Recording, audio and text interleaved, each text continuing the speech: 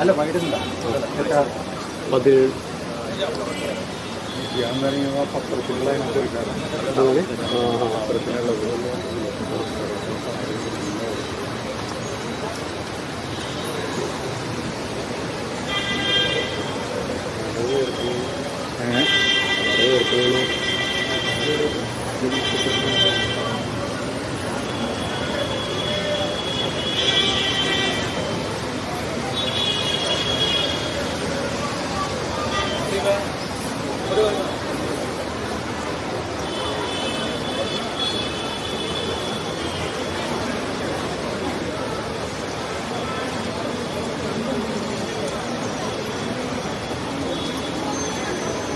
Light ഉണ്ട്.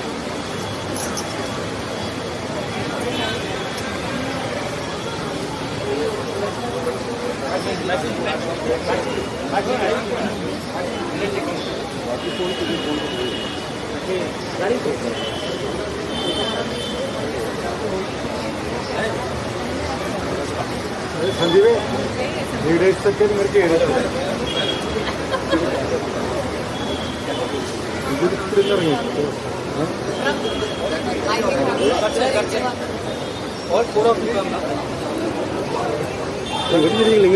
Sir please sir sir അവിടെ മതി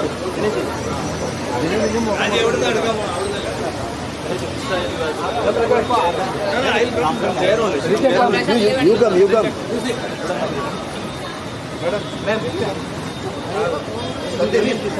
രാംപ്രസാദ് അങ്ങോട്ട് ഇറങ്ങിയിരുന്നോ? സാറിന്ന് ഇറങ്ങിയിരുന്നോ? ഇങ്ങോട്ട് ഇറങ്ങിയിരുന്നോ സാറേ?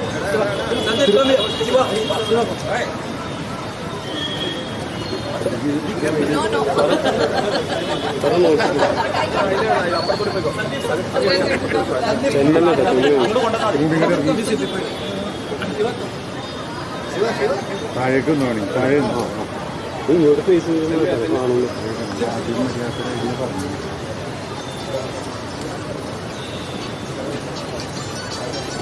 इनकलाब जिंदाबाद जिंदाबाद जिंदाबाद इनकलाब जिंदाबाद जिंदाबाद जिंदाबाद एआईबीएस जिंदाबाद जिंदाबाद जिंदाबाद एआईबीएस जिंदाबाद जिंदाबाद जिंदाबाद एकेबीएफ जिंदाबाद जिंदाबाद जिंदाबाद एकेबीएफ जिंदाबाद जिंदाबाद जिंदाबाद federation bank of India staff union जिंदाबाद जिंदाबाद जिंदाबाद federation bank of India staff union जिंदाबाद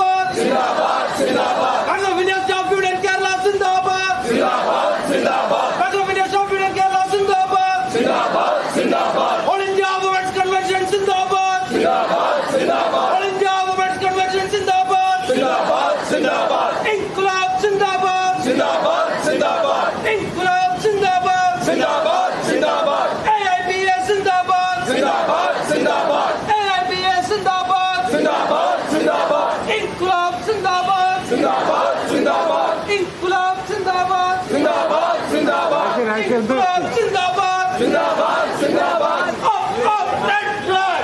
Up, red flag! Up, red flag! Up, red flag! Up, unity flag! Up, unity flag! Up, unity flag! Up, unity flag! Inqilab Zindabad! Zindabad! Zindabad! Inqilab Zindabad! Zindabad! Zindabad! AIB has the right path! Right path, right employees! AIB has the right path! Right path, right employees! AIB has the fighting force! Fighting force of the bank employees! AIB has the fighting force! Fighting force of the bank employees! AIB has the mainstream! Mainstream of bank employees! AIB has the mainstream! Mainstream of bank employees! Inqilab Zindabad! Zindabad! Zindabad! AIBS Zindabad! Zindabad! Zindabad! All India Women's Convention Zindabad! Zindabad! Zindabad! Inqilab! Inqilab! Inqilab Zindabad! Zindabad! Zindabad! Inqilab Zindabad! will have that tribute to market. Comrades, for the last 80 years, under the banner of the flag, we have been living, prospering, thanks to AIBA. When we are gathered here today for this convention, lot of youth are here. It is our duty to see that this flag remains not only for the next 100 years, but much more than that. It is a responsibility, duty for all of us. As long as this flag is there, your service is condition, your job is secure. As long as the condition of the public sector bank is secured, and as long as the flag is up, the prosperity of the nation is secured. This is the contribution, legacy of the flag for the nation and for all of us. We salute the flag. Now it's Matthias column is there. Just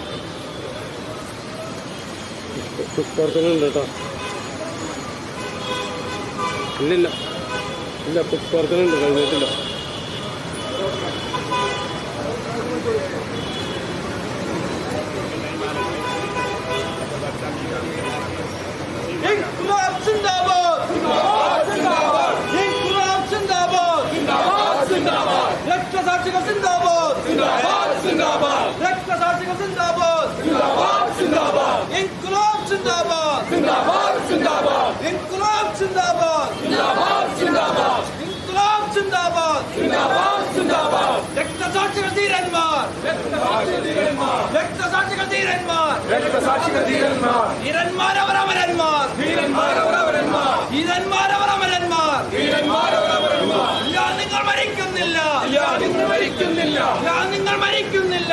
ഇല്ല നിങ്ങൾ മരിക്കുന്നില്ല! ജീവിക്കുന്നു ഞങ്ങളിലൂടെ! ജീവിക്കുന്നു ഞങ്ങളിലൂടെ! ജീവിക്കുന്നു ഞങ്ങളിലൂടെ! ജീവിക്കുന്നു ഞങ്ങളിലൂടെ! ഇൻക്ലാബ് സിന്ദാബാദ്! സിന്ദാബാദ്! സിന്ദാബാദ്! ഇൻക്ലാബ് സിന്ദാബാദ്! സിന്ദാബാദ്! സിന്ദാബാദ്! ഇൻക്ലാബ്! ഇൻക്ലാബ്! ഇൻക്ലാബ് സിന്ദാബാദ്! ഇൻക്ലാബ്! ഇൻക്ലാബ്! ഇൻക്ലാബ് സിന്ദാബാദ്!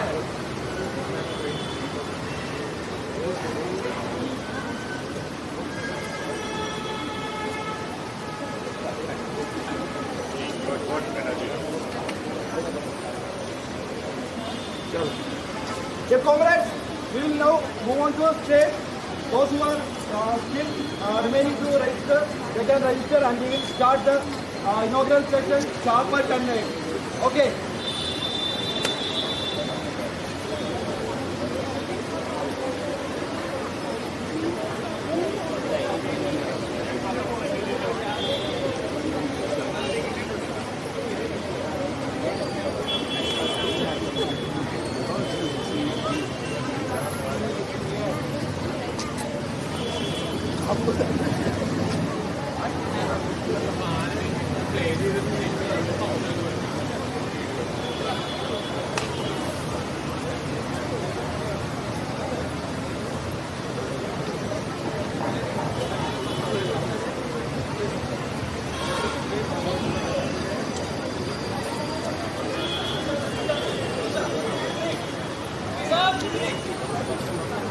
ഏകദേശം തീരാവാടുന്നുണ്ടോ?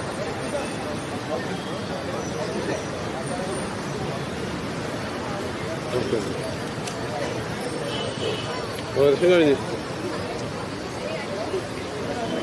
Okay കാർഡിട്ടോ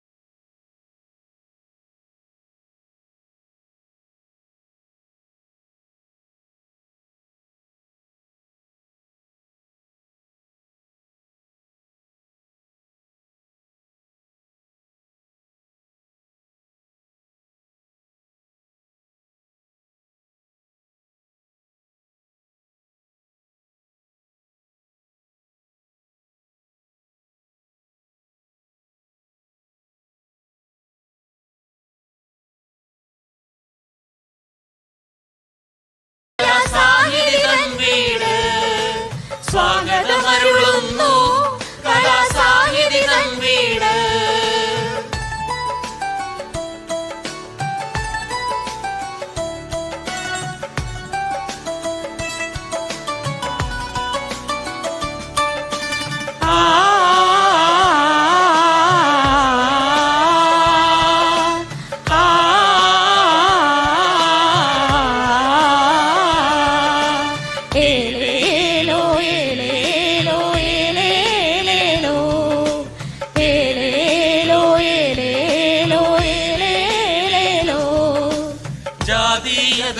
ജന്മിത്വവും ഈ മണ്ണിൽ പൊലിഞ്ഞു പണ്ടേ നവവിപ്ലവം നാം കണ്ടേ. അടുക്കളയിൽ നിന്നരങ്ങിലേക്കായി കുതിച്ച പെണ്ണിൻ ചരിതം ഇന്നാടിൻ സമത്വമോതും. ഒന്നായി നമ്മൾ മഹാമാരിയെ വെല്ലും. പ്രളയം പോലും ഒരു മതം കഥകൾ ചൊല്ലും. സ്വാഗതമരുളുന്നു നവോത്ഥാനത്തിൻ നാട്. സ്വാഗതമരുളുന്നു നവോത്ഥാനത്തിൻ നാട്. സ്വാഗതമരുളുന്നു ഞങ്ങൾ സ്വാഗതമരുളുന്നു. സ്വാഗതമരുളുന്നു ഞങ്ങൾ സ്വാഗതമരുളുന്നു. സ്വാഗതമരുളുന്നു ഞങ്ങൾ സ്വാഗതമരുളുന്നു.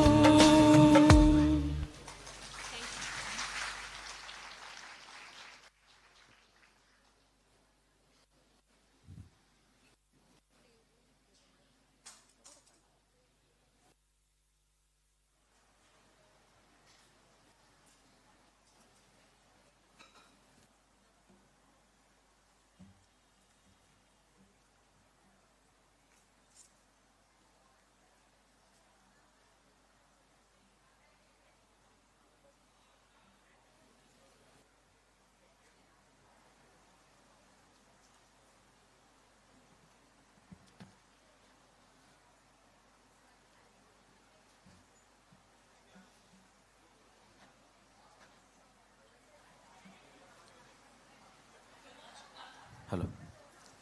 Dear comrades,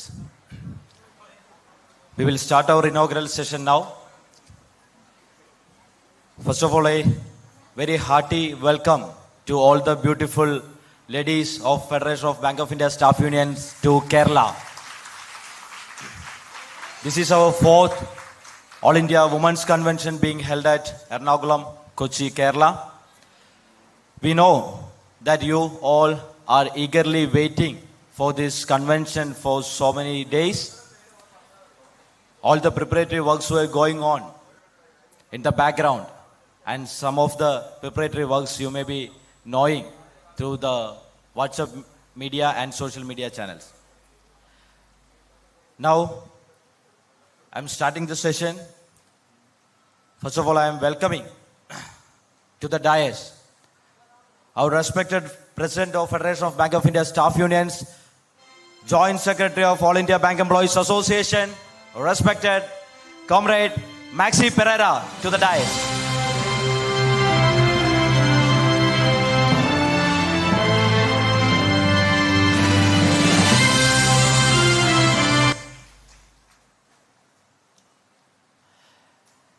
Now, I will welcome to the dais the chief guest of this Women Convention, National Secretary of All India Trade Union Congress, respected Comrade Wahida Nizam.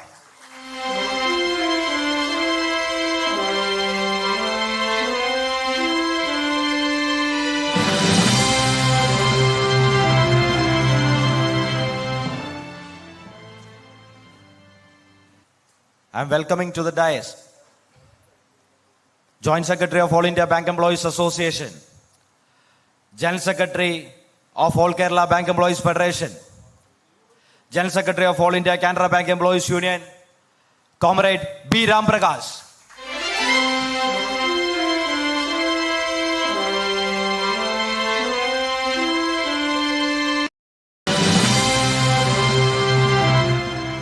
Now we welcome our respected General Secretary of Federation of Bank of India Staff Unions, Comrade Dinesh Jalalan to the dais.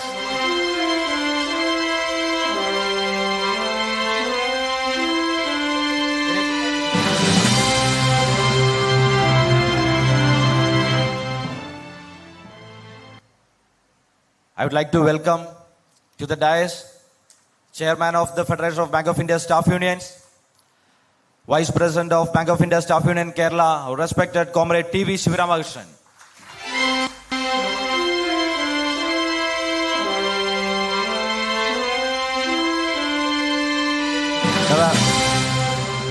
Now I am calling up the dais Working President of Federation of Bank of India Staff Unions, Comrade Suresh Bapate.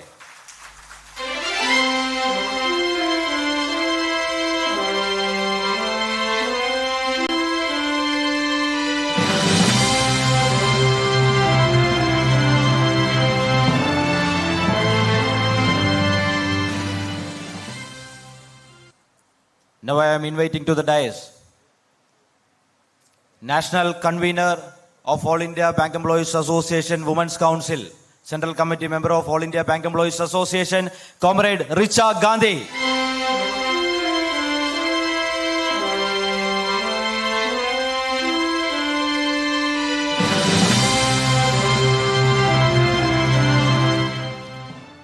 Now I am inviting to the dais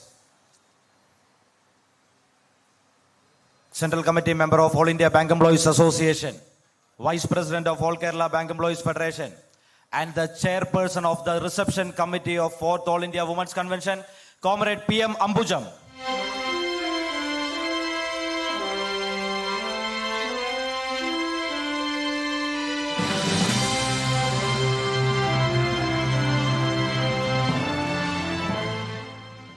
Now I am calling upon stage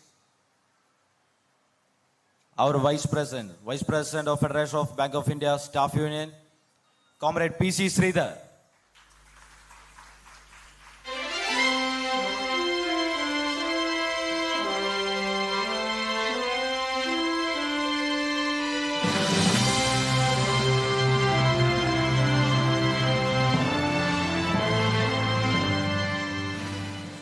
I'm calling upon stage Vice President of Federation of Bank of India Staff Unions, Comrade U.S. Verma.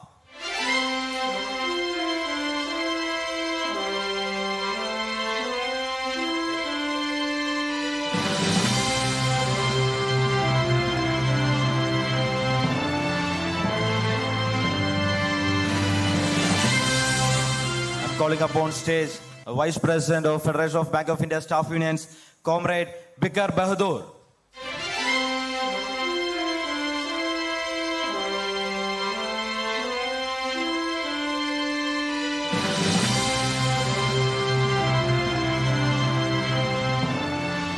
Calling upon stage Vice President of Federation of Bank of India Staff Unions, Comrade A.K. Pandey.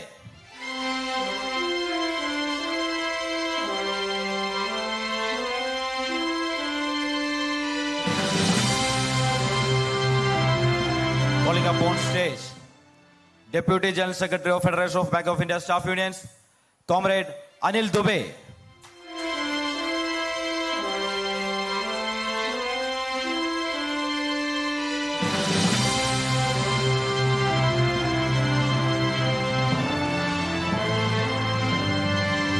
Calling upon stage Deputy General Secretary of Federation of Bank of India Staff Unions, Comrade Jaideep Niyogi.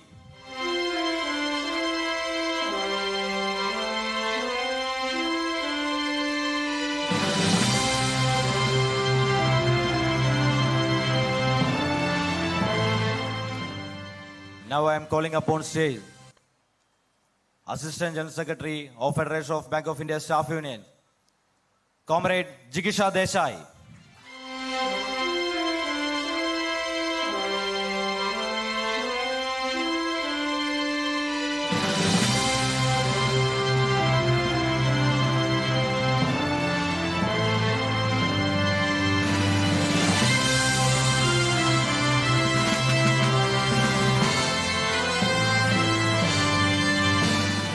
Calling upon stage Assistant General Secretary of Federation of Bank of India Staff Unions, Comrade Volga Devi.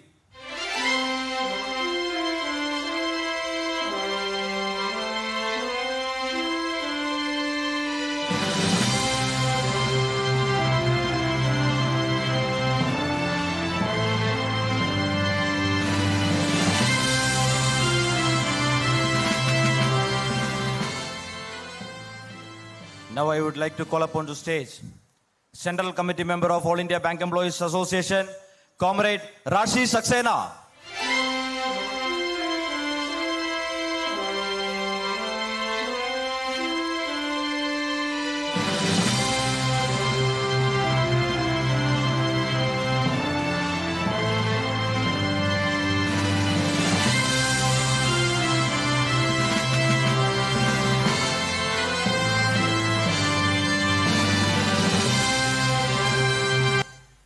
Now I am calling upon stage President of Bank of India Staff Union Kerala, Executive Committee Member of Federation of Bank of India Staff Unions, Comrade P. Hemalada.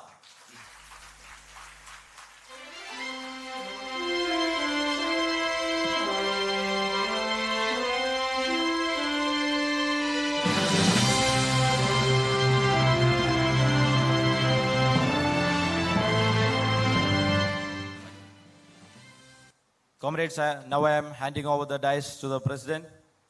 Please. Thank you.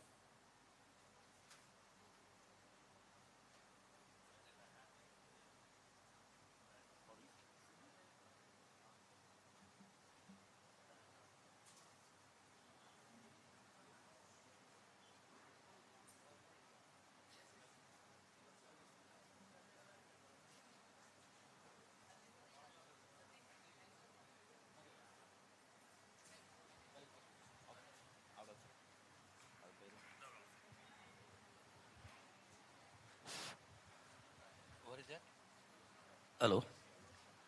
Good morning, comrades.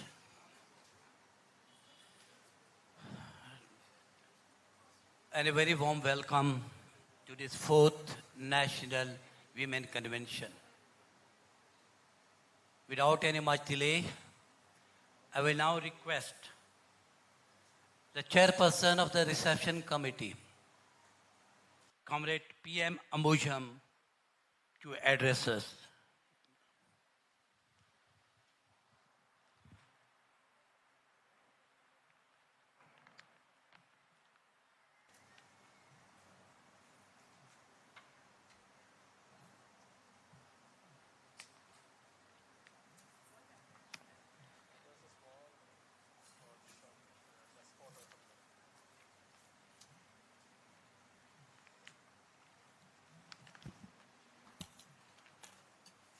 Good morning, everyone. This is a moment of extreme pleasure that I am standing before you to welcome all of you from all the states of India. Comrades, we know this is a crucial moment, crucial days for bank employees. And we are going to have a general strike on July 9th. You know the banking industry is going this crucial moment, and we have to have the general strike. We have to participate in the general strike, and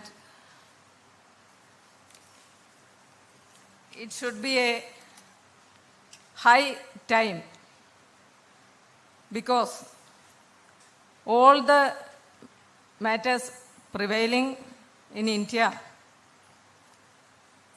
in the banking sector are against trade union activities. Now, I come to my point. First of all, I welcome who is presiding our convention, Comrade Maxi Pereira, Vice President of AABA and President of Federation of Bank of India Staff Union, Goa Bank Employees General Secretary. I heartily welcome on behalf of Reception Committee and Bank of Union Kerala, I heartily welcome Comrade Maxi Pereira.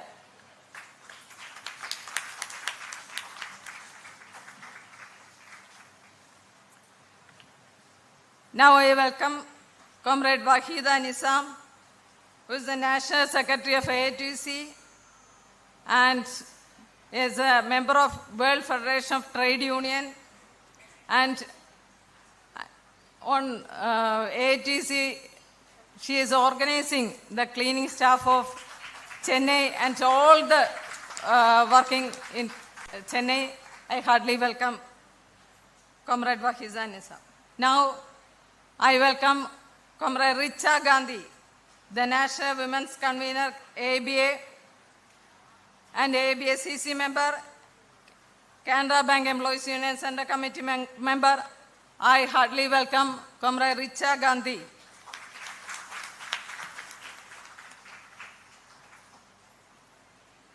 Now I welcome Joint Secretary of ABA, Canada Bank Employees Union General Secretary, All Kerala Bank Employees Federation General Secretary, Comrade B. Ram Prakash.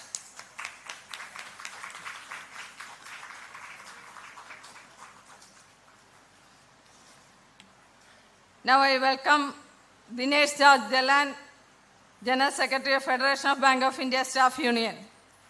I heartily welcome, sir.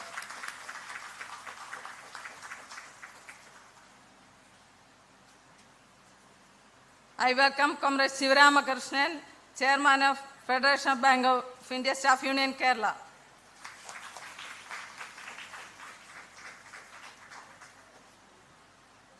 Hearty welcome Comrade Suresh Babale, Working President of Federation of Bank of India Staff Union.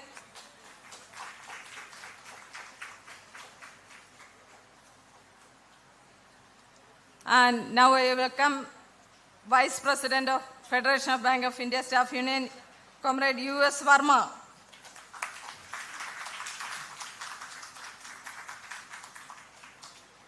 Now I welcome Vice President of Federation of Bank of India Staff Union, P.C. Sridhar.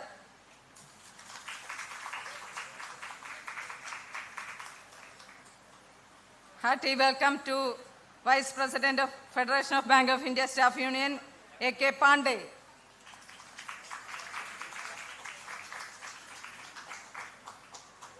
Now I welcome Vice President of Federation of Bank of India Staff Union, Comrade Bikar.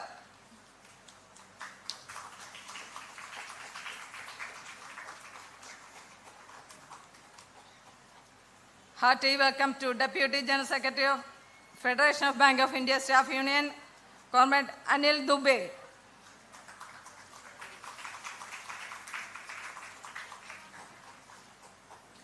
Hearty welcome to Vice President of Federation of Bank of India Staff Union, Comrade Jaydeep.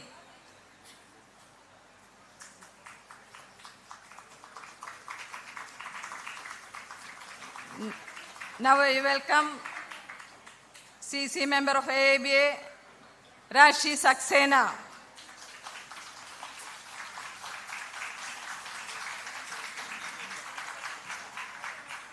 Now I welcome for the Women Convention, Assistant Secretary of Federation of Bank of India Staff Union, Comrade Bolga Devi.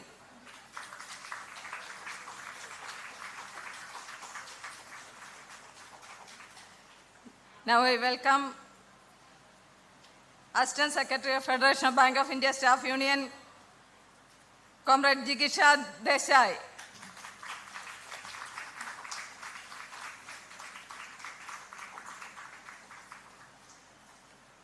Now I welcome our Kerala General Secretary, Bank of India Staff Union, Kerala General Secretary, Comrade Sandeep Narayan.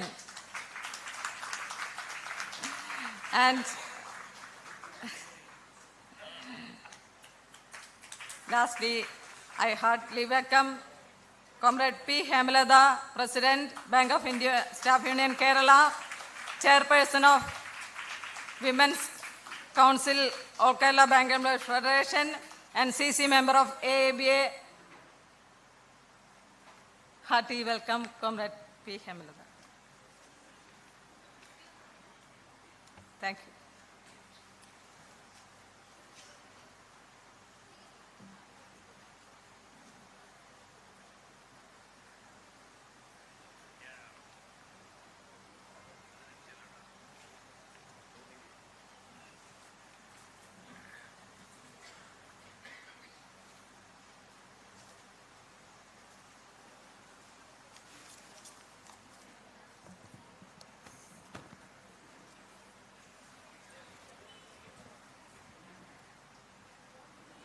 Those comrades who are at the back, there are some seats here in between. Kindly occupy the seats, please.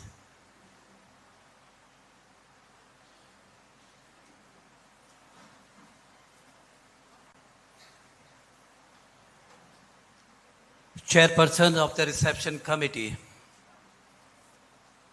Comrade P.M. Abujam.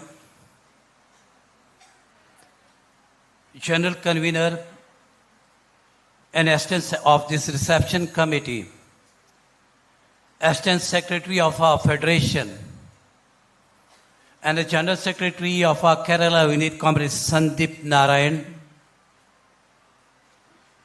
inaugurator of this convention, and National Secretary of EITUC, Comrade Wahida Nizam,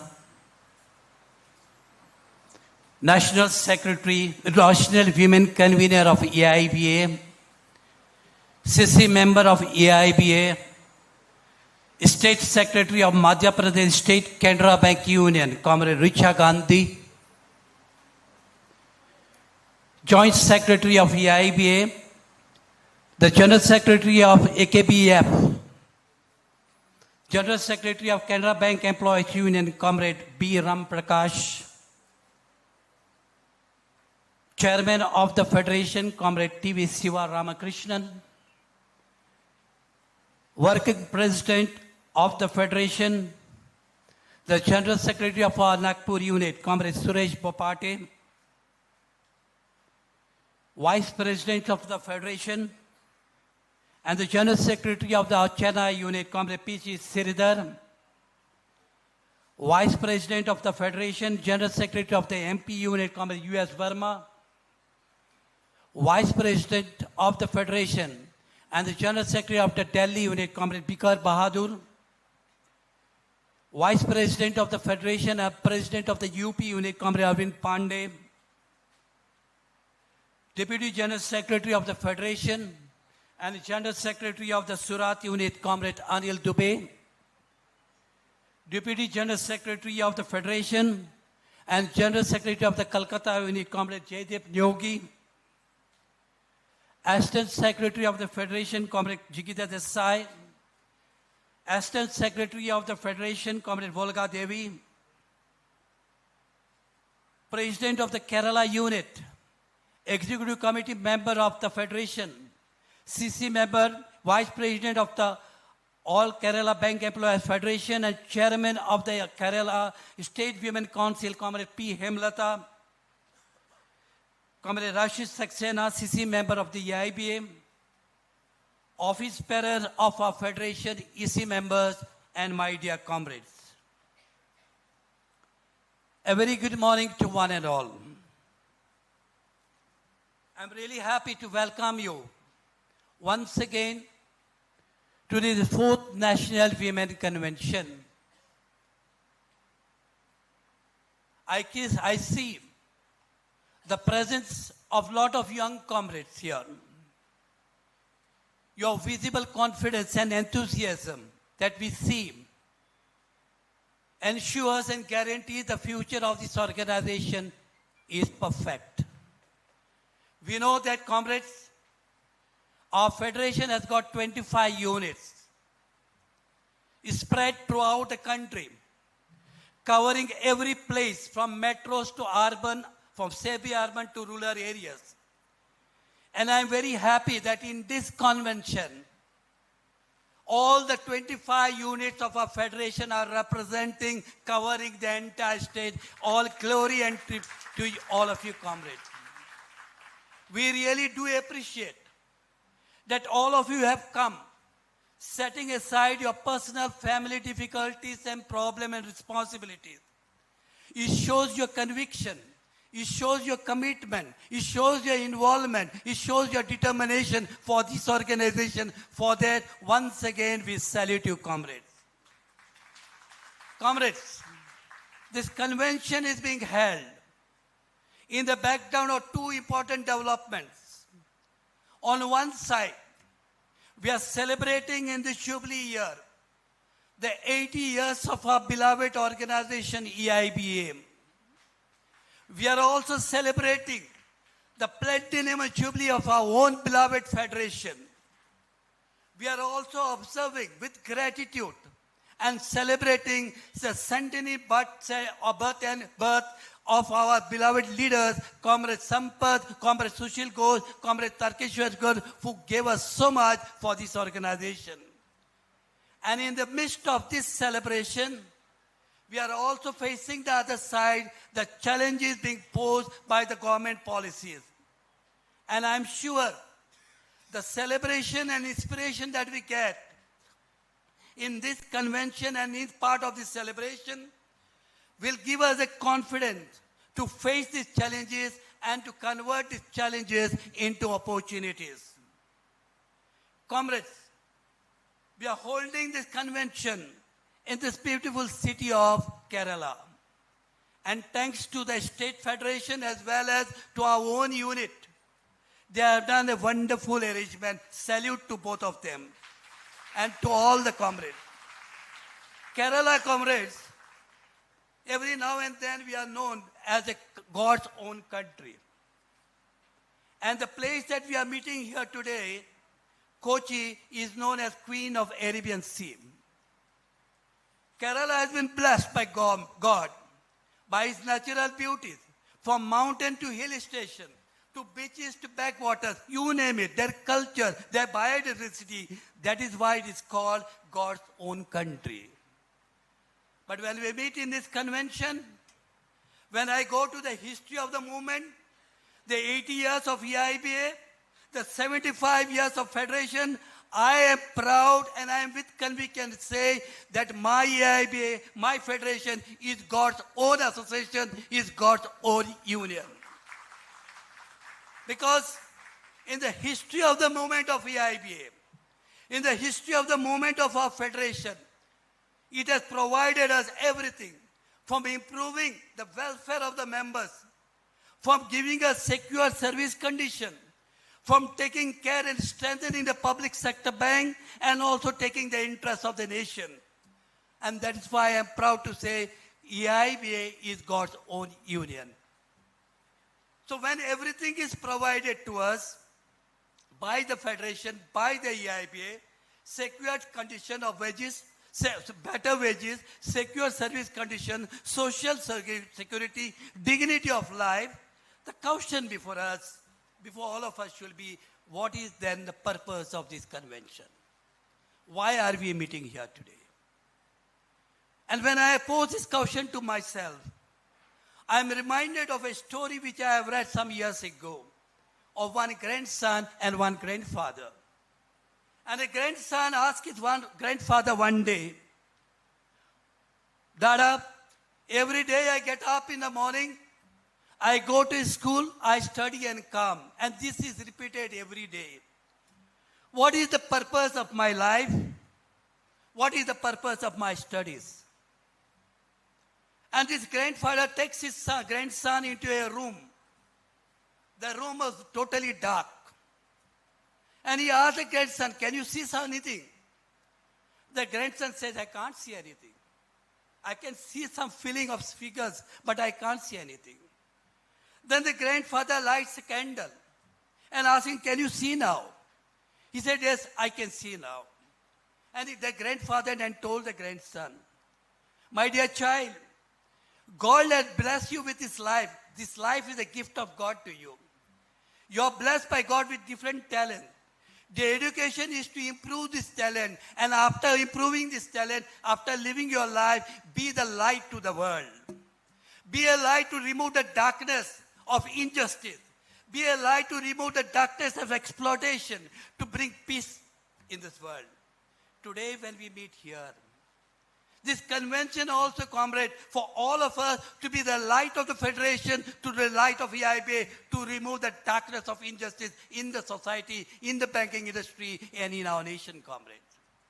And to do that, I have got only 3 parameters which I'll briefly share with you, comrades.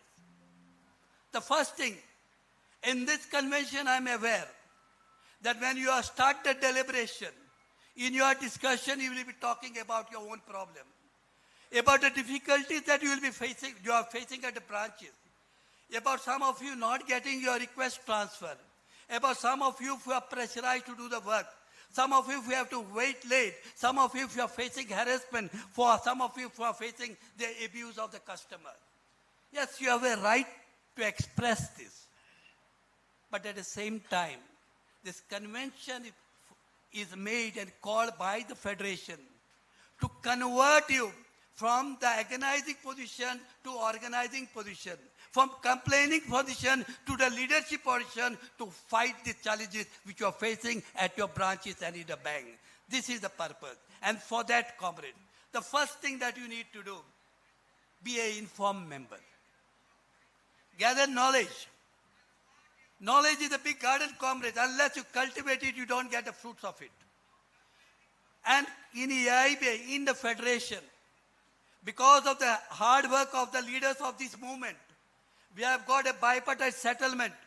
We have got service condition all regulated and codified. Read it, comrade. Acquire the knowledge. Acquire the knowledge of the industry. Acquire knowledge of the laws of the land. Acquire the provision that is there for your benefit in the Constitution, in the laws of the land. Once you acquire this knowledge, you can turn to be a very good leader, comrade. This is the first message of this convention, comrade, to acquire knowledge. The second message of the convention, or the purpose of the convention, comrades, to fight for your rights. In this country today, comrades, we have a constitution providing a dignity, a right to life with a right to dignity of life.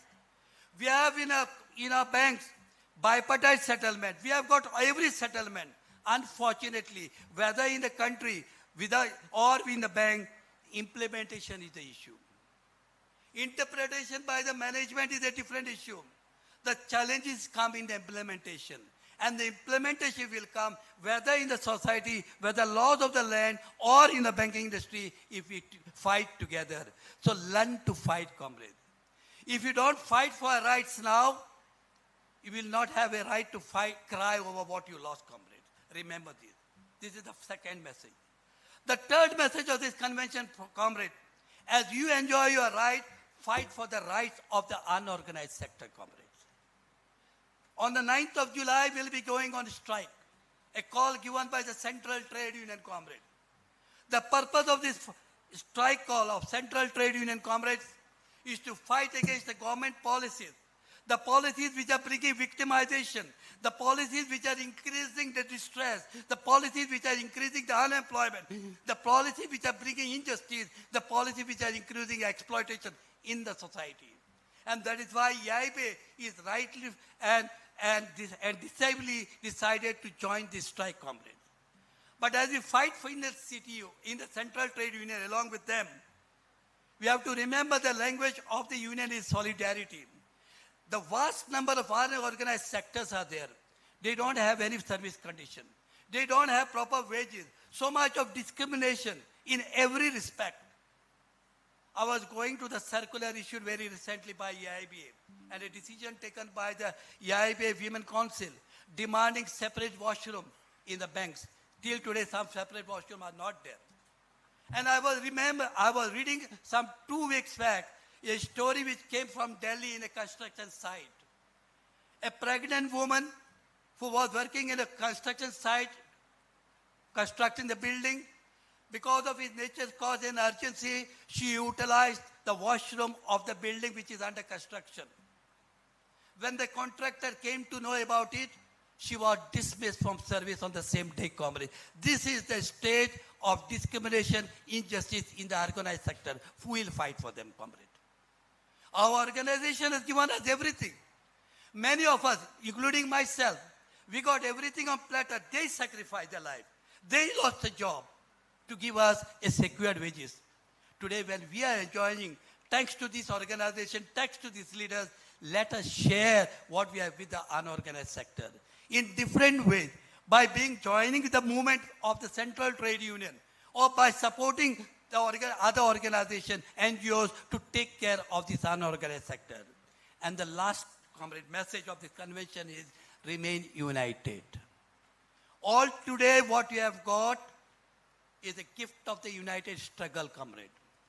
Unity and struggle go side by side. There are many I have seen who doesn't want struggle, who want everything ready-made. As Comrade Sundareshan, a veteran leader, recently wrote that many of our comrades want heaven without dying. To get a heaven, you have to die first. To get your right, you have to struggle first. To protect your wages, you have to struggle first. To save your rights and your privilege, you have to struggle first. Remain united on the banner of Federation, on the banner of EIBA. Only this will give you the result, comrade. So with this, comrades, without taking much time, I once again greet you. The message is very clear. Remain united. Take the conviction, take the determination, take the confidence of this convention, go back to your branches, go back to your banks to carry on this message and live the message, to remain united and to fight. For this, comrade, we from the Federation, the leadership of the Federation, have immense hope, have immense confidence on each and every one of you. And I'm sure once you go back, you will be the light in the banking industry, you will be light in the society, you will be light of the Federation, you will be light of EIBA. This confidence I have, and for that, I wish you all the best. Thank you, comrades.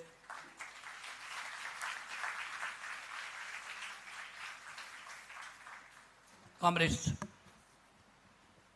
as we know, one of the important part of this inaugural session is the inauguration of our convention. And we are very privileged today that we have with us today Comrade Wahida Nizam, who is going to inaugurate this conference, who is the National Secretary of EITUC.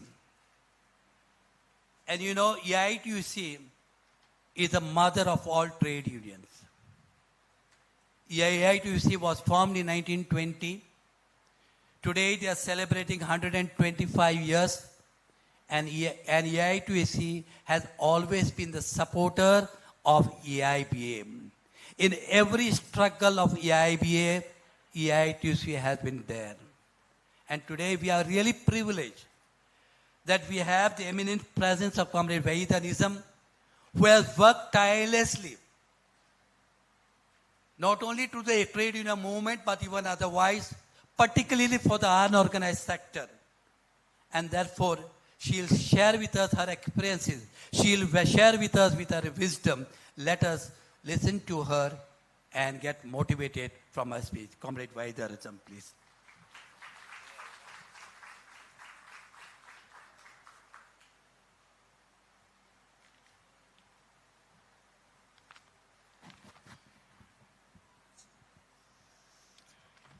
Good morning, dear comrades.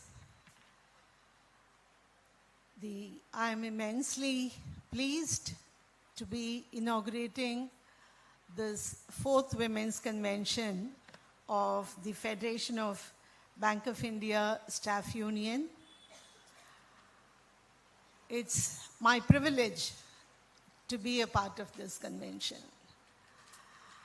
I bring the revolutionary greetings of AITUC, which is in its 105th year of reasonable and revolutionary presence in this country. I also was a member of AIBA.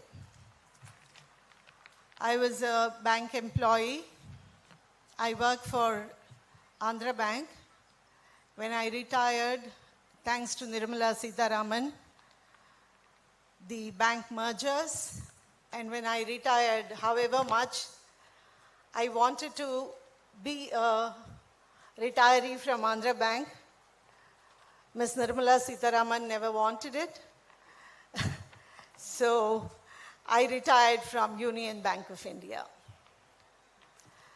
And I can proudly say today, in front of you all, that I was a member of the Working Women Council of AIBA when it was first founded in the year 1995 in Bombay. So today my memories for a moment go back to those days when I was in 1995 in Bombay, representing the Tamil Nadu contingent. We all gathered in Bombay, and like how we were, we took special interest in dressing up, and you know, being a part of that gathering, it's a festive mood. Of course, it is our union, our organization, and it is our convention, so we take special interest. So those memories come back to me today when I see the entire mosaic of Indian pluralism demonstrated here with girls from Pune dressed up in their traditional attire with a turban, and of course the Kerala comrades in their mundu. West Bengal, I'm seeing in their Bengali, saris. And of course, you know, each one in your respective regional attires. This is the union. This is the plurality of this country. This is what India means. This is the essence of the very idea of India. That is what we represent here, and that is the responsibility with which we are gathered here to understand what is our responsibility. Your responsibility as bank women, your responsibility as women of the middle class trade unions is immense. It is too much, really, on your shoulders, too much in today's world, in today's India. Comrades, when we meet here today, somewhere in the part of the globe, there are bombs. There is war. People are dying.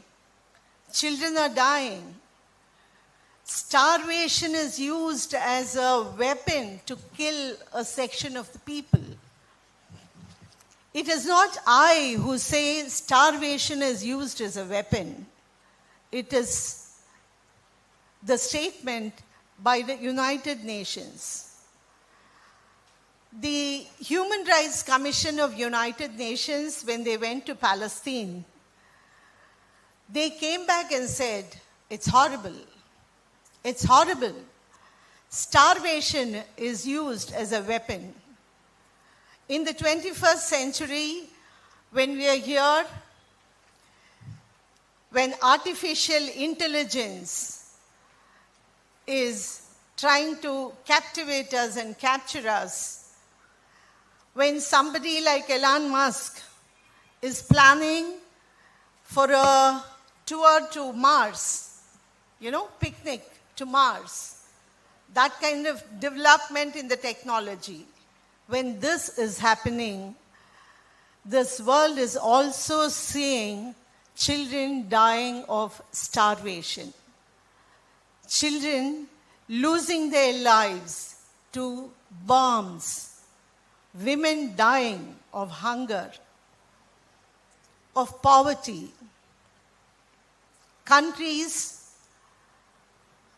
battling against each other, warring against each other for the sake of power, imperialist power.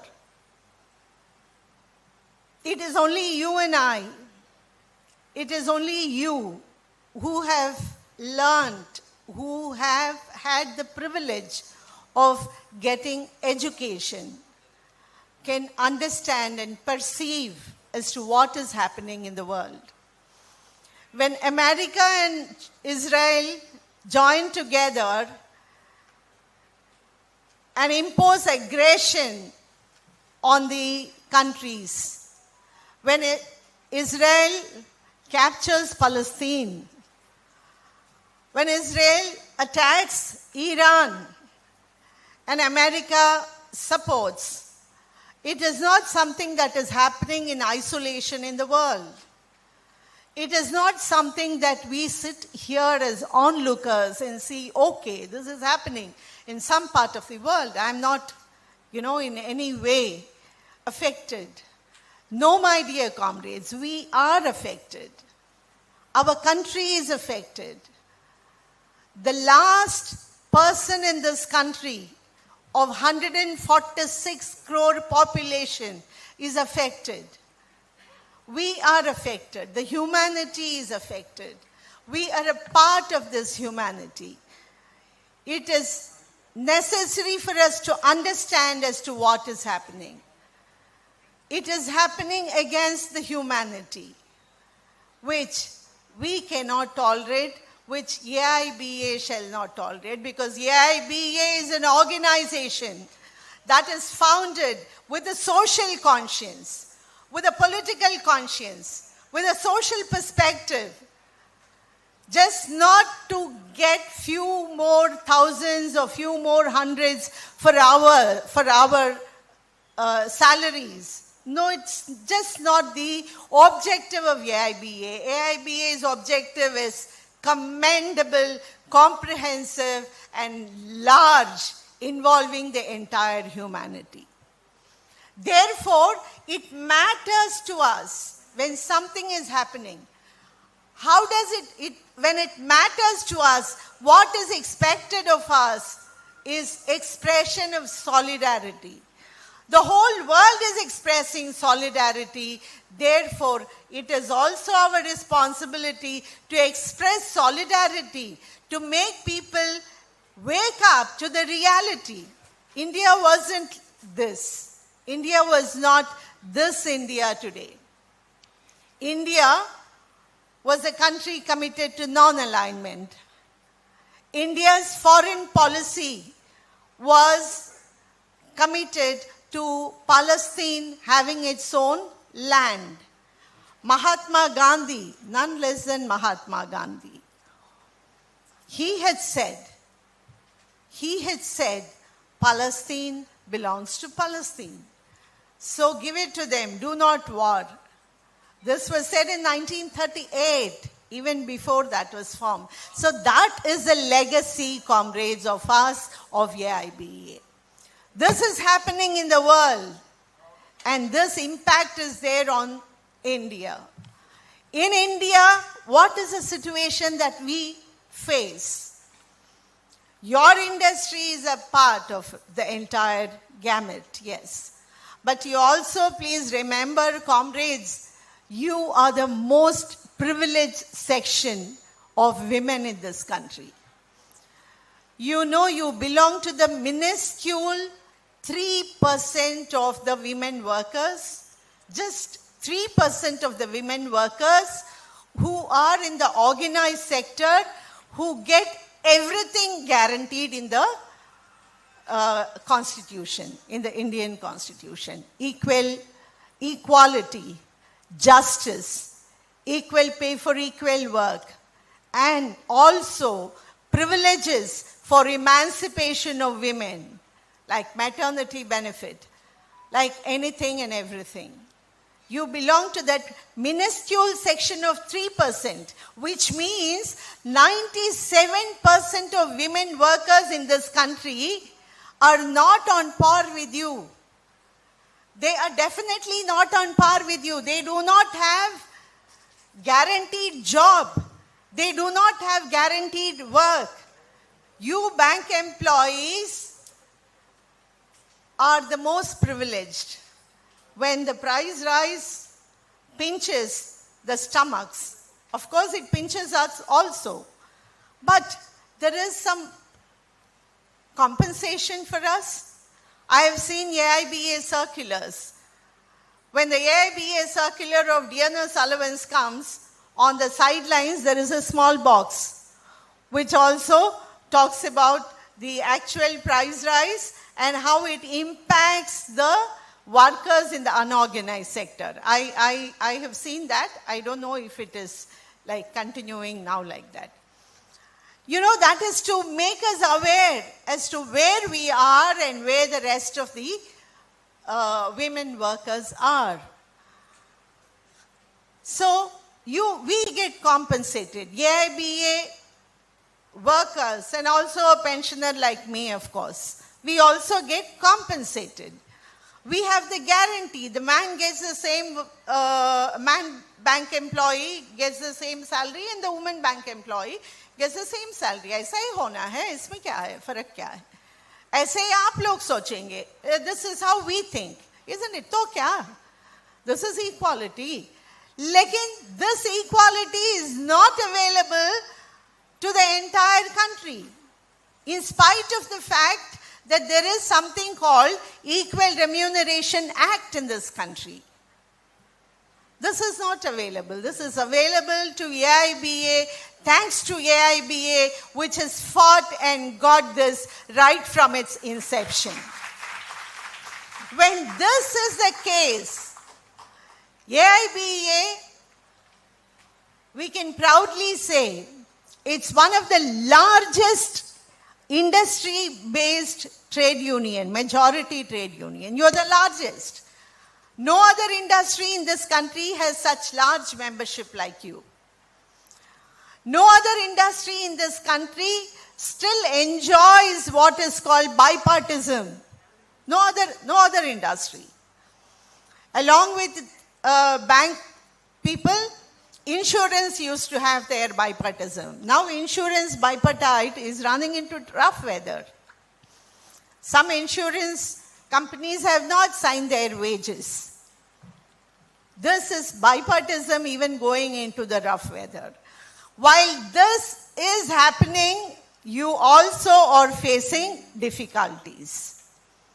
Yesterday when I was talking to Savitri and Sangeeta, Ambujam, they had come to receive me in the airport. When we were talking, they were saying certain things which were shocking to me. They were new to me. Of course, I know that there is something called contract work, apprenticeship and all that, having come into the banking industry also, and the kind of the direct exercise of the finance ministry into the banks. This is something that you should reject outright. You have to reject outright, and you have the capacity to do that because you belong to AIBA. Reject it outright. They have no business because you have bipartism. Bank people have got what is bipartite, and the finance ministry does not have a business to intervene directly. But that is happening in this country. Why is this happening in this country? When we talk about our rights, when I say my right, it comes from the bottom of my heart. मेरे पेट में से भी आता है जब मैं मेरा हक के बारे में बात करती हूँ. मेरा हक जो है, my right is something that we together fought and got. Nobody gave to us on a silver platter. No. The Indian Constitution that we have today is the Constitution that ensures justice, equality and fraternity. That is the essence of our Constitution. The pillar of our Constitution is secularism. Unity in diversity is the pride of our country. That is a unity, when I first said, that is seen today. We do not have any narrow parochial divisions between us. All of us are here as AIBA people, as workmen of AIBA, as women of AIBA. We do not have any other divisions. So this is it. But today we are seeing that under danger. We are seeing that in danger. Our democracy today is in danger. When we are talking about our rights that we won in the Constitution, comrades, we must understand what Indian Constitution means. It did not just come in a day or two. The Constituent Assembly was there for almost 3 years. 3 years, Constituent Assembly worked on our Constitution.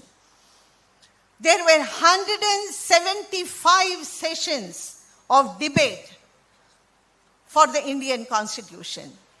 It was after so many debates, taking into account and consideration the pluralistic ethos of this country, the pluralistic culture of this country, that we, the people of India, the Constitution that the world is today seeing with so much of pride, has come into being. That constitutional right is today under attack. The democracy that was founded on that is under attack. And that attack is something which is falling on AIBA also. It is not in isolation. It is the ideology of attacking the constitutional rights is percolating down to the sectors. That is what we are seeing. Therefore, when we fight for our rights, when we fight for our bipartism, when we fight for our right to transfer, when we fight for our right to work, when we fight for our right to have a permanent work, then we are fighting our constitutional right, our democratic right. Why do I say that our democracy is in danger? It is not I who say that. It is just not AITUC, it is just not AIBA which says that. No, no, no. There is an agency called VDEM in the world, Variety of Democracy, that says that is called VDEM. It's an international agency. It does its work. It understands how democracy works. And that VDEM has said since 2021. In 2021, VDEM said Indian democracy is a flawed democracy. We used to go wherever we go, on the international platforms. I've had a very happy privilege of being together with Ambujam and Rucha Gandhi. All of us were together in Senegal. In Senegal, yeah. We were there together in Senegal, WFTU, World Federation of Trade Unions meeting. So wherever we go, people would say, oh, you're from India. From India, Gandhi's land. And political people would say, what a vibrant democracy. So we used to, hold our head high and say, yes, I'm from India. Because from India, the democracy is a vibrant democracy. But today, the VDEM says it's a flawed democracy. In 2021, it said it is a flawed democracy. In 23, VDEM said it's a electoral autocracy. Electoral autocracy. We should understand what it means. And in 2024, VDEM says, we have not seen this kind of an autocracy in the last 10 years in any country. This is the assessment made by the world agencies. Well, when democracy is in peril, what happens to the people? The democratic rights that are allowed, that are guaranteed, are not implemented. That is what we are seeing around us. That is what we are seeing around us. Unemployment, price rise. When we say in the banking sector, don't we know in the last decade there has not been adequate recruitment? You are seeing your work on an average, maybe a bank a clerical staff would be paid about 1 lakh per month. Yeah? 1 lakh? All put together, maybe, nearly that. So we are the creamy layer, you see, thanks to AIBA. So your work, the work that you do, is done by a contract worker, or at least that is in the process of being handed over to a contract worker. Why? No incumbencies. The contract worker does your work for a paltry sum of 15,000 or 20,000 without any other benefit. No LFC, no PF, no ESI, no bonus, no gratuity, no job security. He or she doesn't know. Today he has a job. Tomorrow he doesn't know whether his contractor would have him to do the work or not. This contractorization, casualization, apprenticeship, this is not for somebody else, comrades. This is for our children, for our next generation. When I came into the banking industry, I wrote the Banking Sector Recruitment Board, BSRB exam, and came. When you all came, that had undergone a change. You also came through competitive exams, but it had undergone a change. And now there is another change of the management is going to the campus and taking the candidates from the campus. And that too on a contract basis. No permanent incumbency, on a contract basis. And it is here we are saying that there is the constitutional guarantee is violated. How do we say that the constitutional guarantee is violated? There is an act called Contract Workers Abolition and Regularization Act in India. What does that act say? That act says any work of permanent and perennial nature should be a regular work. A banking work, a person sitting in a bank, receiving cash, paying cash, giving loans, issuing a DD, issuing RTGS, NEFT, anything. This is all banking activity for the people. So that is a permanent job and it is a perennial job. How can it be given on contract basis? So that commitment is here diluted. The commitment given by the act, the legal commitment. What is legislation? What is a law? A law is something that is brought as an essence out of the constitutional commitment. It doesn't come from any air. It comes out of the constitutional commitment. And the Constitution gives a commitment that any person or in India, any person in the working age group. What is the working age group? 16 to 22. 62. 16 to 62. Any person in the working age group wants to work. It is a responsibility of the government to provide employment. Provide employment, not this kind of an employment. Provide a decent work. Provide a decent work. And give them salary. Our Indian Constitution even talks of living wages, not just minimum wages. You are all in the living, not even in the living wage, much beyond that. Much, much beyond the living wage.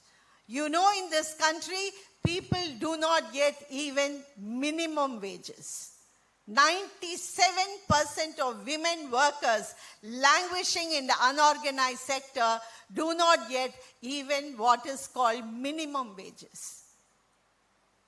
Therefore, comrade, for contract workers to come in is a violation of constitutional commitment, is a violation of the Contract Workers Act, and it is in violation of the commitment that the Constitution gives to its people.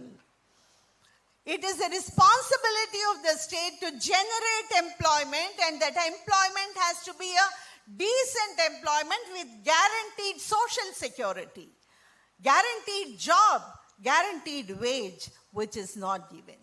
That is something which AIBA is fighting for. When you are fighting for recruitment, you are fighting for permanent recruitment, not for contract.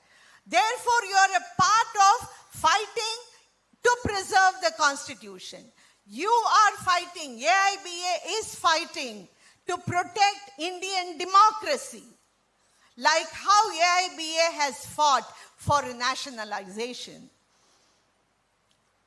Banks nationalization came in because of AITUC and AIBA fighting together, demanding together. And today, what is nationalization meaning to the people of this country? You know better. You are people in the banks. You know better. When I was in the bank, for a person to get education loan, I fought for one auto rickshawala's son. He got his admission in engineering college. He had come for loan. You know, and I know, and all comrades, all of us know, what is the criteria for a education loan. Up to 4 lakhs, you're not asking for collateral security. An education loan means what? The candidate will take the loan. He or she will study. After studying, when they get into the job, they will start repaying 6 months or after you get the job, as soon as, whichever is earlier. This is the criteria, that's all. And the repayment responsibility falls on the borrower, who is the student. This is it, है ना? इसमें तो कोई issue नहीं है, problem नहीं है, लेकिन the manager outright refused just because that candidate was a son of an auto rickshaw driver. The manager tells me, no, madam. We can't give loan to these people and run after them. Instead of giving 4 lakhs to this person, I can give a huge, big loan to a corporate and my recovery would be faster and my interest also would be more. So my bank performance would go up. This, in spite of being under nationalization. Imagine a private bank, would they give? Education loan is just on that, portfolio. Is that being given? How much is being given? So this is our responsibility. It was AIBA which brought out the list of defaulters and presented it in the parliament. When the General Secretary of AITUC, Comrade Gurudas Das Gupta, was in the parliament, Comrade Tarak Da gave him the list of defaulters, and it was placed in the parliament. It was placed in the parliament, but the parliament till today has not had the gumption to speak about the defaulters in this country. Comrades, you know 25 lakh NPAs have been written off in the last 5 to 6 years. 25 lakh crores. This is not I who say out of air. This was the reply given by the Ministry of Finance, Ms. Nirmala Sitharaman, in the floor of the parliament. 25 lakh crores. Whose loan is this? How much of education loan is written off? You people know, sitting in the banks, how much of education loan is defaulted? How much of education loan becomes NPA? Bank of India, I don't know, Indian Overseas Bank and State Bank of India, as far as I know. I don't know about the other banks. Indian Overseas Bank sold its education loan NPAs to Reliance Reconstruction Committee, Asset Reconstruction Committee. Reliance Asset Reconstruction Committee, 1,094 crore education loans given to Reliance Asset Reconstruction Committee for a mere 308 crores. And that should be collected from the defaulters and then repaid here. And look at the concession that is given to Reliance. And what does Reliance ARC do? In Tamil Nadu, in Madurai, which I know, there should be cases elsewhere also. In Tamil Nadu, in Madurai district, there was a student, his name was Lenin. He was not able to repay the loan however much he wanted to. How will they repay the loan? They are supposed to get work. A student takes a loan thinking that he or she would get a job and then start repaying. Today there is no employment, there is no job. How will they start repaying? But State Bank of India and also the Indian Bank, when they called for recruitment, they said you should not have loans in your name. How tricky? How ridiculous? Is it not ridiculous? You give me the loan, yes, I study, and after studying I should get a job to repay. I don't get a job. Okay, then now when I have to apply for the job, you say I should not have a loan on my head. How is it possible? Isn't it ridiculous? So when Lenin, this boy who took a loan and was not able to repay because he did not get a job, Reliance people harassed him to the extent they threatened. If you are not repaying the loan, we will come inside your house. They put up, we know this is happening with the banks. They put the photograph of the students and hang it in front of the bank branches. When this was done, this boy was forced to commit suicide. He hanged himself in shame. A boy, educated boy, for no fault of his. It was not his fault that he did not go to work, because the work was not available to him. No employment was available to him.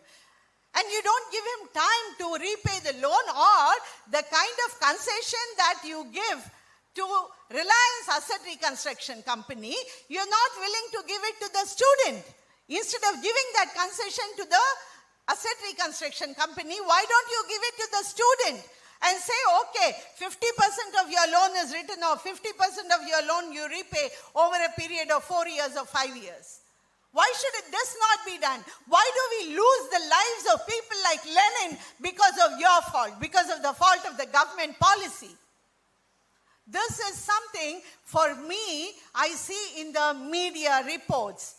But for you, you are seeing it in the banks. Respond and react and bring it out for the people to know. This is the policy. And people like Lenin are not somewhere else. People like Lenin are like our children. What happens to our children? Maybe for the bank employees, because we belong to the creamy section, our children can study and go abroad for masters. They can move and settle pretty much. But What about people here, the not so privileged section?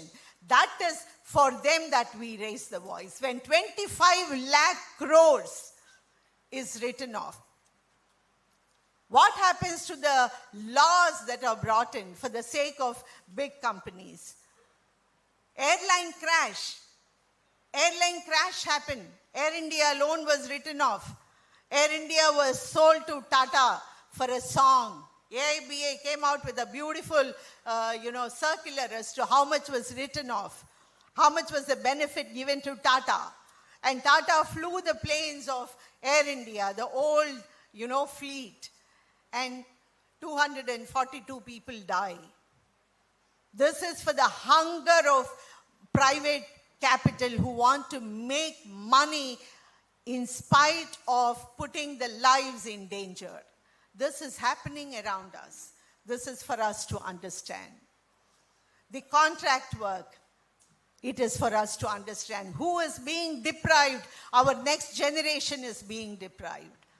Next generation, do they have a permanent job? Can we think of our children entering into the banking industry like we did? Can we think of our children having the bipartite settlement like we have been having? Can we think of our children enjoying the benefits of the leave fare concession that our predecessors had got for us? Can we think of all those things? If we sleep, if we do not raise our voice against it, raise our voice with conviction. Because it is not something that was given to us on a silver platter. We fought and got it. Our predecessor fought and got it. All these people whose photographs and portraits are kept here, they toiled for us to get it here. And it is our responsibility to protect it. When we fight for protecting that, we fight for protecting the Indian Constitution and Indian democracy, which is enshrined, which gives equality and justice to all. This is our responsibility. Our responsibility to turn to the other side today and see what India is. India is not the kind of, third largest, economic power in the world. No. Let us not fool ourselves. This is all for the politicians to make their rhetorics. If India is the third largest economic power, do we ask, why is 80 crore people being given free grains? Why 80 crore people are given free grains in this country if India is the largest economic power? They should have their work. They should earn, they should be able to go to the market, buy their own, food. Why should they be given free food? 80 crore out of 146 crore people. Why the United Nations Human Development Index is showing India among the African countries, sub-Saharan African countries, not just African countries, among the sub-Saharan African countries in Human Development Index. Why is it?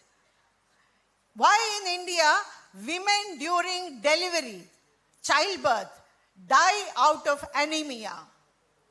Why do women die out of anemia when they go for childbirth? Why in India, infant mortality rate is high, which means the child that is born dies, which cannot sustain. Why does a child die? Infant mortality rate in India is also high. India is not reaching to the development goals. Why is that happening in India? In this country, on one day, hunger and malnutrition deaths account for 4,700 per day. When we are talking here, as we are sitting here in this hall, we've had a good breakfast. All of us have the privilege. Our children are happy. Our grandchildren are happy. They have everything. But in this country, our own brothers and sisters are dying of hunger and starvation. And the reports say there are 4,500 children dying of hunger and malnutrition. There are hunger deaths in this country. A court, Ahmedabad court has a case of starvation death. सोचिए comrade, एक बच्चा भूख के मारे मर रहा है. With hunger, कितना रो पड़ेगा? How the child would die, would cry and die. This is the reality. This is happening in this country. And why is this happening? And Indian children are stunted. We don't know that today. We don't know that today. Because their growth is stunted, and that their brain growth is not adequate will be reflected after 10 years or 15 years when they go to the universities and schools and colleges. Their brain growth is stunted. Why is the brain growth stunted? Because not adequate protein intake. Why no protein intake? Because of price rise. On the one side, they don't have work. If they work, they don't have the wages. When they don't have wages on the one side, on the other side, price is increasing, and therefore they're not able to buy. In a month, when they buy 1 kilo ka tur dal, 1 kg tur dal they were able to get last year. This year they are not able to get 1 kg tur dal. They will be able to get only half a kg tur dal. But the children's requirement when they grow increases. These people's wages low down, price increases. How will they meet the ends? This is the reality of this country, comrade. This is the reality. And these people do not have a voice. They are scattered all around us. Those people who we are talking about, the people in the unorganized sector, the people, domestic workers, every one of you would have a domestic worker, at least one domestic worker with you in your house. That domestic worker is a worker. He or she is a worker under the Industrial Dispute Act, like you are covered under Industrial Dispute Act, and that domestic worker is also comes under Industrial Dispute Act as a worker. When we as Industrial Dispute Act workers are able to fight for our rights, do we give them the right? Do they have what is called minimum wage? They are entitled for minimum wage. They are entitled for weekly off. They are entitled for provident fund. They are entitled for bonus. They are entitled for gratuity. All these things are ensured to them just because they are worker as per Industrial Dispute Act. But that is denied to them. That is denied to them, even our own workers in our houses, the domestic workers. The workers who are sitting at home and doing the, home-based workers, doing the work, sitting inside the houses, they are workers. The construction workers, they are workers. These are all women. And ASHA workers, Anganwadi workers, midday meal workers, millions of them in this country, all women workers. They do not get anything, no maternity benefit either. We are saying in this country, when you go out and say, we have a maternity benefit act. The maternity benefit act, gives me 6 months of leave with all wage protection and everything. When you are eligible for an increment, yes, you are given increment. Everything is given. Maternity benefit act. Is that given to the 98% of other women? No, it is not given. They need your voices, comrade. They need your voice. Lend them your voice. This is a commitment that AIBA has to the country. It was with this commitment AIBA asked for nationalization. Even while the fruits of nationalization have not reached the entire country, there is an attack on nationalization. There is an attack on nationalization in the sense that the spirit of nationalization is not implemented. Do you give priority sector lending the way you used to give? What is the Reserve Bank of India's priority sector lending statistics? Jewel loan is included in the priority sector. Why jewel loan? You should be knowing those working in the urban areas. In the urban areas, rich people with lots of gold come in, take the jewel loan under subsidized rate of interest. That should go to the priority sector lending, to those deserving people. How many deserving people get the priority sector lending? No. Why is a change in that policy? Why is that urban lending, jewel loan lending given to big people with subsidized rate of interest and deserving people are denied that? You should raise your voices. AIBA should make it known to the public. Look, you are eligible. You raise it. We are with you. We are giving you the information. We are with you. You raise it and you be in the forefront. You have to be in the forerunners, in the forefront. That is being now defeated. The loans that should be given to them is now being denied to the people. Even while nationalization is there, why would the private bank give it? Why when Indian Bank doesn't give, Bank of India doesn't give, Canara Bank doesn't give, or anybody, it is not that you don't want to give, your manager doesn't want to give. No, it is a policy. It is a policy. What will they do? This is a policy. But this policy has to be challenged. And that can be challenged with your awareness, with AIBA being on the forefront. Just as how AIBA is bringing out the list of defaulters. Time and again saying, showing the hands, this. In recently also, Comrade C.H. Venkatachalam had come out how Vijay Mallya was wanting to repay the loan and how that system happened. All these things were happening. It was AIBA which brought out and said what Nirav Modi did.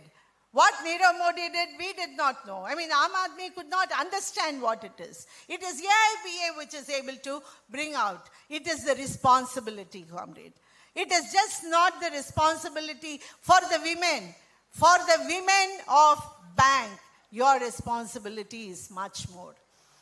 Because just as we say, women have multiple roles and you have to balance to come to work and all. It is just not the multiple role in the society. Your role is multiple in the trade union movement also.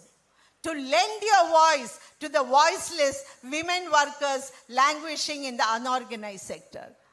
Comrade, you all must have seen in the report that in Beed district in Maharashtra, there are women from Maharashtra, you know, Beed district. In the Beed district, there are sugarcane fields. Women work in the sugarcane fields. They work on contract basis. When they work, when they get their menstrual cycle, when they get their menstruation, they cannot go to work for a day or two. When they have, you know, excessive bleeding or something, they cannot go to the field and do the work. If they don't go to the field and do the work, the employer sends them off. He says, if you are not coming continuously to work, you will not be given employment. So you know what the women do? The women have removed their uterus.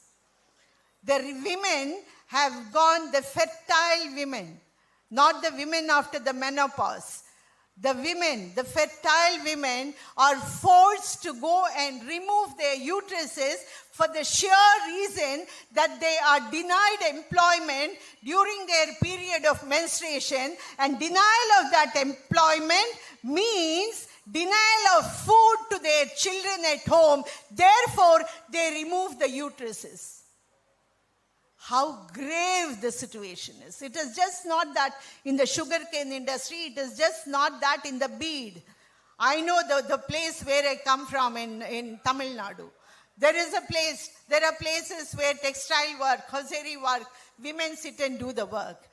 When they sit and do the work during the period of menstruation, when they have pain, supposing they go once or twice to the restroom, the employer denies them work and says, you keep going like this. Therefore, the women during that season, they take medicines to postpone their menstrual period, which reflects in their childbirth, which reflects in their health. Is this what is the maternity benefit meant for in this country? Is this a social responsibility that is enshrined in the Indian Constitution? Is this?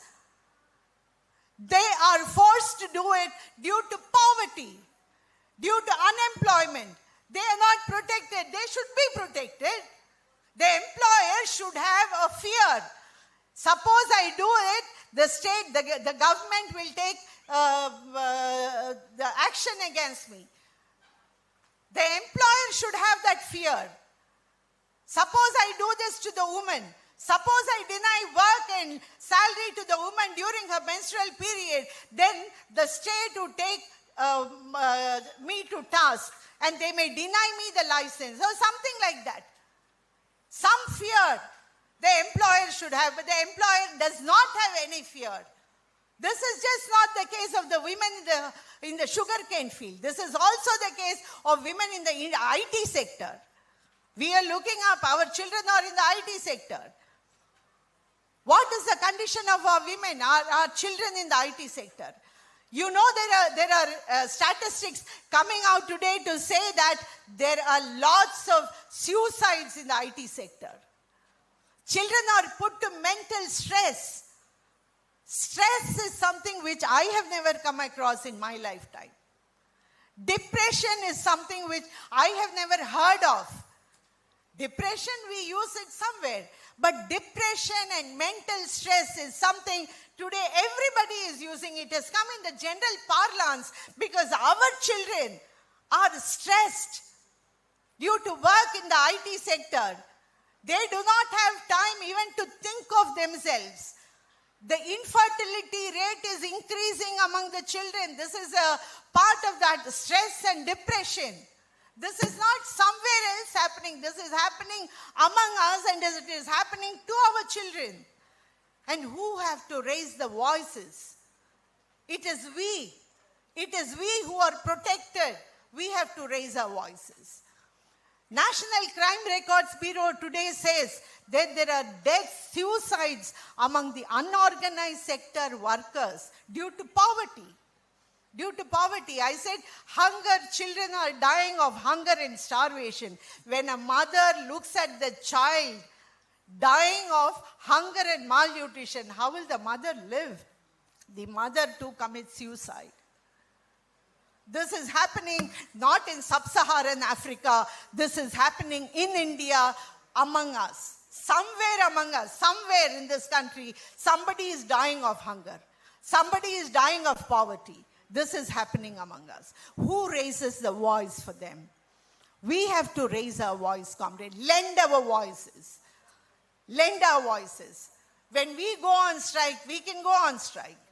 It is AIBA. You should be proud that AIBA never asks for compensation of their wages on a day when they go for strike. You lose your wages and go for strike. Hats off to AIBA. You lose your wages. You never demand your wages on the day of strike. You accept, yes, no work, no pay. And I give up I don't work today because I want to show my protest. This is what you say. So when you show your protest, you show your protest to protect the women in the unorganized sector, to protect the worker in the unorganized sector, to protect the guarantees that are given in the Constitution for our children, for the future of this country. When we struggle, when the whole country, the central trade unions together, struggle together, this is very unfortunate that in our country, we never have come across after the British. When the British was here, British was employing the divide and rule policy, dividing us on the lines of community, on the lines of religion. And today, that is again here, which is the most unfortunate. This is not India. This is not the idea of India. The very fulcrum of this country is the unity in diversity and the secularist ethos. AIBA has never been the AIBA of any section. No other trade union had been. Union is a union, a unity. But there are onslaughts coming on that. There is a fear, there is a danger of the working people being divided on the caste lines and communal lines. We have to exercise caution. This country debated for 165 days to bring about this constitution. The constitution that takes care of every section of this country, every section, and also the women specifically of this country. That equality is now under tremendous attack. We have to exercise caution. We have to remain as one. That is a unity, that is our strength. The knowledge is our power. Acquire knowledge. Know what is happening around you and know how that is impacting not just you as a worker and tomorrow's generation who would be workers. And imagine an India where the educated youth do not have work. When an educated youth does not have work to do, what will happen to that mind, that idle mind? That is dangerous. That is not elsewhere, that is among us. How do we face it? How do we do it? You have an excellent platform. AIBA has provided an excellent platform for women. Women Council. It was AIBA which first formed the women's committees. No other trade union in this country had formed women's committees. No other trade union had given a platform for women to discuss your issues. When we started discussing the issues of women in the unorganized sector. We discussed the issues of domestic workers, discussed the issues of construction workers, discussed the issues of agricultural workers, discussed as to why they are denied their minimum wages. What is the minimum wage that we are demanding for them is just 26,000 per month, which is just not anything that came to my mind or anybody else's mind. It is a scientific formula that is posed in front of us by the Minimum Wages Act, by a Supreme Court judgment in the Raptacus and Brett, which says just 3 living units, 3 consumption units to live in this country, to have minimum calorie of 2,200 kilocalorie per day. To live, we need 26,000 rupees. You know in this country what is the minimum that is required to be below the poverty line is just 8,000 rupees. To be below the poverty line in the international standards. In Indian standards, it is much, much less. There are people in this country who do not have even 100 rupees per day. There are people and they are workers like us. Like how we are workers under Industrial Disputes Act. Comrades, we have lots of things around us. Lots of atrocities around us. Lots of inequalities around us. The huge inequality. The inequality which you also have started to experience in your industry. Between the clerical and the management. Yesterday, comrades were telling me something about PLI. Profit-linked incentives. The profit-linked incentive, a huge, gulf between the management and the clerical. Why? For the bank to earn profit, we put in our efforts as equally as the manager or anybody, whoever is doing it. That is the basic reasonable equality. Reasonable equality which AIBA has so far been maintaining, but that is under attack. When this is the inequality that is percolating in the entire cross-section of Indian society. Therefore, comrades, understand what is happening around us. Creation, you know definitely because AIBA has provided you with the wherewithal to understand. AIBA has provided you a platform to discuss and understand as to what we would be doing. While I'm saying about the unorganized sector, it is for you to understand the reality. But understanding the reality from your section, you will certainly be able to support the women and the workers and the entire Indian community, entire India, to earn their right through the banking sector where we are. Therefore, raise it. Never fear to raise anything. Never fear. AIBA is there to protect you. AIBA is behind you to protect, and AIBA has given you the wherewithal to stand up and fight against injustice. Fight against injustice. Never give up. Never give up. This is something that you carry with you. The injustices around you, injustices against you in your work, injustices against the humanity that is surrounding you has to be stood up and asked. That is a challenge. Reserve Bank of India today, you should be asking, why Reserve Bank of India for the last 5 years have been giving away the reserve contingency fund in the Reserve Bank of India? What is a reserve contingency fund? Why in the last 5 years so much of amount is given away to the government? Why? What happens when the contingency sum is taken away? That is a shock absorber. The others do not know. The banking people, you know. You discuss about it. That pertains to the country. That pertains to the economy of the country.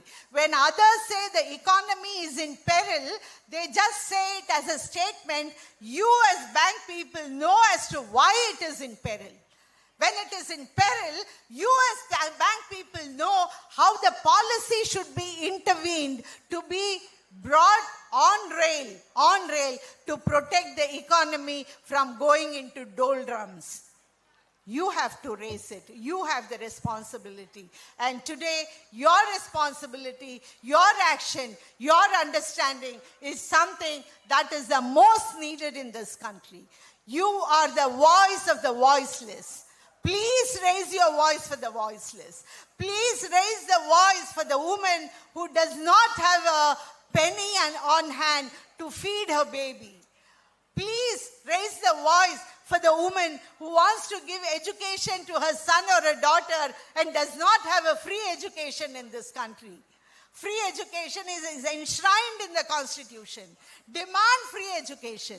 I am not saying you pay the fees. I am saying all of us raise the voice to protect the free education. For the domestic worker would not be able to pay the kind of fees that the schools are asking for.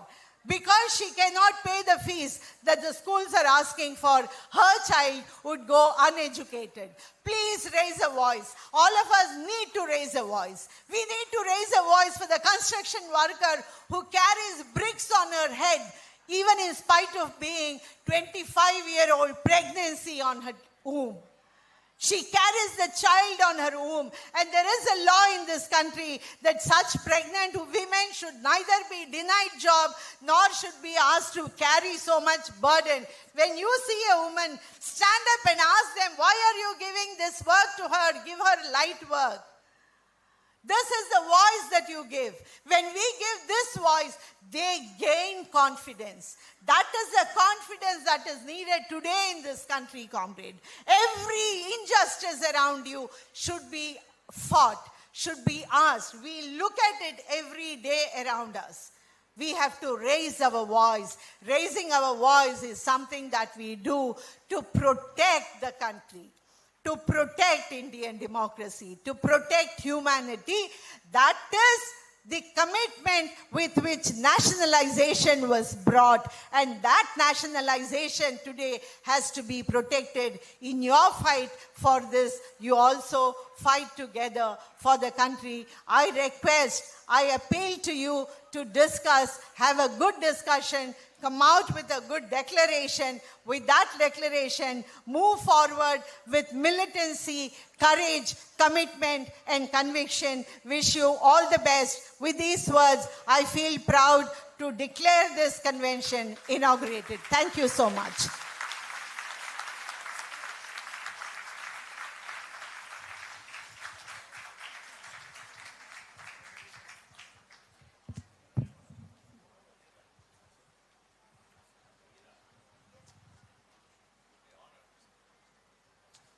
Thank you, Comrade Vaidanism, for your very inspiring and very informative address. Your sharing of the experience, some of the chilling cases that you have mentioned, will definitely inspire and instill in us the confidence to build a better world. Now, on behalf of the organizing committee, we would like to felicitate Comrade Nizam. Comrade, please. So, comrades, it was a pleasure to have Comrade Nizam here to inaugurate our convention. So, on behalf of the Federation and Organizing Committee, it is equally our privilege and pleasure to felicitate her in this convention. Let us all join.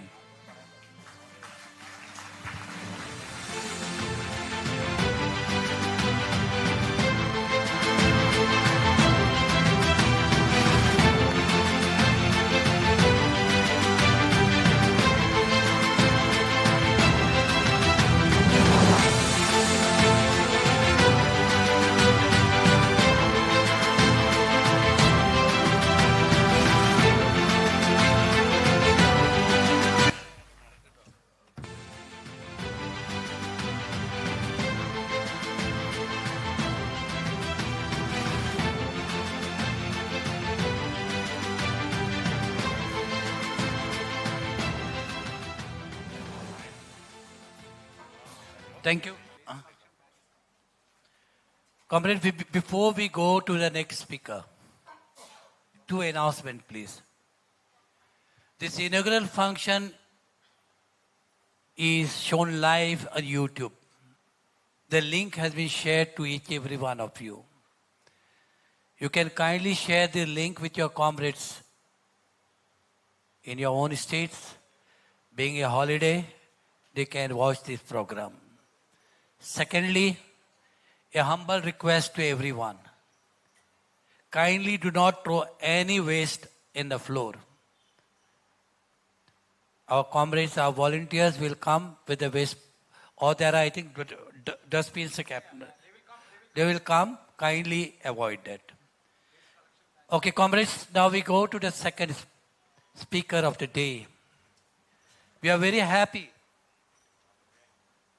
that we have here with us Comrade Richa Gandhi. Those of you who have attended the latest 9th convention of EIB held in Ahmedabad in February, we know that in that convention, Comrade Richa Gandhi was a natural choice to be the convener of All India Bank Employees Women Council. And he is here today to share her views and to give us and to express her view to us on the various aspects, not only of bank employees movement, on other things. She is the State Secretary of the Canara Bank MP unit. She is a Central Committee member of EIBA. Comrade Richa Gandhi, please.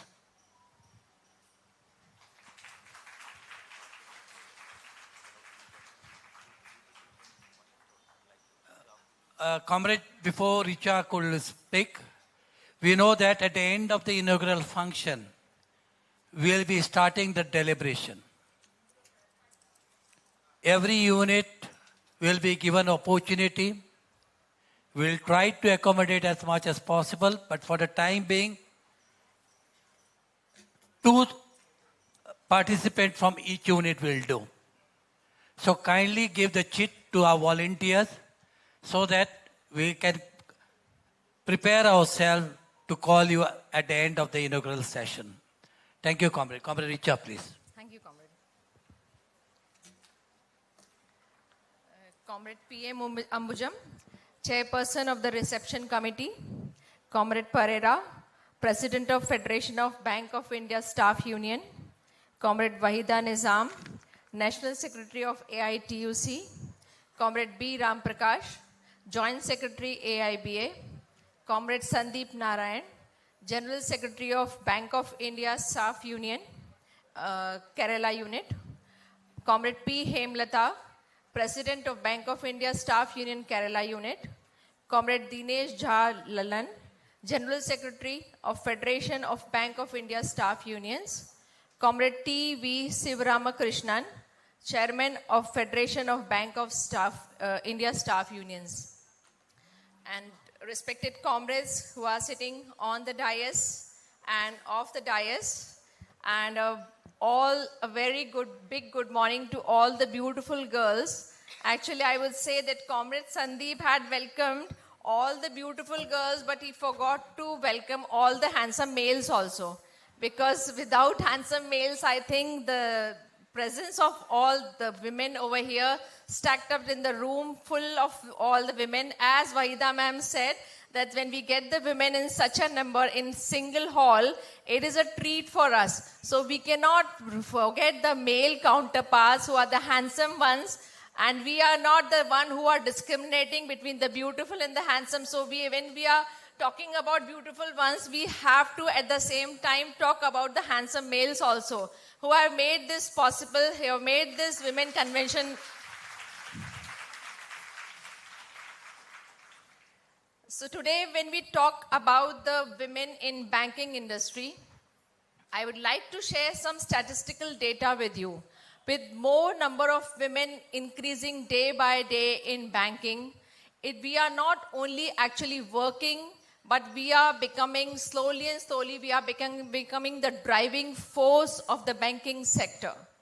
When we look at the figures, we'll find that approximately, I am giving approximate numbers only, around 13% or 20% officers, 33% clerical, and 11% around is the sub-staff, women present as a workforce in banking sector, which is still very less as the male counterparts globally if we talk, and in the Indian banking sector if we talk, which is only 33% present as compared to the 77% of male counterparts present in this sector.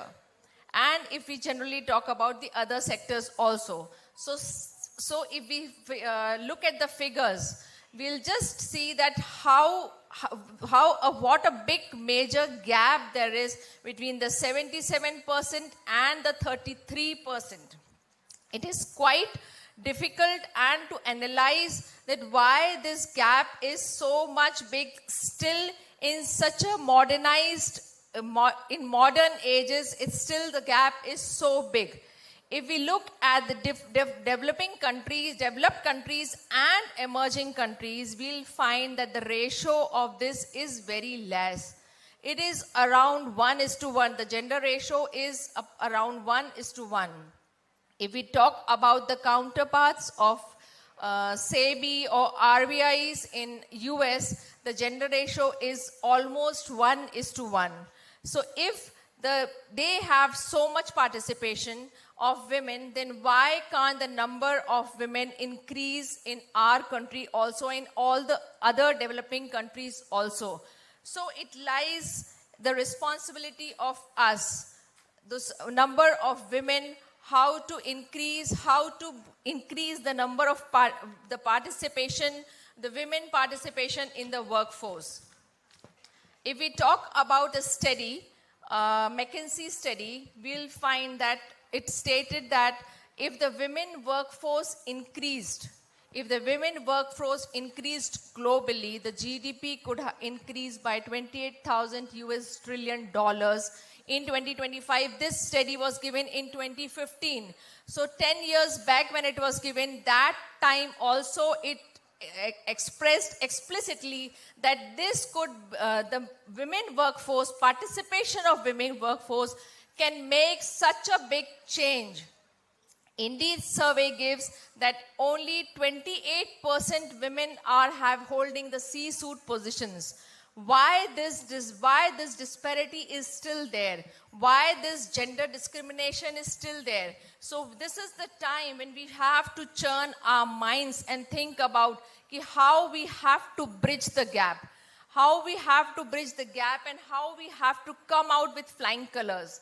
when we talk about this, there are so many things which actually stop women or to take the privileged positions, and many things are there.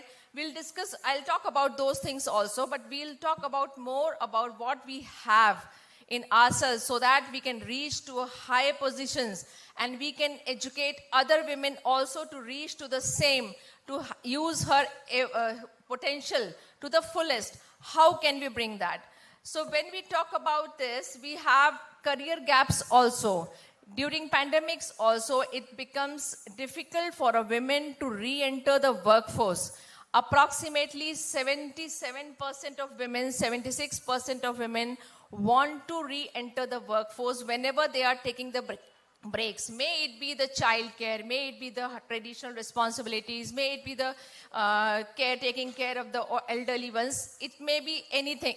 But when they want to re-enter it, 66% of them are finding it difficult to re-enter the workforce. So why is it so? Why is the mindset, such a progressive mindset when we are having in this country, when we are a progressive country we are having, why still the mindset is not changing? Why when the women takes a break, why she is being taken for granted that she has to fulfill her duties at the household level only?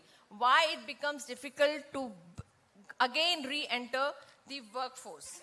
Striking difference comes when we find the domestic, we have to balance both the things. As Vahida ma'am also said, that dual responsibilities we are having. When we are taking care of the household also, and we are taking care of the office chores also. But we are handling both the things beautifully actually. When we are working and when we see that our male counterparts are also working at a household, but even when both are working, still women bear more responsibilities. They shoulder more responsibilities.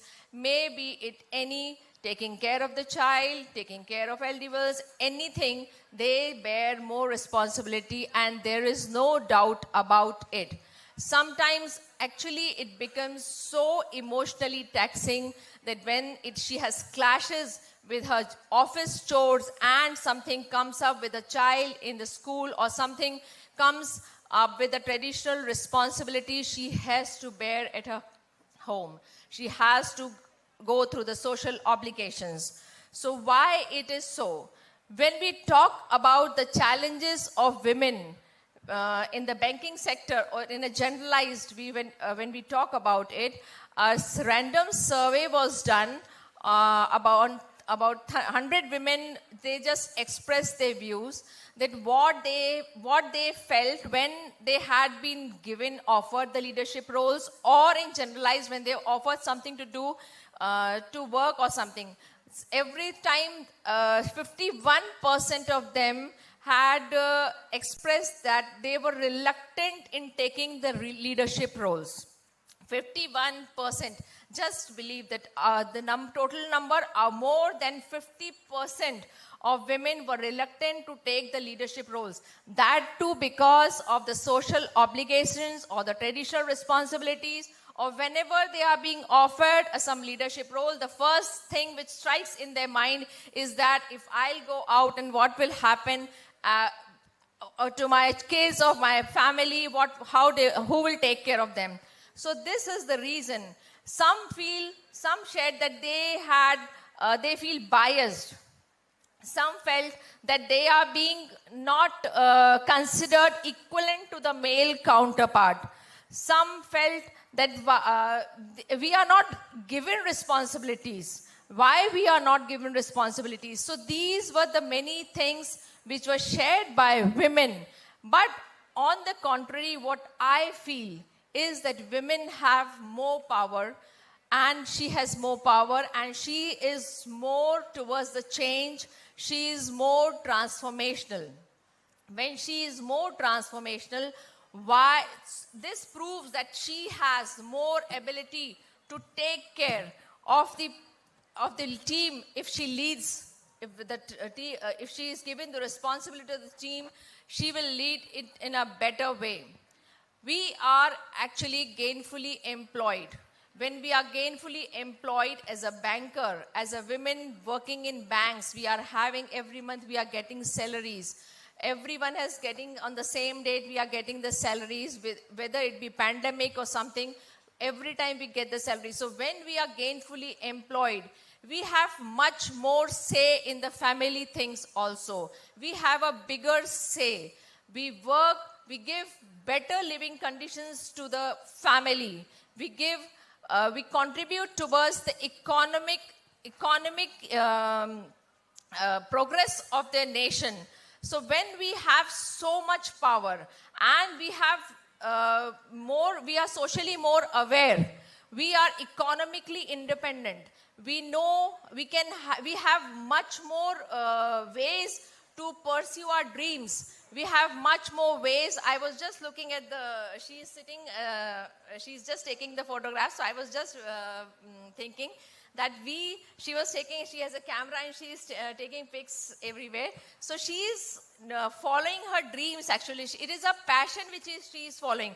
So she has an outlet. She has an outlet where she can pursue her dreams. So when we can do so much, when we work towards, when we give so much to our family, being gainfully employed, we give so much to the nation when we are gainfully employed, then why we restrict ourselves? Why we restrict ourselves in a set notions actually? Why we set our goals at a lower level? Why every time we have to be pushed for something? Why we can't come out of the box and do something different? So it is the time when we have to rethink again and look at the things and teach all the women how we can change the society and how we can bring the change in the association or our union also. When we have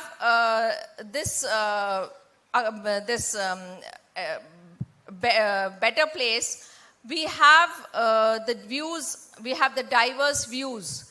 Many of us sitting, we have so many women who have diverse views. So when these diverse views are there, it is no doubt that when women give their views diversely and she takes part in the union and association, it definitely gives a different angle to the association and the union.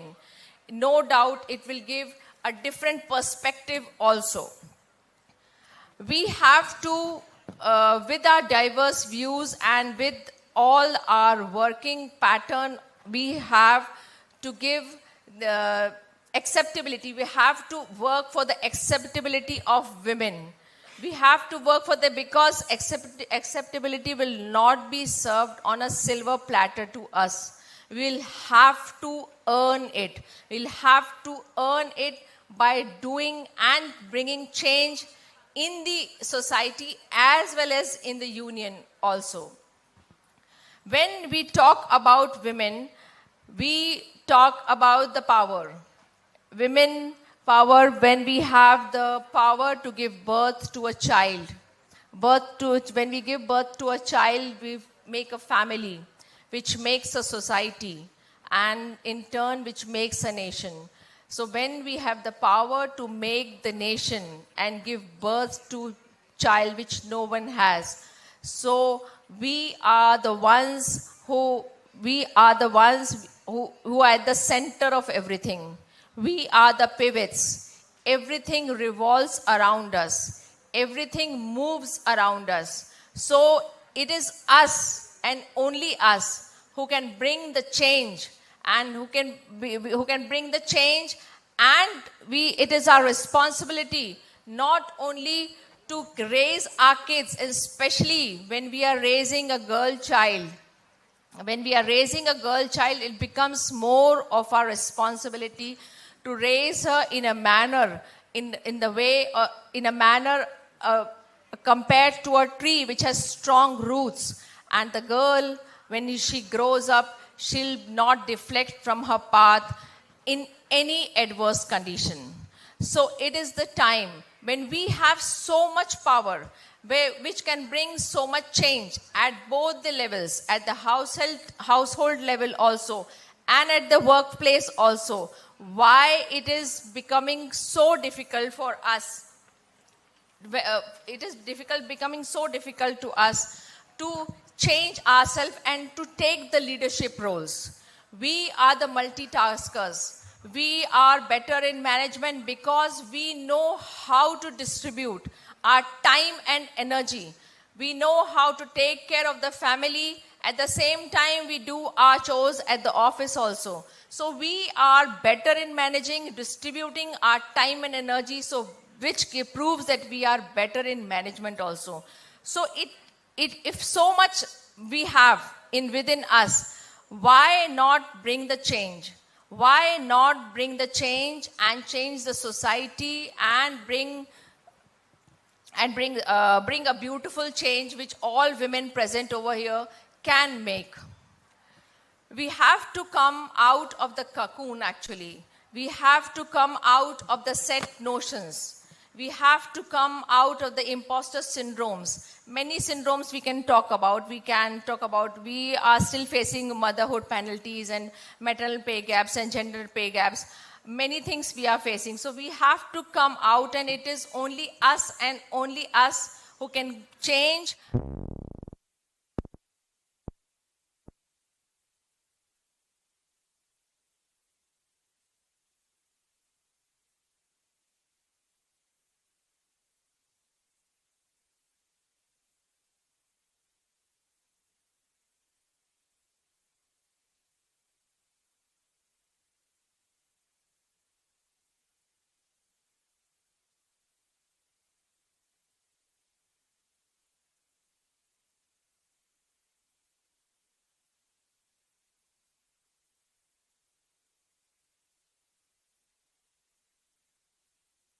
Choose her own life.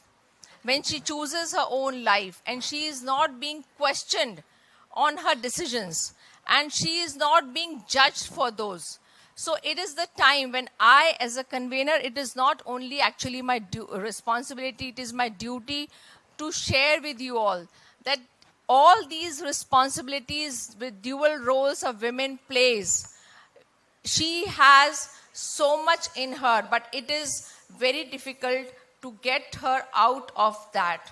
It is she has finding it difficult to play both the roles along, and she take the leadership roles or take more part in the union activities.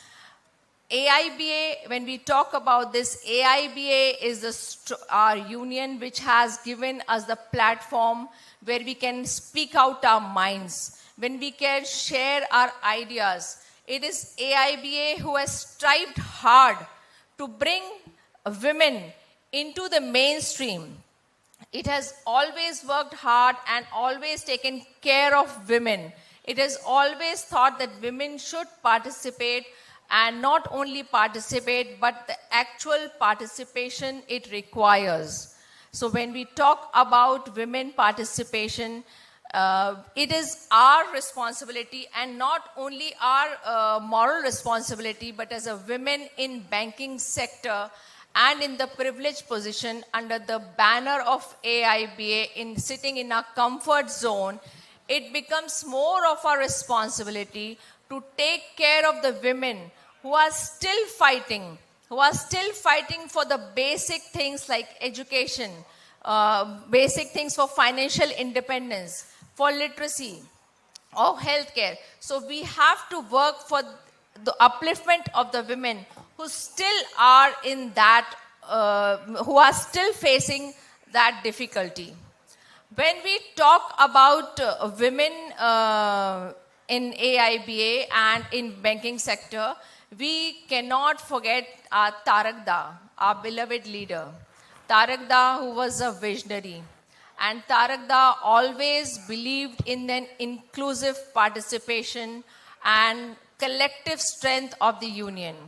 He always worked and stood by women and always stood stand, and he provided the platform for women to speak out their minds and to share their thoughts. and he just gave a platform and he gave opportunity for women not only to participate, but he encouraged them in the leadership roles also. So when we had visionary leaders like Tarak Da, who had worked for women, in AIBA, who has been striving hard for the women participation in banking sector. So does it not become our responsibility to reciprocate the same? So we sitting here in the hall, and you all sitting here, and in this convention, it becomes more of our responsibility, more of our moral responsibility to bring that change. So churn your minds and bring out the innovative ideas. You have the platform. So today you have the platform where you can share your problems also, where you can share your thoughts also, which can bring the change in the society and in the union also and in the organization. So we are the financial literate ones, because being the bankers, we are the financial literate ones. So it becomes more of our responsibility to work for the women who are still striving hard for the basic things which I've already told. So we have to uplift the women. We have to bring out them in the main forum. We have to bring them in the mainstream.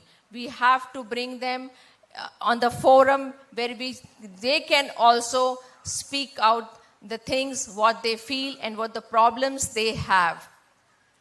We as a privileged ones, because as we are part of a union which has strong, which has legacy, which has history.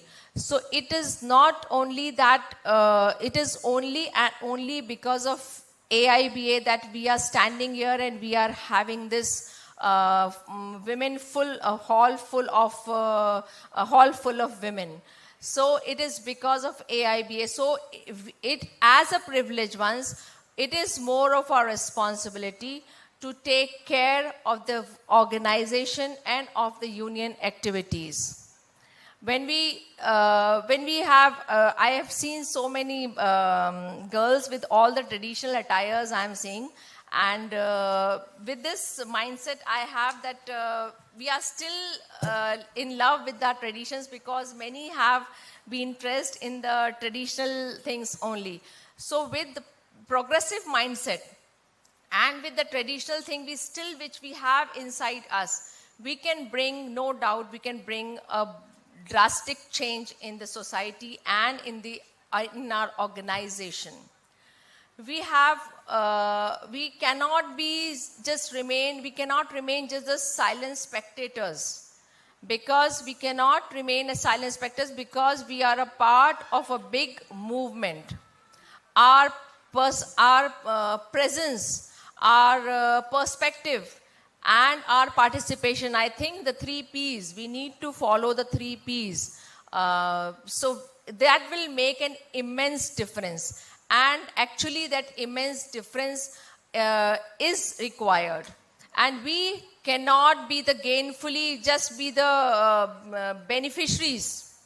We cannot only be the beneficiaries of the union gains, but at the same time we have to become the torch bearers. We have to become the torch bearers for the future struggles, as well as for bringing the change in the society and educating the other women also. So this will definitely take the flag of AIBA in high. So जैसे कि आज हमने झंडा बाहर फहराया है AIBA का, वैसे ही हमें अपने आप में चेंज लाके अपने पार्टिसिपेशन से the 3 Ps which I am telling you, AIBA also needs the same thing, and AIBA is always there. The Women Council is always there for everyone. So we have to bring the change. It is only and only our responsibility which can make this change. When we talk about the women, the women in leadership, I should say, the women in leadership, leadership is not actually a word, it's not just a position, it's a collective strength. It's a collective strength and it's a conviction. We talk about courage.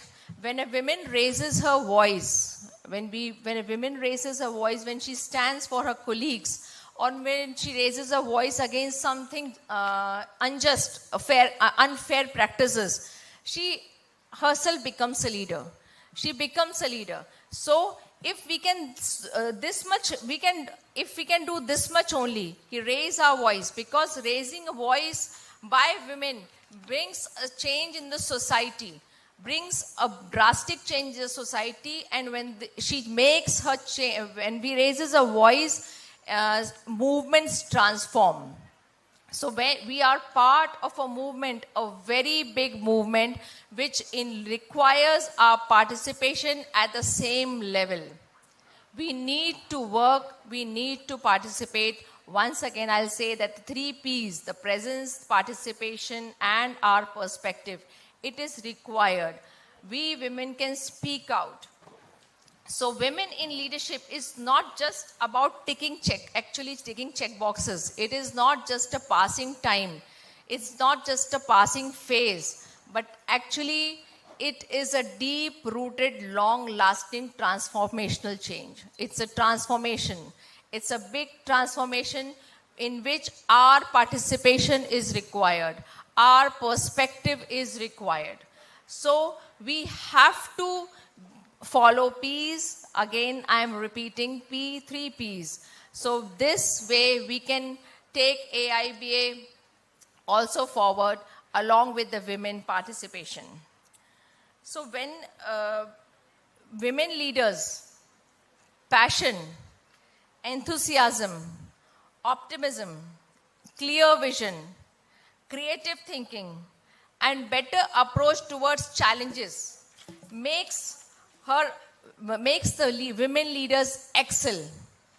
They excel in leadership roles and building a strong team. That's what I feel.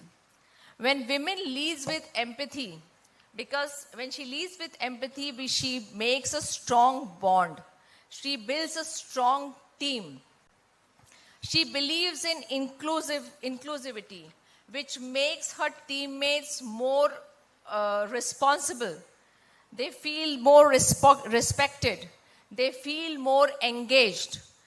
Women have a level of emotional intelligence also, where they can understand her own feelings along with the feelings of others, of her teammates. So she has the power to bring the change in her teammates. They feel more responsible. They feel being taken care of, actually. They feel that they are being taken care of. When a woman leads, she works hard. She works hard for bringing the change, for bringing the organizational dedication among the team members.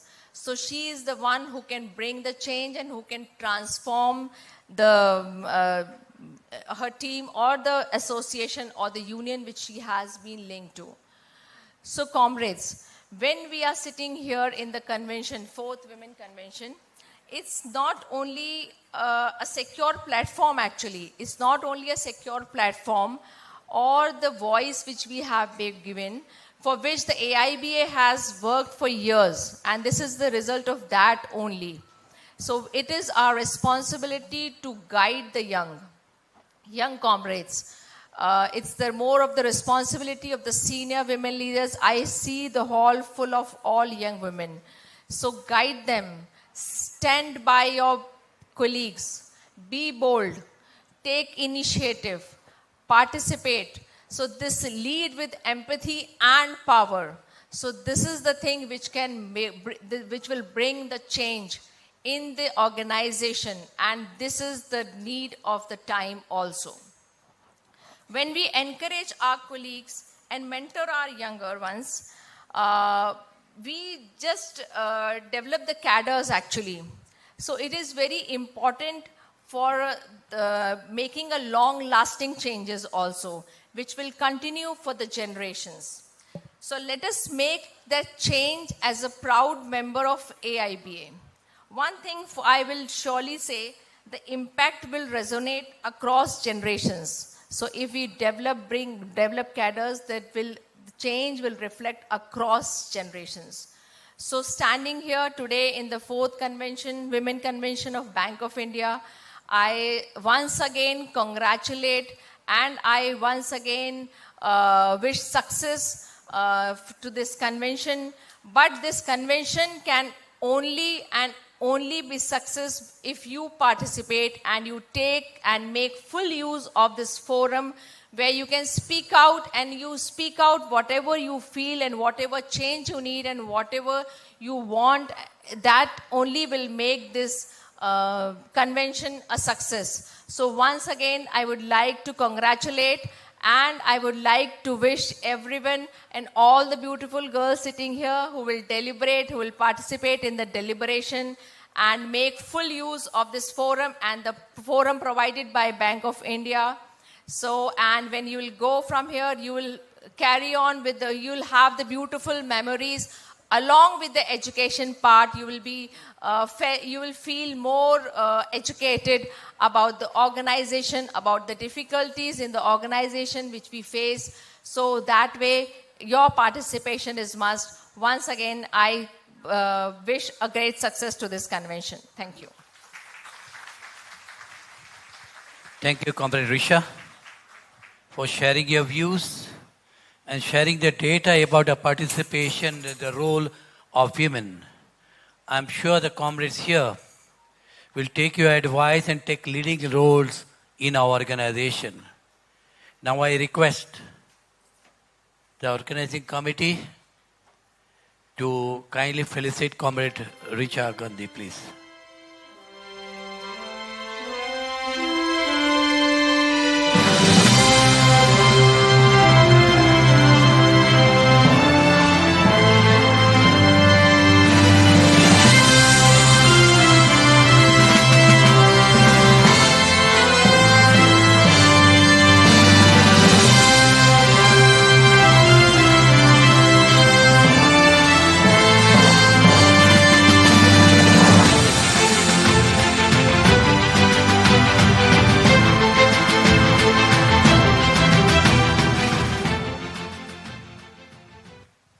Comrades,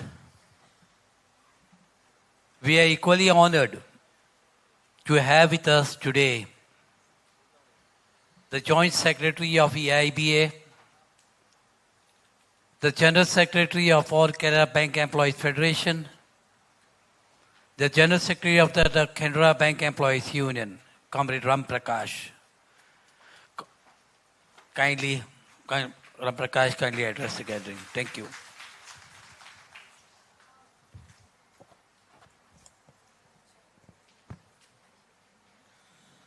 President of today's meeting on the 4th All India Women's Convention of Federation of Bank of India Staff Unions, Comrade Maxi Pereira, the inaugurator of today's convention, the National Secretary of All India Trade Union Congress, as well as a former leader of All India Bank Employees Association, Comrade Wahida Nizam, the General Secretary of Federation of Bank of India Staff Unions, Comrade Dinesh, Working President of Federation of Bank of India Staff Unions, Comrade Suresh Bopate, the Chairman of Federation of Bank of India Staff Unions and former Secretary of All Kerala Bank Employees Federation, Comrade T.V. Shivaramakrishnan, Comrade Richa Gandhi, the National Women's Convener of AIBA Women's Cell, Comrade P.M. Ambujam, Comrade P.A. Hemalata, Comrade Sandeep Narayanan, and other leaders of Federation of Bank of India Staff Unions, and my dear comrades. At the outset, I bring to you the choicest greetings of All India Bank Employees Association and the revolutionary greetings of All Kerala Bank Employees Federation for this 4th All India Women's Convention of Federation of Bank of India Staff Unions. Greetings to you, comrades. We are really happy that the Federation of Bank of India Staff Unions chose the Kerala unit to host this wonderful event. In fact, earlier the convention was supposed to be held in the month of May, and later on it was postponed to June. Despite knowing the fact that June will be a very heavy rainy month in Kerala, the young brigade of Bank of India Staff Union Kerala, the team, they have toiled hard to make the convention a grand success, and we really hope that all of you who have come here from the different parts of the country will be spending an enjoyable time of nearly 2 days. I take this opportunity and welcome you all to this state of Kerala. Coming to Bank of India Staff Union and myself, I have a very close relationship with this union because the former leader of your union, Comrade KJ Joseph, and my house was very, very nearby in Palkad.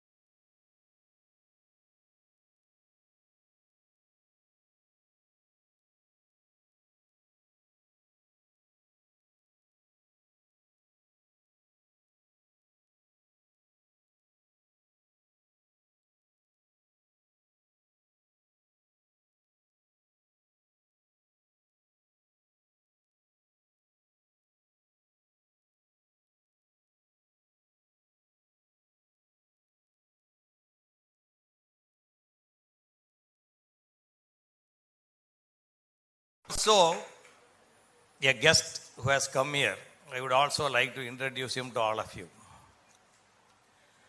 Comrade Naveen Shanai is sitting here. Comrade R.N. Shanai, you have to tell him, sir, Shanai sir,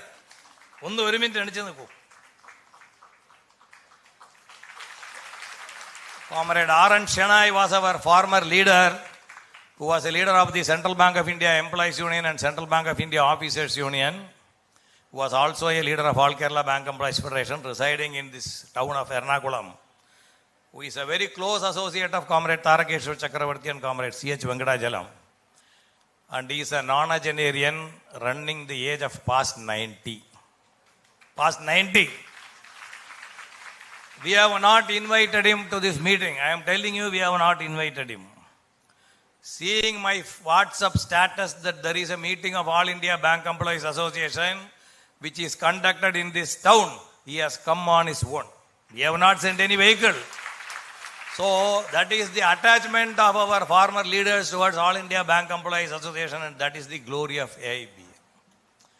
All of you have come here to attend this Women's Convention, and as told by our President, it is really very glad and heartening to note that the representation has been from all the units of Federation of Bank of India Staff Unions.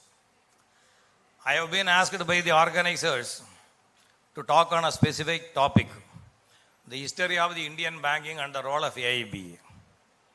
It is a very wide topic. History of Indian banking means I have to start from the year 1770 when Bank of Hindustan was started. The history of AIB means I have to start from the year 1946 and I have to trace the 8 years. It's a very big topic where one can speak for hours together. Nevertheless, I will try my level best to present the entire history of the Indian banking and the role of AIBA in a very precise and capsule form, in a very bird's eye form. Comrades, as all of us know, All India Bank Employees Association was formed in the year 1946. Prior to that, India banks existed. 1770, Bank of Hindustan was commenced. It got collapsed within a gap of nearly 60 years. After that, when the East India Company came to India for the business establishments, in the year 1806, Bank of Bengal, they started Bank of Bengal. 1840, the Bank of Bombay was started. 1843, Bank of Madras was commenced. After that, after a long gap in the year 1865, the Allahabad Bank was started, which is now later amalgamated with Indian Bank in the year 2020. 1894, Punjab National Bank was started. After that, in the year 1900 or 1902, a big British financial company in Chennai by name Arbuthnot, it got collapsed. And by that time, in our country, the Swadeshi movement has commenced. And in the year 1906, 3 big banks were started in India, Canara Bank, Corporation Bank, and one more bank was started in 1906. Can you name that bank? Bank of India was started in 1906. All of you should know the history of your bank. In the folders that has been supplied to you, there are 3 wonderful documents. The one document is our bill. You need not open now, comrades, you can open it later. But my request is that all of you should go through all these 3 documents. It will give you a wonderful idea of the Indian banking history as well as the movement All India Bank Employees Association. One book is our beloved AIBA, which deals with the history of AIBA in around 30 to 40 pages. Another book is the book written by Comrade K.J. Joseph, known as Uncle Joe, the struggles and sacrifices or memories that never fade. That is the heading for that book. The another one is a selected interesting articles by Comrade P.S. Sundaresan, the former Vice President of AIBA, who is also still alive at Bangalore at the age of 96. 3 books you kindly go through. In the book written by Comrade K.J. Joseph, chapter number 2, there is one chapter, The Victory That Electrified. That is the chapter wherein he is giving narration of the formation of the Bank of India as well as the unions in Bank of India. You all belong to a bank and a union which is unique in this country. I am telling about Bank of India. The founders of Bank of India were Indians. Sri Kovasji Jahangir, Sri Sassoon David, Sri Chunnilal Mehta. All 3 were big businessmen. This Jahangir or the Kovasji Jahangir and this Sassoon David are one of the wealthiest Jews as well as a very big money lenders in India. And the house name of one of them, the name was Ready Money Mansion, which means that at any point of time you will get money. That is the name for that house, Ready Money Mansion. And in those days, Bank of India, All India Bank Employees Association was formed only in 1946. Prior to that or during that time itself in 1946, in Bank of India, the union was formed and around 14-day strike was conducted. And on wonderful service condition, the Bank of India leaders could get at that time. So you all belong to such a great union. When there was no service condition in our country, the former leaders of Bank of India union, you could get a service condition which was the best in the country. So you should be proud for that, comrades. You all belong to such a tribe of union. So after 1906, in 1907, Indian Bank commenced, then 1908, Bank of Baroda, 1911, Central Bank of India, 1919, Union Bank, 1921. These 3 presidency banks were amalgamated and that name was christened as Imperial Bank of India. Then after 1921, during the year 1930, all over the world, the Great Depression or the big banks collapse happened. And after that, during the there was no controlling bank in our country. In 1935, Reserve Bank of India came into existence. And during that time in Kerala, one of the big bank by name, Travancore National Coilon Bank, it got failed. And if you trace the history of the Indian banking in the RBI website, which has got 4 volumes, it is clearly mentioned that the collapse of the Travancore National Coilon Bank acts as a precursor to the Banking Regulation Act. So this 1938 Travancore National Coilon Bank, the failure is the precursor to the Banking Regulation Act, which came later in the year 1949. So after the formation of Reserve Bank, so many new regulations started coming in, and by 1945, on 3rd November 1945, a group of youngsters, they met together in West Bengal in Calcutta, and they decided to form All India Bank Employees Association. When I am telling about the 1770 to 1945, you all should remember that all these banks were in private hands. There was not even a government bank. There was no service conditions. And at that time only, All India Bank Employees Association was formed by our great leaders on 20th April 1946. There was no service conditions and there was no government bank. The entire banking industry was controlled by private people. Comrade Wahida was telling about the travails and tribulations that the unorganized people are now undergoing. Our former comrades, our older leaders, our employees, all bank employees were also undergoing all those troubles. So sensing the danger that there was no working hours, there was no service conditions, no basic pay, no gratuity, no PF, no LFC, no leave, no medical reimbursement, nothing was there. So All India Bank Employees Association came into existence on 20th April 1946. There was no bipartite at all. There was no bipartite settlement. Whenever we place a demand, the government will constitute a tribunal consisting of 1 or 2 judges. They will constitute a tribunal, and the tribunal will give an award. That award was made applicable to the bank employees. That is why we are known as award staff. That is only because of that all of us are known as award staff, because we were covered under those awards. So in the year 1946, when AIBA was formed, after that the government made the banking as a central subject. And in 1949, when AIBA gave the demands, the government constituted a tribunal known as Sen Tribunal, and that tribunal gave an award known as Sen Award in the year 1949. After that, the government itself declared that award as null and void, and in the year 1952, after the consistent struggles by All India Bank Employees Association, the government constituted another tribunal known as Shastri Tribunal, and that gave the award, Shastri Award, in the year 1953. But again, that award lessened the wages that the bank employees were getting in the Sen Tribunal or the Sen Award.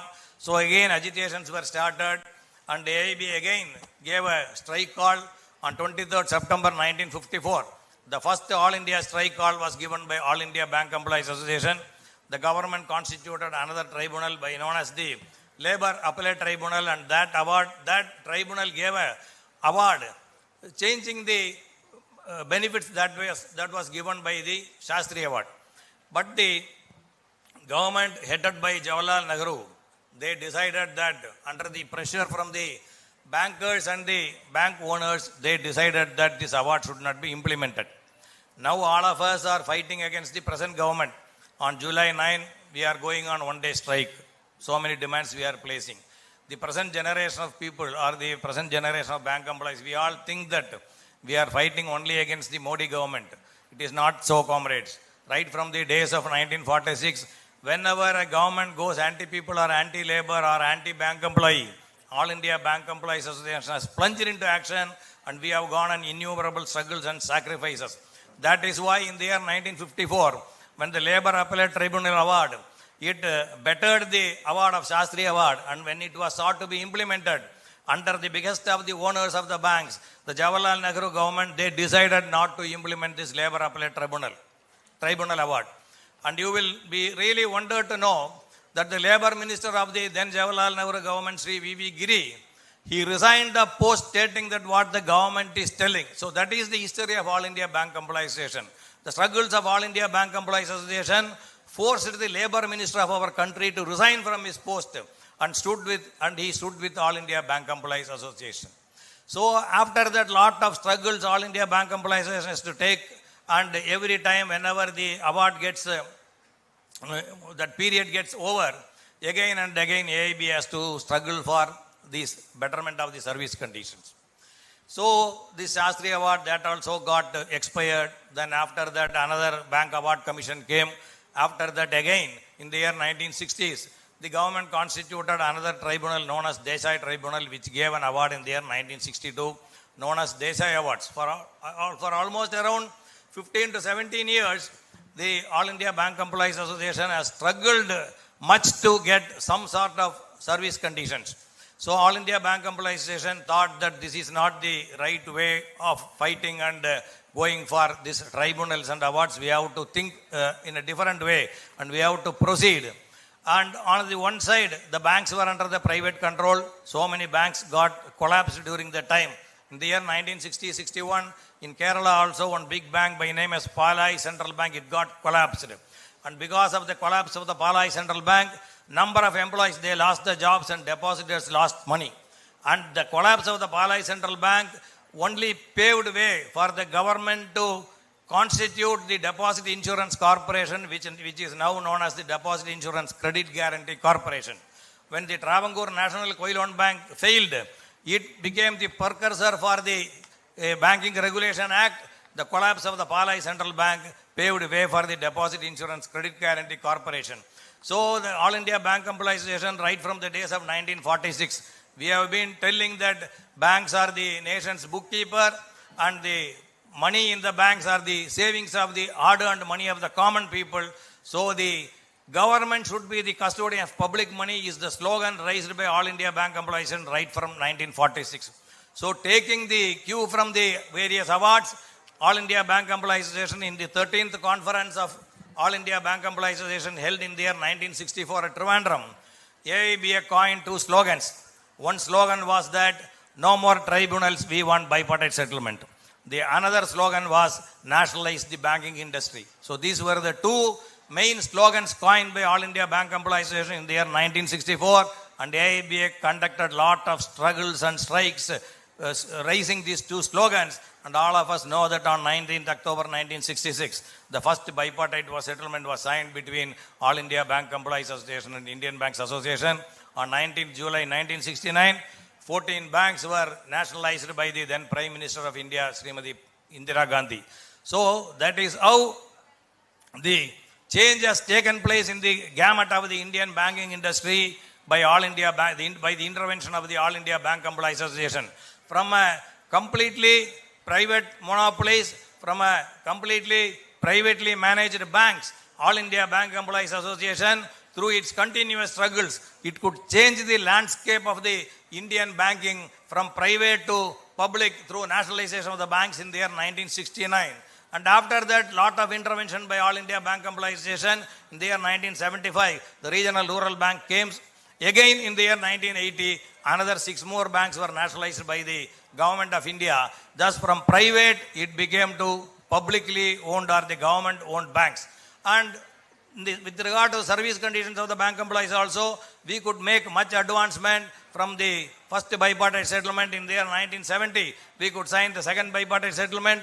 In the year 78, 79, we could sign the third bipartite settlement. Then again 84, 89, 95, 2000, 2005, 10, 15, 20, 24.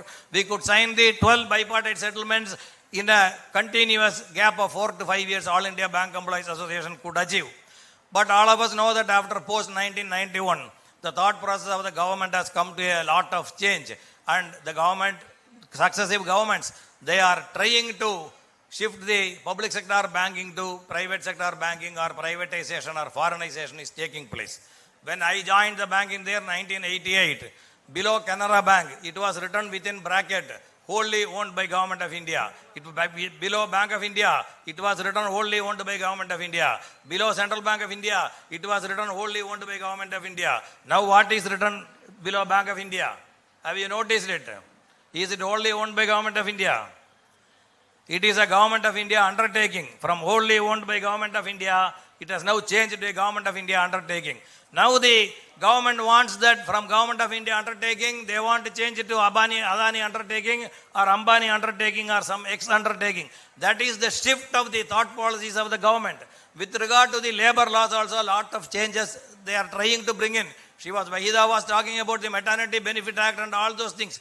Everything they want to snatch it away. So post-1991, we are faced with a lot of challenges. All India Bank Employees Association is fighting the challenges through the continuous struggles, and AIB is the only organization in the country, the only trade union in the country which is relentlessly pursuing and fighting for preserving this public sector character of the banking, the public sector concept of this country. through 53 strikes we have conducted in 32 years. No other trade union in the country have conducted 53 strikes for preserving this public sector character of the country.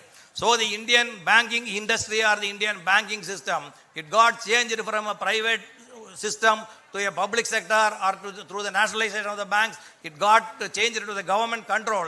Now the government is trying to change it back to the private sector, or the privatization process is on, where All India Bank Employees Association is not a mere onlooker or a mere mute spectator to all these changes. We have been continuously fighting. That is the role of All India Bank Employees Association. With regard to our service conditions also, when these acts are changed to labor codes, when these acts are changed to this code of industrial relations or code of wages or code of social security, definitely the attacks will be more on us. We are now under the purview of the Indian Trade Union Act. We are now under the purview of the Industrial Dispute Act. All these acts will be changed to some codes wherein we will not get any succor or any protection or any sort of relief from these attacks of the employers. So this is the present scenario, and the role of All India Bank Employees Association is something beyond imagination, and all these things have been achieved only through the struggles and sacrifices of our former leaders. I would like to tell, because the former leaders, comrades, all of us are now having a very enjoyable lifestyle. All of us are having a very enjoyable lifestyle. Wherever we go, we travel in aeroplanes or we travel in AC coaches. And we are being provided with a sumptuous food. Today morning breakfast I also had. We had idli, we had vada, we had buri, then we had fruits. And if at all, if we demand anything, we will get. And we all stay in good rooms. But during the earlier days when All India Bank Employees Association was formed, this was not the case. It is the struggles and sacrifices of those leaders that has given us this comfort and benefit, that we should always remember, comrades. This we should never forget. We should never forget. There are photos of so many leaders placed here. First photo is of that of Comrade K. Gopal. He was the leader of Bank of India Staff Union Kerala, and he is the illustrious father of one of our leader comrades, Comrade P. Hemalada, who is sitting here. P. Hemalada is the daughter of Comrade K. Gopal. He has sacrificed a lot for this movement, and we are really indeed happy that our daughter has also blossomed into a very fine leader. There are other photos, the leaders of Comrade Chitnis, Comrade Purav, Comrade Sushil Ghosh, Comrade K.J. Joseph, Comrade Sampath, Comrade Vijay Kumar, whose name we have placed, we have made this conference venue.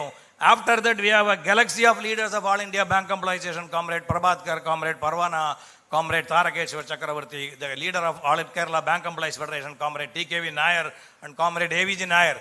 It is the struggles and sacrifices of those comrades that has earned the benefits of the entire benefits to the entire bank employees, the 10 lakh bank employees that who are enjoying, whether they are an officer or a manager or even a chief general manager, whatever they enjoy, it is only because of the struggles and sacrifices of all those former leaders. We can tell you hours together about these former leaders. Those were the sacrifices of those leaders. I don't want to go deep into that. So I will just conclude my speech with 3 anecdotes from All India Bank Employees Association. One is that in the year 1965, in Syndicate Bank, one big strike was going on. Syndicate Bank management was a pure private management headed by Dr. T.M.A. Pai. They transferred our leaders from Manipal, from Bangalore to Mumbai and all. The strike went on for more than 100 days. Around 400, 500 dismissals were there, 165 charge sheets were there, suspensions were there, memos were served like anything.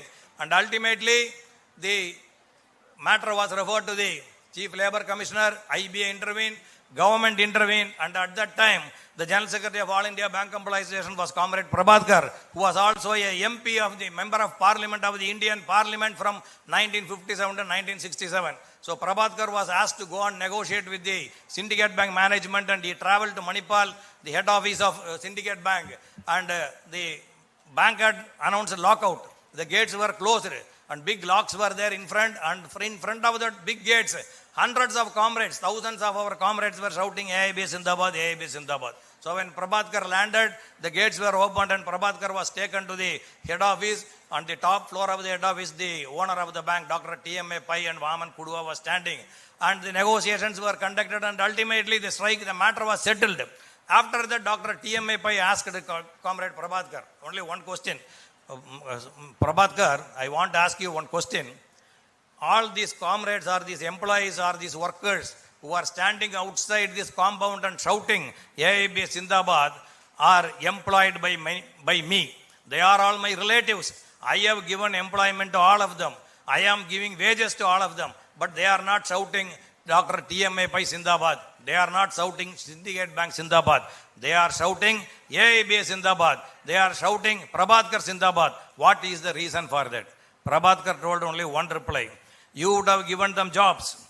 But once you declared that the strike is illegal and you refuse the salary to them, they have become your enemies. You might have given job, but All India Bank Employees Association gave job security to them. That was the reply by the Comrade Prabhakar. That is what Comrade Maxi Pereira today told while hoisting the flag. After hoisting the flag, he told, as long as this flag is there, as long as All India Bank Employees Association is there, your jobs and job security is protected. As long as All India Bank Employees Association is there, the public sector character of the banking public sector character of this Indian banking will be secured.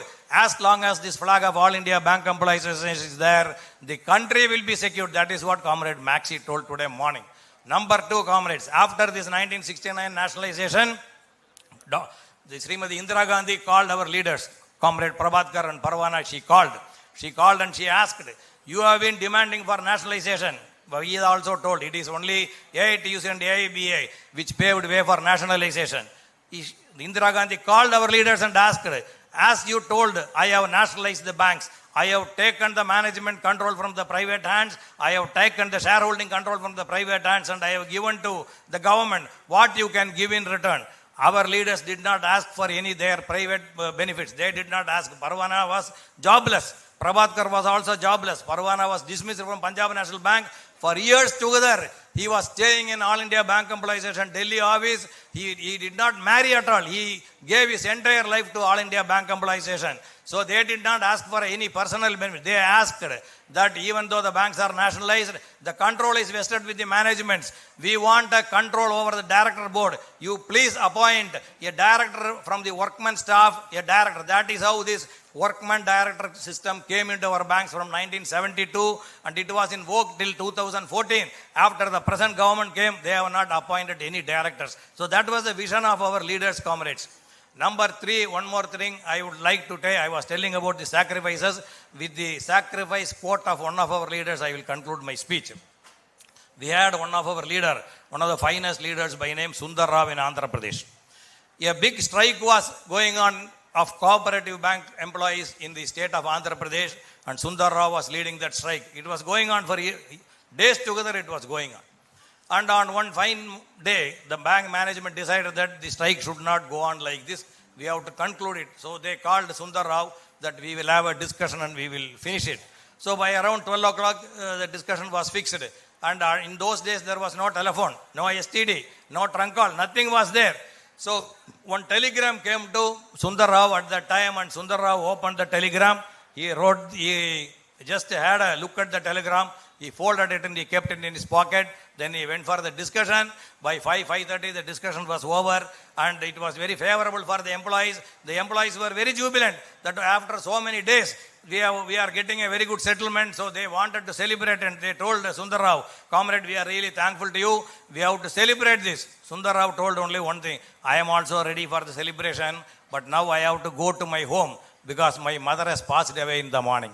You just imagine, that was the sacrifice of our leaders. What is the sacrifice that now we are doing, that we all can self-introspect. So the duty is cast upon us to take this glory of All India Bank Employees Association to greater heights. The defeats of the ashes of defeat and the amber of anger might have made our strikes and struggles for a defeat, but the working class have never failed. We have again surged ahead. We have again forged ahead with renewed vigor, with renewed vision. All India Bank Employees Association will surge ahead. And I request all of you that we should hold and the flag of All India Bank Employees Association high and aloft, getting inspiration from all these leaders, and see that All India Bank Employees Association lives for another 50 years. 50 years and further. With this, I conclude. I greet you. I salute you, comrades. Thank you. Comrades, from All Kerala Bank Employees Federation, today Comrade Maxi was telling that we are celebrating the 100th birthday of Comrade Sushil Ghosh, Comrade Sampath. Earlier, the 100th birthday of Comrade Joe was celebrated. Comrade TKV Nair, the founder leader of All Kerala Bank Employees Federation, his birth centenary was celebrated last year.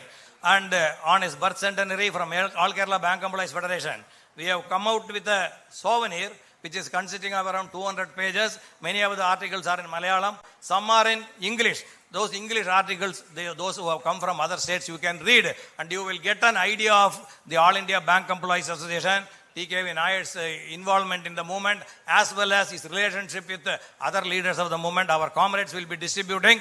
I request the Federation of Bank of India Staff Union to permit us to distribute it. Thank you, comrades. Thank you, comrades. We are thankful to Comrade Ram Prakash for sharing the history, the legacy, the contribution of EIBA. I know we are running out of time, but I request before that, Comrade Organized Committee to kindly felicitate Comrade Ram Prakash. Comrade, please come forward. Comrade Ram Prakash will be honored by our Deputy General Secretaries, Comrade Anil Dubey and Comrade Jaideep Niyogi.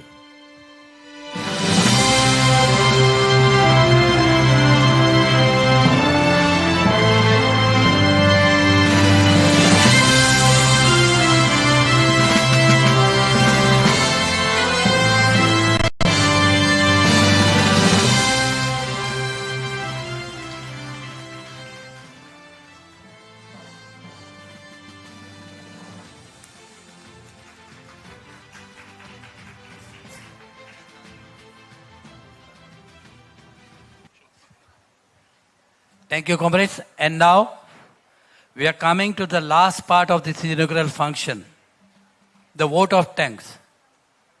Normally, of course, we will be giving vote of thanks to the Kerala unit, but it is now Sandeep who is going to give us the vote of thanks. Comrade Sandeep, please. Thank you. Respected President, Comrade Maxi Pereira, Comrade Wahida Nizam, Comrade Richa Gandhi, Comrade PM Ambujam, Comrade Dinesh Alalan, Comrade TV Shivaramasan, Comrade Suresh Babate, and all other dignitaries on the dais and off the dais. Comrade, kindly maintain silence, please. Now we have come to the conclusion of our first inaugural session of our 4th All India Women's Convention of Federation of Bank of India Staff Unions. We have heard our eminent speakers, chief guests, what they were trying to deliver to you is that you people, you ladies, you women comrades, I will say again, the beautiful ladies and women comrades, are not to be kept silent in their rooms and have to spend their whole time most of the time in the kitchen and all. You have to raise your voice. Raise your voice against injustice. You have to raise your voice. When you feel, when you see that something happening in and around you is going to affect the economy, it is going to affect the society, it is going to affect our own cadre and labor. We had heard through a great speech from Comrade Wahida Nizam, National Secretary of All India Trade Union Congress. On behalf of Federation of Bank of India Staff Unions and Bank of India Staff Union Kerala, I would like to extend vote of thanks to Comrade Wahida Nizam.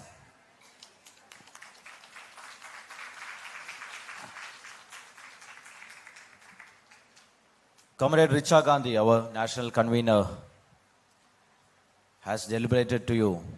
She has expressed her views on a topic specified.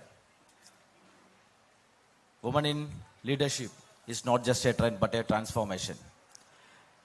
You all has to take charge of for the transformation. Everybody has to come to a front line. So once Richa was talking, she was mentioning that because of the beautiful guys, this has happened. But what we will say that only because of you people, only because of a beautiful lady comrades, these things can happen, and we could fill this hall with flourishing lady comrades who has come across all the units to attend the 4th All India Conference, and we have to take charge. We together, there is no that it is nothing like me and you. We all together has to take charge for the moment to take the moment to new heights. So I would like to extend a lot of thanks on behalf of you, on behalf of Federation of Bank of India Staff Unions and Bank of India Staff Union Kerala. We once again say thanks to Comrade Richa Gandhi, convener, National Women's. Other dignitaries are also here. Comrade B. Ramprakash, a great orator. He will say, today he has not said, but normally he say the history of banking. Chronologically, he will say the history of banking from the evolution of banking till today. What has happened, who all were the promoters of the banking and who all were the owners of the banking, everything. Very chronologically, he normally used to say. He's very much having in-depth knowledge in the banking history and in the present banking scenario also. He's a Joint Secretary of All India Bank Employees Association. He's the General Secretary of Federation of All Kerala Bank Employees Federation, and also the All India General Secretary of Canara Bank Employees Union. He's our patron also. I should not say thanks to him, but for the sake of saying thanks officially. No, but he was with us. He's always with us. He's always with the trade union movement and with the banking movement, whichever unit it is. But on behalf of Bank of India Staff Union and Federation of Bank of India Staff Unions, and on behalf of you, we would like to extend a vote of thanks to Comrade B. Ramprakash. Thank you so much for attending. And our dignitaries, our Federation office bearers, everybody is here on the dais and off the dais. On behalf of Federation of Bank of India Staff Union and Bank of India Staff Union Kerala, I would like to extend a vote of thanks to all of you. And the sessions will continue to go. And this is only, we have started the inaugural session and now we are moving towards the delegate session. And thank you all. Thank you, Comrade Sandeep. Now, without wasting any time, taking into account the time factor, we are now starting the delegate session. And this delegate session will go up to the lunch break. And to start the delegate session, I request Comrade Hemaleta, President of the Kerala unit and EC member of our federation, to come forward and to give the welcome address. This delegate session, Comrade, the presidium of this delegate session will be managed only by the lady comrades. 3 comrades will be permanently here as the presidium. Comrade Hemlata, Comrade Jigita Desai, and Comrade Volga Devi. The rest of the presidium will be on rotation basis.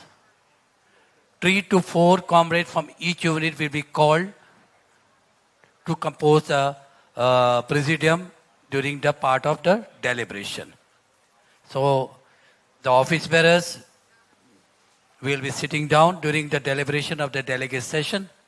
So now, without wasting time, I request Comrade Hemlata to do the honors of welcoming for the delegate session, and that will be followed by a brief address by the General Secretary of the Federation, Comrade Dinesh Lalan.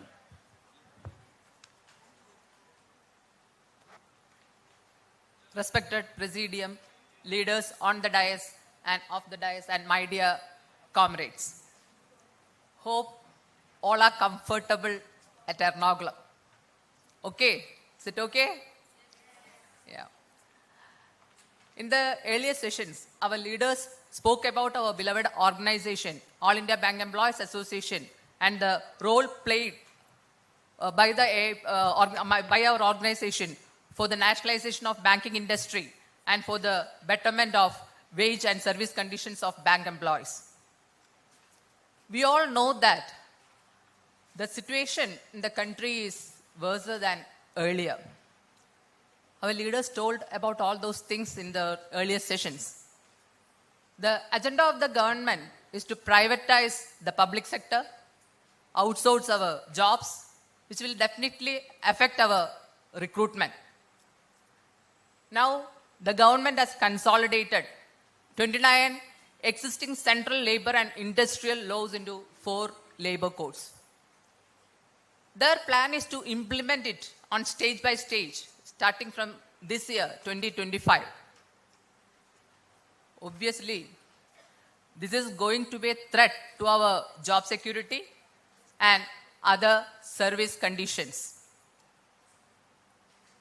We all know that we will be compelled to stay back more hours in our office.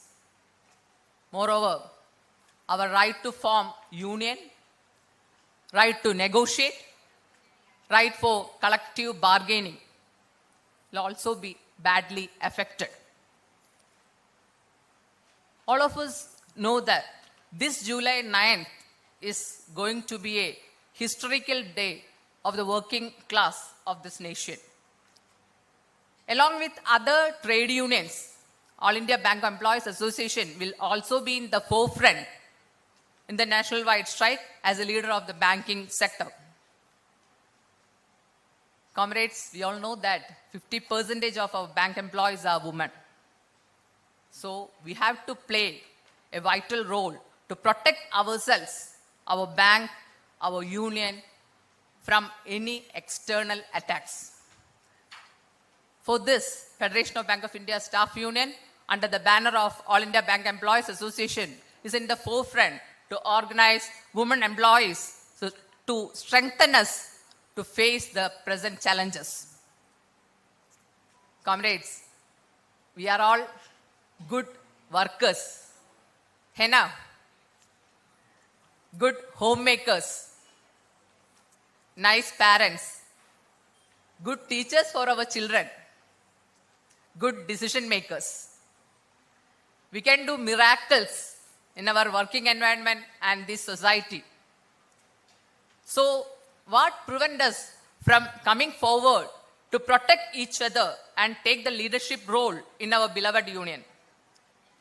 Comrades, let us take a pledge in this 4th All India Convention that we will be in the forefront, we will make us updated, we will fight against all forms of attacks and threats on human rights. So, make this convention more memorable with your wholehearted participation with excellent deliberations. Now I am coming to my duty to welcome you all. This is the delegate session. So I extend my warm welcome on behalf of Bank of India Staff Union Kerala and the reception committee.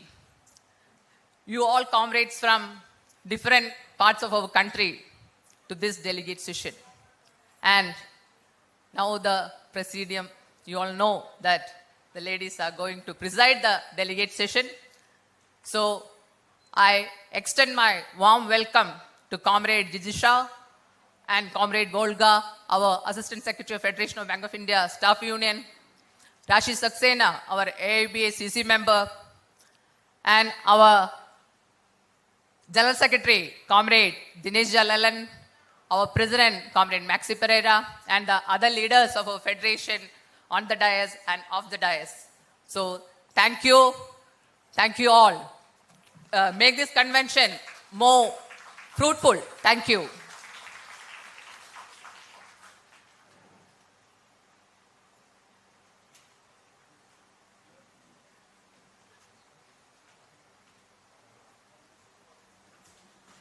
I invite Comrade Dinesh Jalalan, our General Secretary, to invite to inaugurate the delegate session.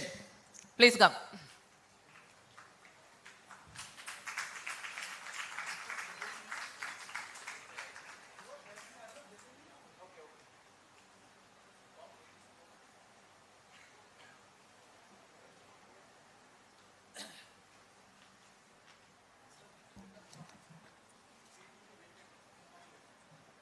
Members of Presidium,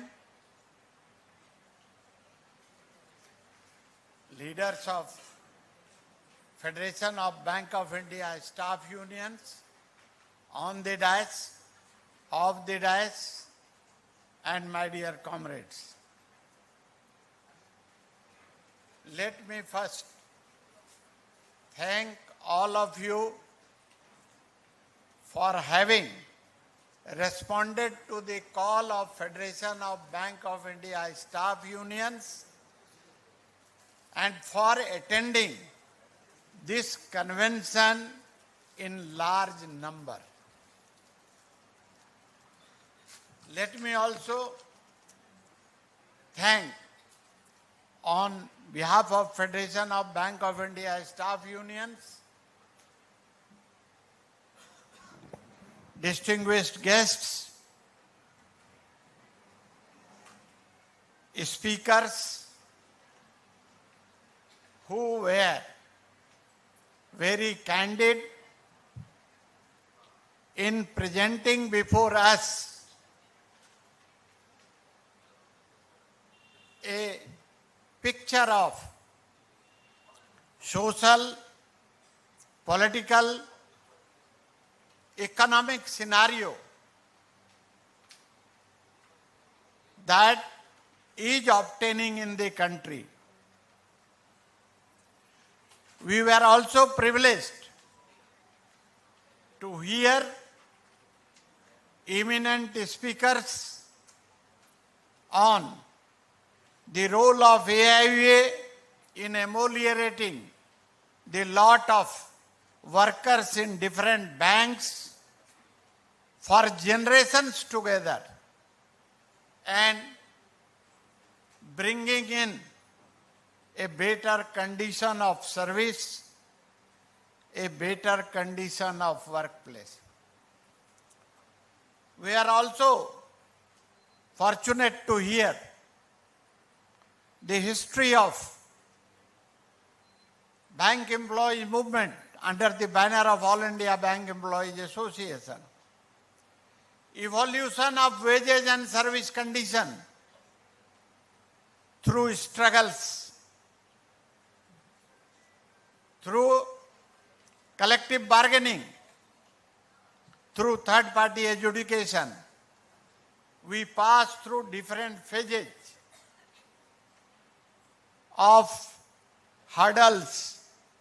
All hurdles were overcome by collective wisdom, by collective action, by united action, by unity, and by demonstrating our resolve to fight against injustice, against exploitation, against non-codification of service condition. I don't want to go into the history once again. But in this convention, what is the expectation from all of you, those who have come here to attend the convention? The message was very loud and clear. The message is that you are no doubt active workers of unions, associations at different levels. But you are, I will say you have somewhat hesitation in coming in leadership of the movement. And let us not forget that the scenario that is emerging in banking sector, particularly in Bank of India, the number of female workers, I will say, is gradually, steadily going up. Of course, the number of female employees in subordinate cadre is still very less, but in clerical cadre, it has significantly gone up. And if you look at the percentage of female employees in clerical cadre, it is around 35%. If 35% of workforce does not take keen interest in trade union movement, trade union activities, in struggles, or in fight against attacks of all forms, will be able to protect our own rights and privileges. We all know that all rights have been secured through struggles. These are hard-earned rights. Now the situation is that we are to fight against preservation of rights. Improvement in rights appears to be a distant dream. If you look at the policies of the government, all attacks are, according to us, policy-induced. These attacks are not man-made. These attacks are policy-induced. And these attacks are because of the economic system that is being pursued in our own country. We have now moved on to capitalism. We want to stabilize capitalism. And capital destroys natural resources and human beings. Attacks are on human beings. That is why human rights activists are being jailed. They are being subjected to criminal cases. These attacks are on the rise because the government of the day wants to silence collective voice, silence of human rights, silence of labor rights, silence of women rights, silence of children rights. They want to silence voices which are being raised for protection of rights of women, children, students, youth, whatnot. So we are in a situation where we have no way out other than to unite and fight. We often give a slogan that we need to unite and fight. We are proud in acknowledging it here that in our own bank, under the banner of Federation of Bank of India Staff Unions, we have been able to challenge the decisions of the management of the bank. And that was possible only with your active support, with your understanding, with your deep understanding of the subject, and with your active participation in trade union movement.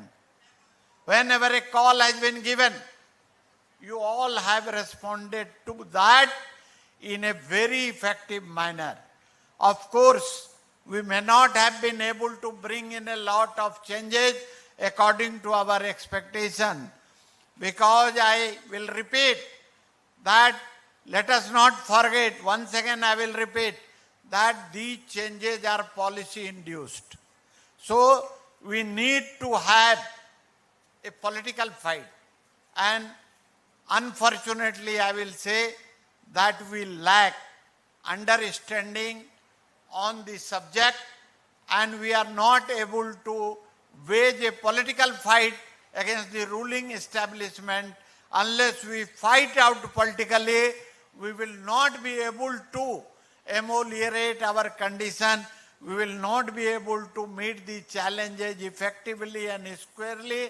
and we will not be able to challenges that we are encountering at workplaces. Now in the delegate session, deliberation and discussions will be kicked off. I will appeal to all of you that you speak your mind openly, freely, fearlessly. Whatever you have in your mind, you speak to that, you speak your mind, and you take active part in deliberations and discussions so that we can, means leadership, can have a guidance from women force in Bank of India, women workforce in Bank of India, and we can have lot many suggestions from you so that we can formulate our approach on all those issues and we can take up those issues with the management of the Bank of India. Anyway, comrade, I will not take much of your time right now. After discussion and deliberation, we will have a detailed discussion. I will update you on the developments. I know you must be eagerly waiting for knowing the developments that you want to know, and knowing the developments on various issues concerning you, on various demands that you want to achieve.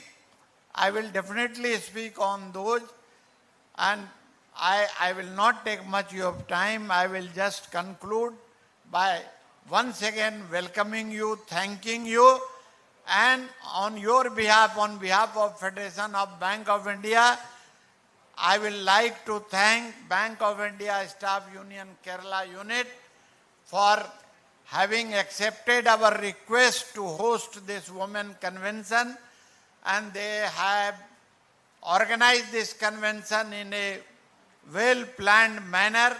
So I, on behalf of Federation of Bank of India, extend a very sincere thanks and express a gratitude to the entire leadership and entire rank and file of Bank of India Staff Union Kerala for hosting this women convention. Thank you, comrade. Thank you very much. Comrades, one announcement is there are still some comrades, units we have still to give the names. Solapur, Rajasthan, Mumbai. Delhi has given. Delhi, okay, has to give the name. Okay, now we are going to break for lunch.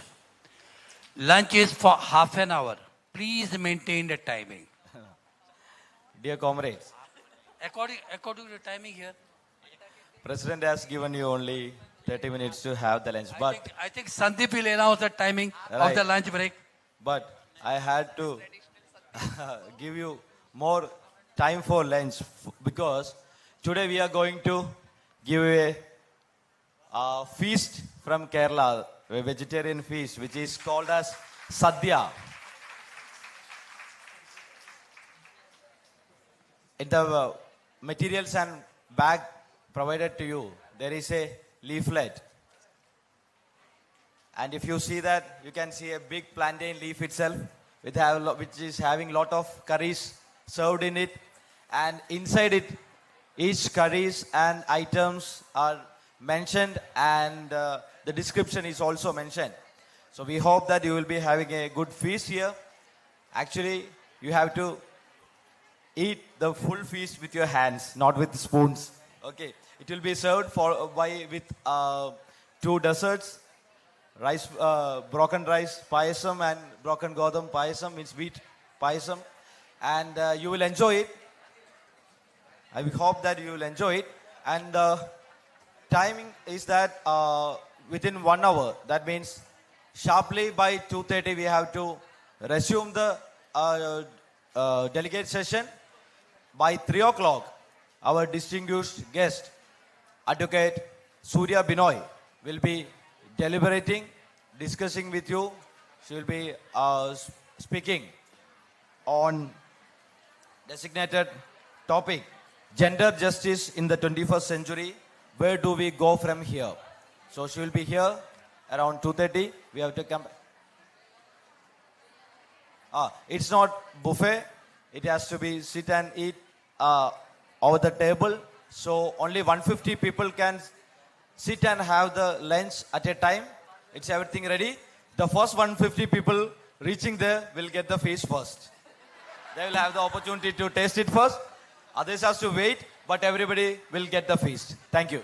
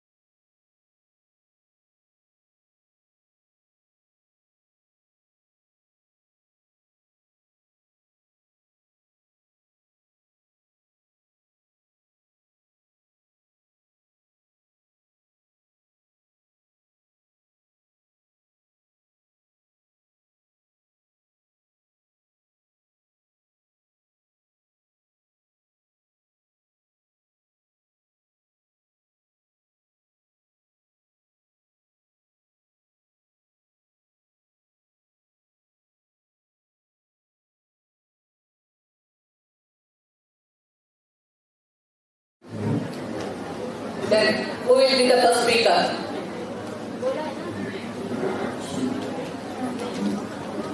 Come forward. Anyone from anywhere? Okay, come.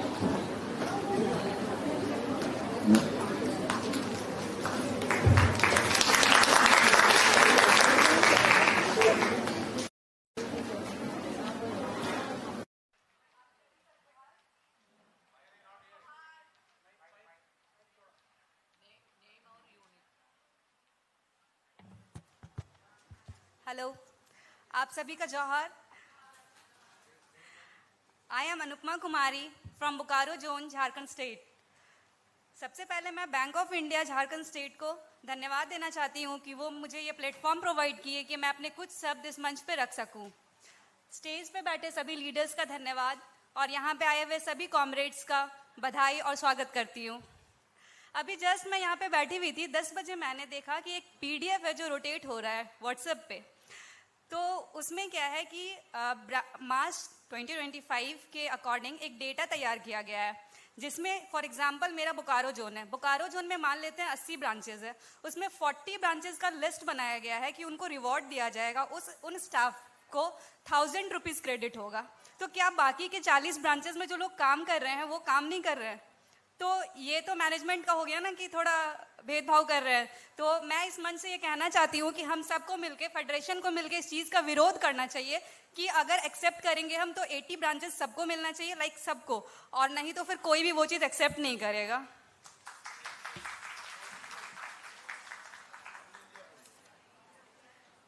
Yes, all India sir. Example दिया sir मैंने। हम अक्सर ये सुनते हैं कि stage में female comrades कम हैं, बट हम कभी ये नहीं कहते हैं कि हम खुद आगे आएंगे स्टेज में, नॉलेज गेन करके हम यहाँ तक पहुँचेंगे।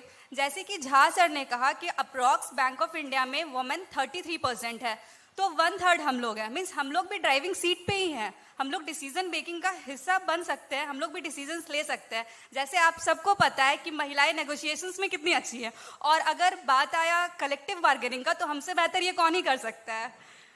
तो फिर ऐसा देखते हैं हम, जब भी मेमोरेंडम साइन होता है मतलब मैनेजमेंट और हमारे बीच, संगठन के बीच, तो वहाँ पे थोड़ा मिसिंग रहता है कि कोई फीमेल स्टाफ का साइन होता तो काफ़ी अच्छा होता। तो हम सब ये ना सोचे कि कोई और जाए, अगर हर कोई सोचेंगे कि हम कोशिश करते हैं, हम जाएंगे, तो कुछ पार्टिसिपेंट्स, जैसे कि bank of India employees union 33% employees female है, तो यूनियन पार्टिसिपेशन में भी एटलीस्ट हम लोग को ये रेशियो तो मेंटेन करके रखना चाहिए। मैं बात करना चाहूँगी लेबर लॉज के बारे में, जिसका ट्रेड यूनियन विरोध कर रही है। क्यों? क्योंकि इसमें 90% जो फेवर है वो कंपनीज का है, हमारे लिए सिर्फ 10% सोचा गया है। तो आप खुद ही सोचिए कि जो सरकार कोविड के टाइम पे हमें मरने छोड़ दी थी, वो हमारे फेवर में क्या ही लिखेगी। बहुत सारा हम लोग खुद देख रहे हैं कि लेज ऑफ हो रहा है, ठीक है, हमें लगता है कि आज उसके साथ हो रहा है, हमारे साथ नहीं। तो हमें संगठन से जुड़ना होगा, आगे बढ़ना होगा, नहीं तो हमारे साथ भी ऐसी समस्या आने में कितना ही टाइम लगेगा।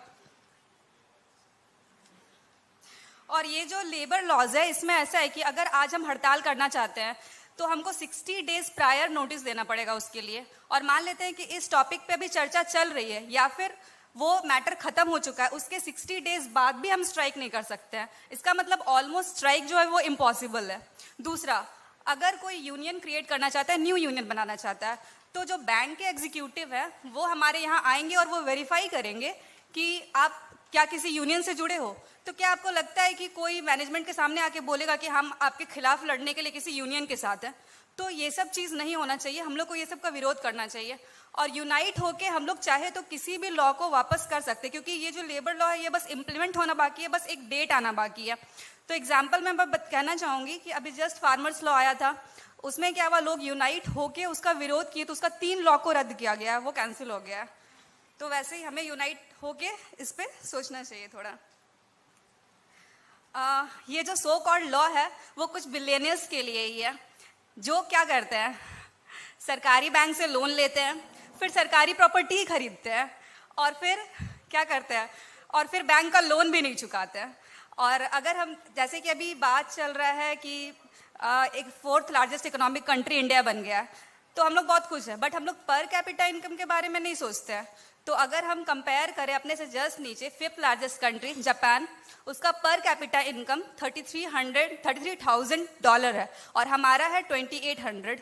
इस हिसाब से वो 12.8% ज़्यादा है हमसे। जो रेशियो अगर हम देखें तो ये 12:1 आएगा। मैं ब्रांच की कुछ इंटरनल इश्यूज़ के बारे में बात करना चाहूँगी। जैसे कि हम लोग बहुत बार बोले हैं सेपरेट वॉशरूम के बारे में, बट ये तो बहुत बेसिक है, बट सोचने वाली बात ये है कि आखिर दिक्कत कहाँ आ रहा है जो ये नहीं हो पा रहा है। एक चीज़ मुझे बहुत अच्छा लगा था, AIBA का जो चैनल है हमारा, उसमें कुछ दिन पहले आया था, ट्रिगर कमेटी बना था। तो ये हमारे लिए बहुत हेल्पफुल है। उसमें बस एक चीज़ मैं बोलना चाहूँगी कि अगर मतलब लोकल लेवल में भी कुछ नंबर्स प्रोवाइड किए जाते तो हमारे लिए काफ़ी अच्छा होता। एक और चीज़ है, कुछ समय पहले मैंने देखा था कि ब्रांच में मेल आया था रिगार्डिंग किसी भी फीमेल स्टाफ के साथ सेक्सुअल हरासमेंट या फिर किसी तरह का बैड बिहेवियर हो रहा है तो वो आवाज़ उठा सकती हैं। तो ये सब बीच बीच में होने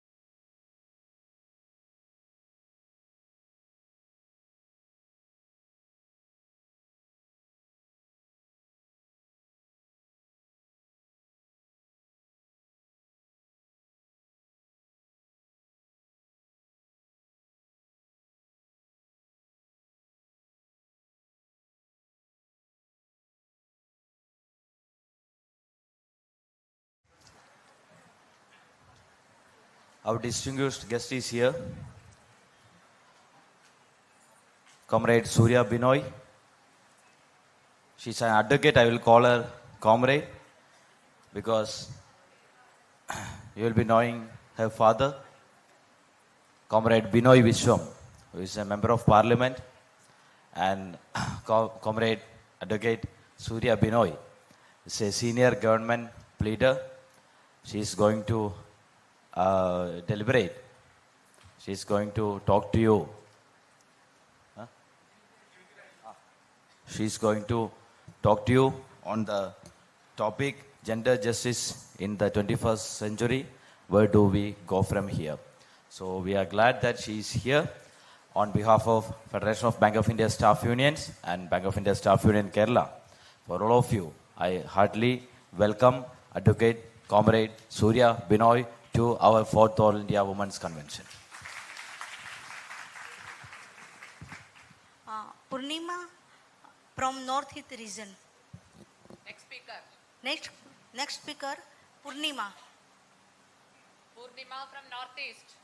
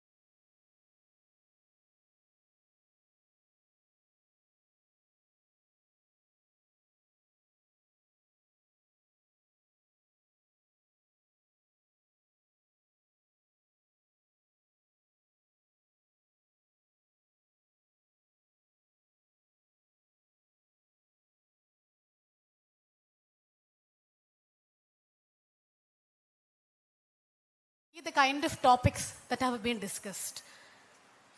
And I'm quite glad that women in leadership is a topic of discussion, not just a trend and as a matter of transformation. That means the women that have assembled here is demanding a change, is demanding a shift in the paradigm of our thoughts. Often, even among lawyers, I am a lawyer, I'm practicing at the High Court of Kerala. We also have women organizations, we have lawyers associations, and I am a member of a women's committee that is formed as part of the Indian Association of Lawyers. Often what happens is, all the discussions that center around women or the issues of women empowerment, most of them are centered about how women suffer, how their rights should be strengthened. Of course, a discussion on that point is important. But equally important is the discussion on the question of how women should lead this change. Now that sort of a discussion is more often than not is absent in our discourse. I can say this as far as lawyers are concerned, a topic of this importance. Why women should be in positions of leadership is often not discussed. And if at all it is discussed, it is not in an arrangement like this. More often than not, our sessions on women's rights are confined to a very small hall, attended only by women, attended or usually scheduled at the very last end or session of the conference. So that is the kind of importance that women's issues get. But here in this convention, your very first topic is that of leadership, women in leadership. So why I say this is important is because, as I said, rights are important. Our constitution guarantees certain rights and certain other rights it strives to guarantee. It does not guarantee, it attempts to guarantee. Now, as many of you might know, rights are of certain nature, right? That is, there are civil rights, there are political rights. These rights the Constitution guarantees. For all of us, it guarantees the right to equality, right against exploitation, right to freedom, right to freedom of speech and thought and expression. These are civil and political rights. These are the first generation rights and these are inalienable human rights. So even if the Constitution were silent on this, we still would have enjoyed these rights because as human beings, as members of the polity, we are entitled to enjoy civil and political rights. But when it comes to the second generation rights, the economic and social rights, the Constitution only attempts or it promises, there is a promise, it's an aspiration that we must enjoy these rights. These are contained in the directive principles of state policy. That is the right of women for equal remuneration, freedom against protection of women and children from exploitation or inhuman labor. These are all aspirational goals that are contained in Part 4 of the Constitution of India, whereas the rights that are civil and political in nature are contained in Part 3, dealing with the fundamental rights contained in the Constitution. Now, how one is different from the other is when your fundamental right is violated, you can go to the court and hold the state accountable. So when you speak of rights, there is always a corresponding duty. So when it comes to fundamental rights, who is on the other side? Against whom are you trying to enforce these rights? More often than not, that is the state.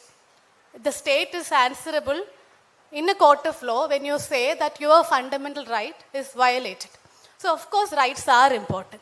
But justice, the topic of our discussion here, justice from any perspective is a broader, deeper goal. So what I would say is rights are just the bare minimum. Rights are just the bare minimum for us to sustain ourselves as members of the polity, as citizens, as human beings. But when it comes to justice, it is much broader, it is more aspirational. Which is why I am glad that the topic today is not of just women's rights, it is of gender justice. Now our preamble guarantees justice, economic, political and social. It is again an aspiration. It is a fond hope that one day this polity will awaken to these cherished goals of justice in all spheres of life. Now, why do we talk about gender justice? That is because we all here understand that there is something known as sexism. There is something known as patriarchy in operation. Now, you may identify yourself as a feminist or not as a feminist. You may even abhor the term feminism. But as long as you understand that women and men or other gender are treated differently, are considered differently, are sharing the resources differently on account of one's gender, then you are a feminist. Once you are awake to this reality, you are all a feminist. Could be a man or a woman, but you are a feminist the moment you acknowledge that there is something known as a sex-based or a gender-based difference in areas where it should not matter.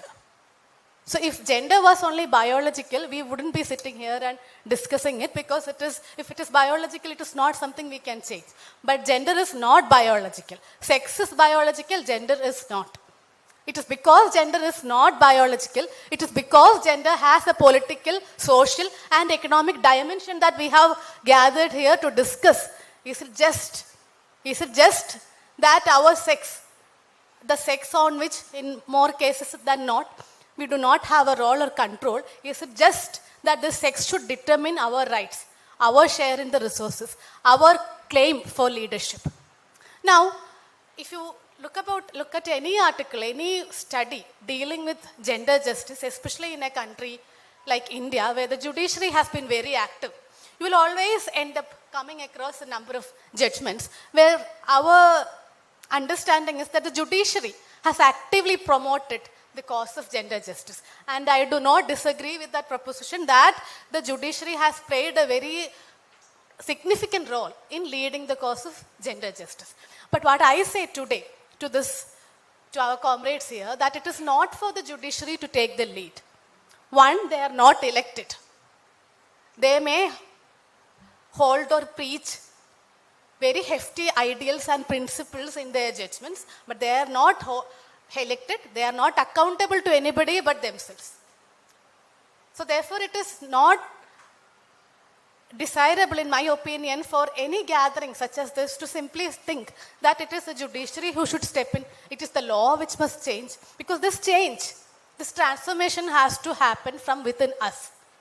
Now, of course, the judiciary has led us, or has even managed to lead us quite a few leaps in the quest for gender justice. One significant example would be that of the Vishakha's case. Is anyone aware of the Vishakha's judgment? This is a 1996 judgment in which the Supreme Court found that there was no law governing the issue of sexual harassment at workplaces. And the Supreme Court read into our jurisprudence, into our national jurisprudence, the principles of international conventions that had held that the women's right to dignity, women's right to life, includes the right to work with dignity in her workspace. And if that workspace is not safe, if that workspace is not secure, if that workspace is intimidating or hostile on account of a sexually charged behavior, then the Supreme Court said it is time for the state to step in. Now, why this judgment is important? Because until then it was thought that when an officer harasses sexually a woman, a colleague of his, it was treated more of a private dispute, more like a nuisance, something that should be brushed under the carpet so that the rest of us can go on our ways. Now, the Supreme Court said this is not how you should view sexual harassment. This is a human problem, this is a social problem, and this is the problem that must be addressed by the state. The state must step in and ensure that women are treated with dignity and respect in their workspace. It is not the woman's fight alone. Now, this is where this judgment becomes significant, because for the first time, it placed the responsibility of protection of women against sexual harassment in the hands of the state. And it also said, employer is answerable. Of course, the state cannot be everywhere. The police cannot be present in every workspace. But the employer, who is benefiting from the fruits of the labor of a woman as much as it benefits from the labor of a man, is duty bound to ensure that this woman is treated at par with other colleagues. Which is why the judgment required that the employer should be by law required to form what is now known as a committee, an internal committee in every workspace. And this committee should be there, comprising of not just internal members but also external members to answer and to inquire into any complaint against sexual harassment. Now, this judgment was passed in 1996. It became a legislation with attendant rules only in 2013. So that it took us this leap from the 20th century to the 21st century. Around about 2 decades for us to reach the point where these very salutary principles are embodied into a law, a statute and the rules. So which is why I say it is not enough that we think that the moment there is an issue that has to be addressed, it is for the judges or it is for the law. I'll tell you why this is important, because the judiciary could be very, very wrong. If any of you have heard of the Mathura rape case, the infamous Mathura rape case. So this was in 1980s. Mathura, now she lived in a village that is now in Chhattisgarh. She was called to a police station in connection with some complaint lodged by her brother. And 2 policemen required her to stay inside the police station while her relatives and friends remained outside. And they raped her. And now the Sessions Court said it is unbelievable that a woman could be, a woman like her could be subjected to this lustful act by 2 policemen. They did not buy her version. When it went to the Bombay High Court, the High Court said, you can't just blame or say or disbelieve a woman's version who was subject to rape just because she did not yell, just because she did not fight, just because she did not have scratch marks over her body, because look at the power equation. She was inside a police station under the complete control of 2 policemen. Now look at that power equation, look at the imbalance in power, and then see how she was expected to react any differently in that situation. But unfortunately, when this case went into the Supreme Court overturned the decision of the High Court and acquitted both the accused. Now, this case led to very wide ramifications. 4 academicians wrote to the Chief Justice of India that this decision should be reconsidered. Women across country, including Adivasi women, who led a huge agitation to the police station demanding that the judgment should be reviewed. So women across all strata, women across all geographical regions demanded that this judgment should be reconsidered. Finally, the government was forced to refer this issue to the Law Commission of India. That is when we finally had changes introduced into our legislations, requiring that when a woman says the sexual intercourse was without my consent, you have to presume that it was without consent. You do not begin from the presumption that she is lying. You believe her, and it is for the accused to prove the opposite. Now, this very significant change was brought in not by the judiciary. It was brought in despite the judiciary. It was brought in because the women in this country stepped up. There is another question that I often offer awareness classes on POSH, the Prevention of Sexual Harassment, the Act and the rules.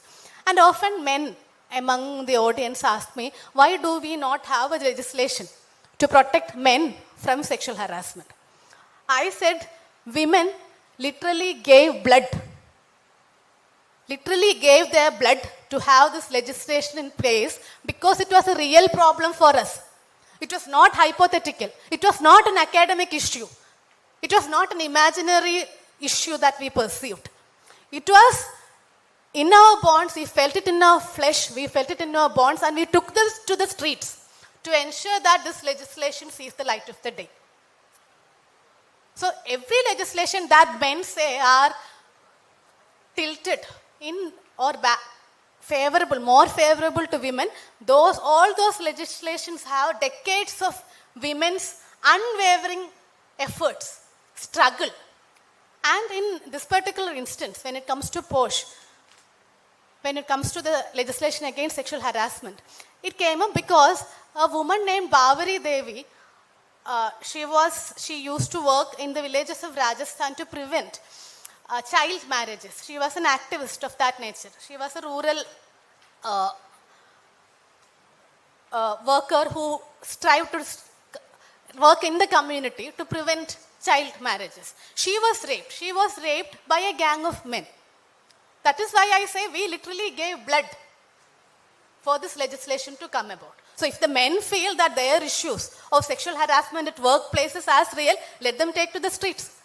Let them convince the parliament, let them convince the legislature, let them convince whoever is making the decision that there is a real problem of harassment faced by men. Now, when it comes to sexual harassment, there is another very welcome change that has occurred. I'm sure all of us here, all the women here, we are more often than not trained to give the benefit of doubt. Now, when you travel in a bus, somebody brushes against your body, you think, oh, it could be an accident, that may not be deliberate. Somebody says something very sexually colored to you in your office space. You always, the first instinct is always often to give the benefit of doubt. That must be a joke. They might not have meant that. But every day, every hour, every existence of ours is spent. Our energy is spent in devising these benefits of doubt for the benefit of men. We could be scared, we could be tensed, we could be agitated, but we have to act normal as if everything is fine. Now, there is a very important case of Punita Sothi, Dr. Punita Sothi, in which case the Supreme Court said, you have to apply a reasonable woman's standard. Stop thinking about it from the men's perspective. Stop thinking about it on whether would he have intended it. Think about would a reasonable woman find this offensive? If the answer is yes, then it is sexual harassment. You stop giving the benefit of doubt to men. You expect them to be responsible, be careful, take accountability for their words. It is the responsibility of those who interact with us to see that we are not offended. It is not our responsibility to remain calm or complacent. On the other hand, it is their job to see that every utterance that is uttered in the workspace is dignified and is suitable for a workspace. So the Supreme Court said that women have to stop inventing excuses for men. It's not their job. So you think about it from a reasonable woman's perspective and stop thinking about it from a reasonable man's perspective. This because only women know the effort that is spent in dealing with this kind of harassment every day, every hour in the workspace. So this was a significant judgment. So of course, the judiciary do help us see some things that we already know, but when you see it in black and white, when you see it in print, especially in the form of a judgment, you feel reassured. You feel that there is somehow, your sentiments are echoed. Somehow, your sentiments are valid. So it is important that we do take these contributions into account, more because they have to be the part of our deliberations. So the next time when somebody complains of sexual harassment, let us not invent excuses. Let us take their version, the woman's version for face value. Let us act on it. Let us stop dismissing sexual harassment, sexually colored remarks, sexual jokes as harmless banter. This is where I believe judiciary or judgments are important. Now,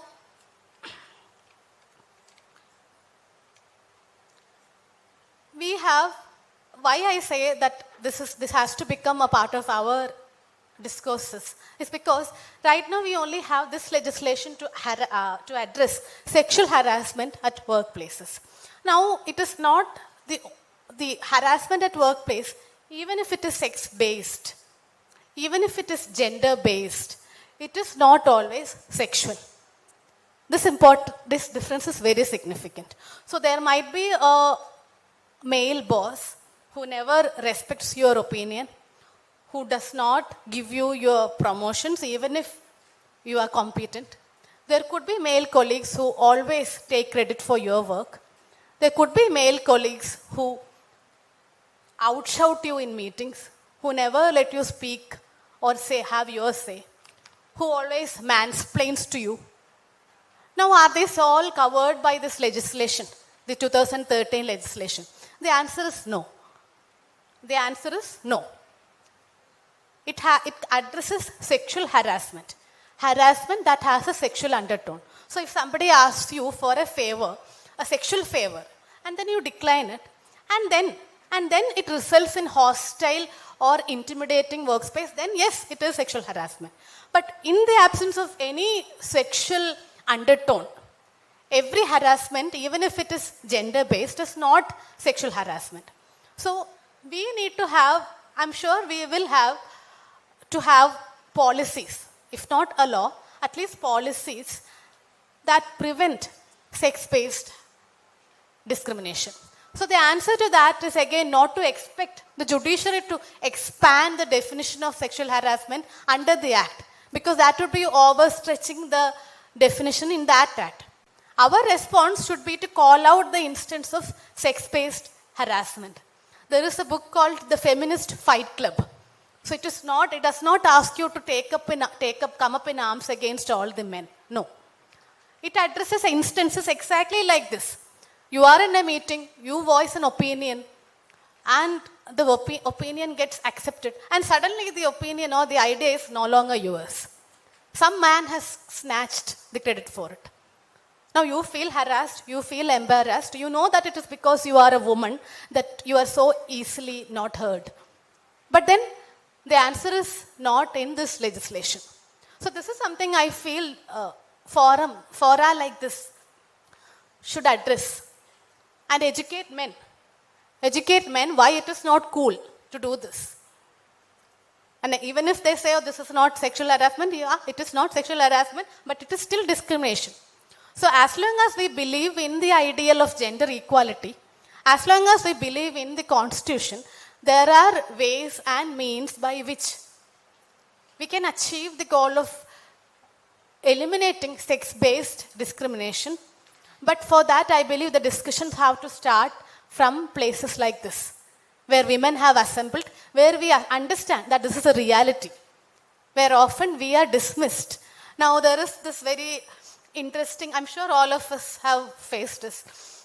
So when a woman judge is upset or she is angry and she does not give interim relief or does not admit cases, snaps at the lawyer, it is always dismissed as, oh, she might have had a fight at home, or she might be on her periods. Now, periods is a very easy thing to blame anything on. As long as it is a woman, you can always blame anything on periods. Hormones, periods, PMS. But when it comes to a man, he is entitled to have his anger expressed.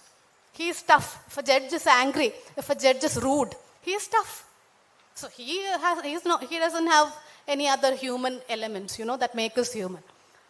So this difference in perception, I feel very keenly in our workspace. So if I am loud or vociferous in my submissions before a court, then I am treated as somebody who is aggressive. But when a man does that, oh, he is convinced about the strength of his arguments, whereas I am just making there some noise. So this difference is something that is very real, but I believe it is not possibly through law that something like this can be addressed. It is a question of injustice. It is injustice from a gender point of view, but possibly the change of law is not the answer, but very subtle interventions at the workplace by anybody in power, by any woman who sees this as injustice is important. Which is why I am very glad that the comrade from Surat who said that we should grow and lead together, because this fight cannot be won alone. And I was very excited to listen to the speech of the comrade from Nagaland who outlined very real issues, point by point. So this is something only you can understand. You who are all working in this industry can understand. I, as an outsider, was, let's say, appalled at how some of these issues are very common even to women lawyers. You know, how the infrastructure is often pitiable, how maternity benefits is often in the paper but not quite enough. But I believe to address some of her concerns, in our some of service rules, there are provisions for a maternity leave where even when you undergo, say, artificial insemination. Of course, I do not know about your regulations, but that is something that can be changed because you have parallels. There is this judgment of the High Court of Kerala, that Maternity Benefit Act, because the purpose of this act is to ensure that women are not punished for being a mother. The judgment said it has to be extended to contractual employees as well. So forget about the niceties, forget about the technicalities. It has to extend to contractual employees as well. So it is possible. That kind of a change is possible. Which is why I feel that when we say the topic of our conversation today is where do we go from here? I feel the Constitution, as I said, not the judges, not the judiciary, but the Constitution is a very important tool. It is not something that should be familiar to us lawyers alone. It is our tool. It is ours. It is ours to live by. It is ours to draw strength from. Why? Because our Constitution is significant because it did not take the status quo as it is. When India became independent, our constitutional framers had the option of, limiting the franchise, limiting rights, because it was, our country was more a scene of chaos than anything else. A hugely illiterate population, famine, poverty. Yet the Constitution felt that everyone must have the right to vote. It did not limit the right to vote to those with property alone. It did not limit the right to vote to those who have been educated. So this is why our constitution is termed as a transformative constitution, because it intended to change the status quo. It wanted to change the status quo. Now it is our job, citizens of this country who is working this constitution, to see that this constitutional ideal of change, of transformation, is implemented. Which is why in our discourses, the constitutional right of equality, liberty, etc., autonomy, privacy, all of this have to find a place, because this constitution no one can deny us. The ideal of constitutionalism is something that cannot be taken away from us. Regimes may come and go. Political dispensations may change, but constitution is there. So that is why I say every deliberation of this nature has to begin from the Constitution. Which is why the Supreme Court was able, in Vishakha's case, to draw inspiration from the Constitution, because it felt that the women were not treated any inferior by the Constitution. There is very significant examples of how this transformation happens. Now in 2010, a case came up before the High Court of Kerala about whether women should be permitted to apply for the job of night watchman. Does anybody have a say? Should they be able to apply for the job of night watchman? Yes, exactly, right? The question that comes up to your mind is why not? Why shouldn't they? Now the judgment said this discrimination that prevented a woman from applying for this public employment, not any private job. This is a job that is paid for by the public. The recruitment was through the PSC, Public Service Commission. So this job is denied to women not because she is a woman, not just because of that. So the court reasoned that this discrimination is not based just on gender, but also because of the security concerns. Now that is a very convoluted logic in my opinion, because then you say if this is your line of thinking, it is very easy to deny any kind of job to any woman, right? Because if that is your line of argument, no job is safe. No job is safe for any woman, because you have to step out of your home, you'll have to travel, you'll have to deal with a number of people of different dispositions. So this is the line that was adopted in this particular case that came up before the High Court of Kerala in 2010. But fortunately, there is a very important decision of the Supreme Court in Anuj Garg versus State of Haryana. There the question was, should the women be allowed to serve in liquor shops? What is your opinion? Should they be employed in liquor shops? If they want to. Yes, right? So the Supreme Court said, this is just patriarchal patronizing that you're doing. You say you want to protect women and you deny employment to a woman who wants to work, who wants to earn, who wants to contribute to the economy, to her family, who wants to be the provider. And you say it is not safe for her, you are just patronizing her. Now this is known as the anti-stereotyping principle. That do not think that women are weak. Do not think that women, all they need is just protection. If the workspace is unsafe, it's not the woman's fault. It's not her problem. It is problem for the state. It is problem for the employer. It is an issue that they must address to ensure that every workspace is safe. It is no ground to deny a job to a woman. So, which is why I say there is a potential in our constitution itself to challenge. Now there are several norms that still deny employment to women. It is only very recently that the Supreme Court held that women should be able to hold high-ranking posts in the military. Very recently. So it took us all these years. In 1970s, at least there were 2 judgments that set aside rules that prevented men or women from continuing in their job the moment they are married. There were rules in the Indian Foreign Service that prevented a woman from getting married. There were rules in Air India that prevented a woman from continuing with her employment the moment she gets married if she is an air hostess. The Supreme Court said none of this can stand the constitutional scrutiny. So when you want to change all these notions, I'm sure there are still many more. To be honest, there are still some jobs, even under the Kerala rules pertaining to public employment, where recruitment is done by PSC, that some jobs are still denied to women.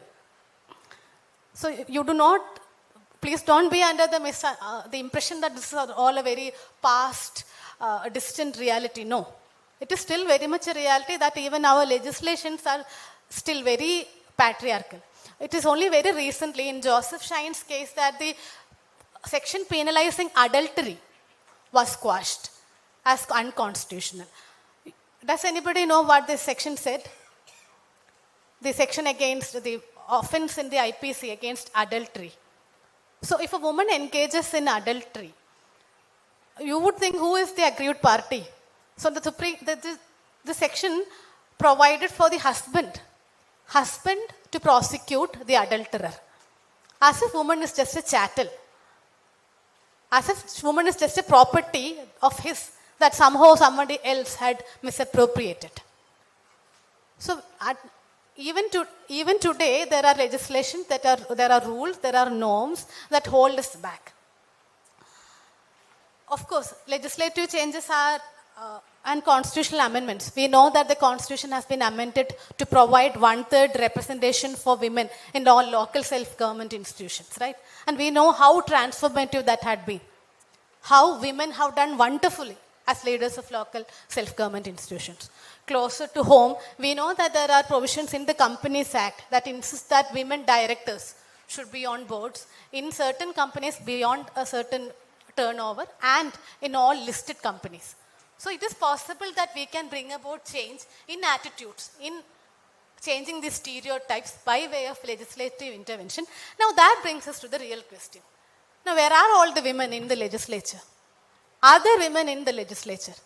Are there women in power? Are there women in the judiciary? To see that all these glaring instances of gender disparity are addressed. There is a very famous book of Virginia Woolf called A Room of My Own. So she says if the men in your profession want something to be changed, it will be changed. But it will take you much, much longer for the women in any profession to change anything that you want to have it changed. That is because we are not, more often than not, denied any position of power, position of leadership, which is why I was very happy to see how this topic of discussion here is women in leadership in the previous session. Now, even among lawyers, the Bar Council of India, which is a statutory body that governs how advocates dress, how advocates speak, how advocates accept their briefs, it never has had a woman president. Its executive committee does not have a single woman. The Bar Council of Kerala, which exercises disciplinary power over me, does not have a single woman. Bar Association of the Kerala High Court has never had a woman president. Now, recently the Supreme Court has said this has to change. Bar councils and bar associations must have women in positions of power, not just as a lady representative, which is the nickname for those reserved posts, but in positions of power, including that of treasurer.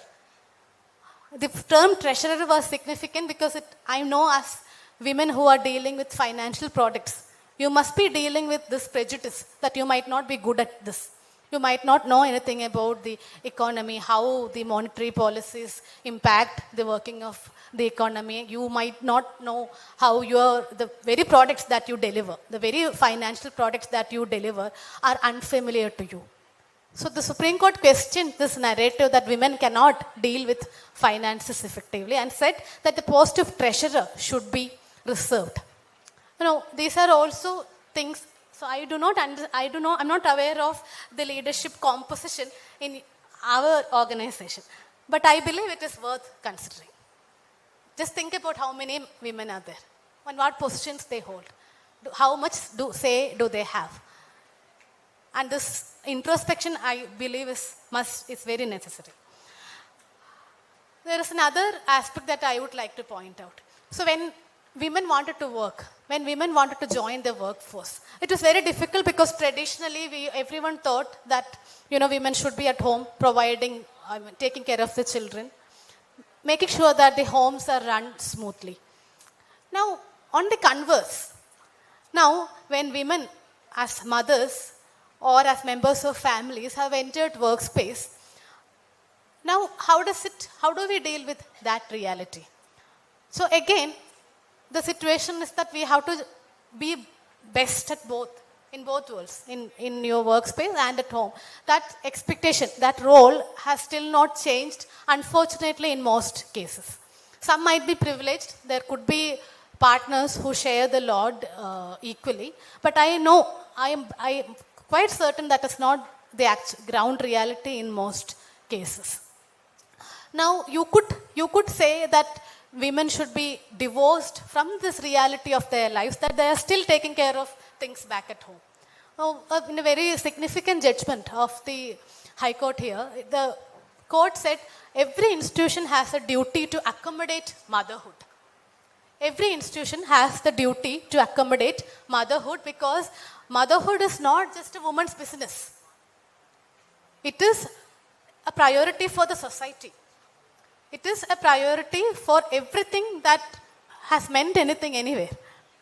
So therefore, the comrade from Nagaland mentioned about childcare leave and how women or parents taking care of differently abled children should be provided the space and accommodated in their workspace as a matter of policy to be able to perform that duty.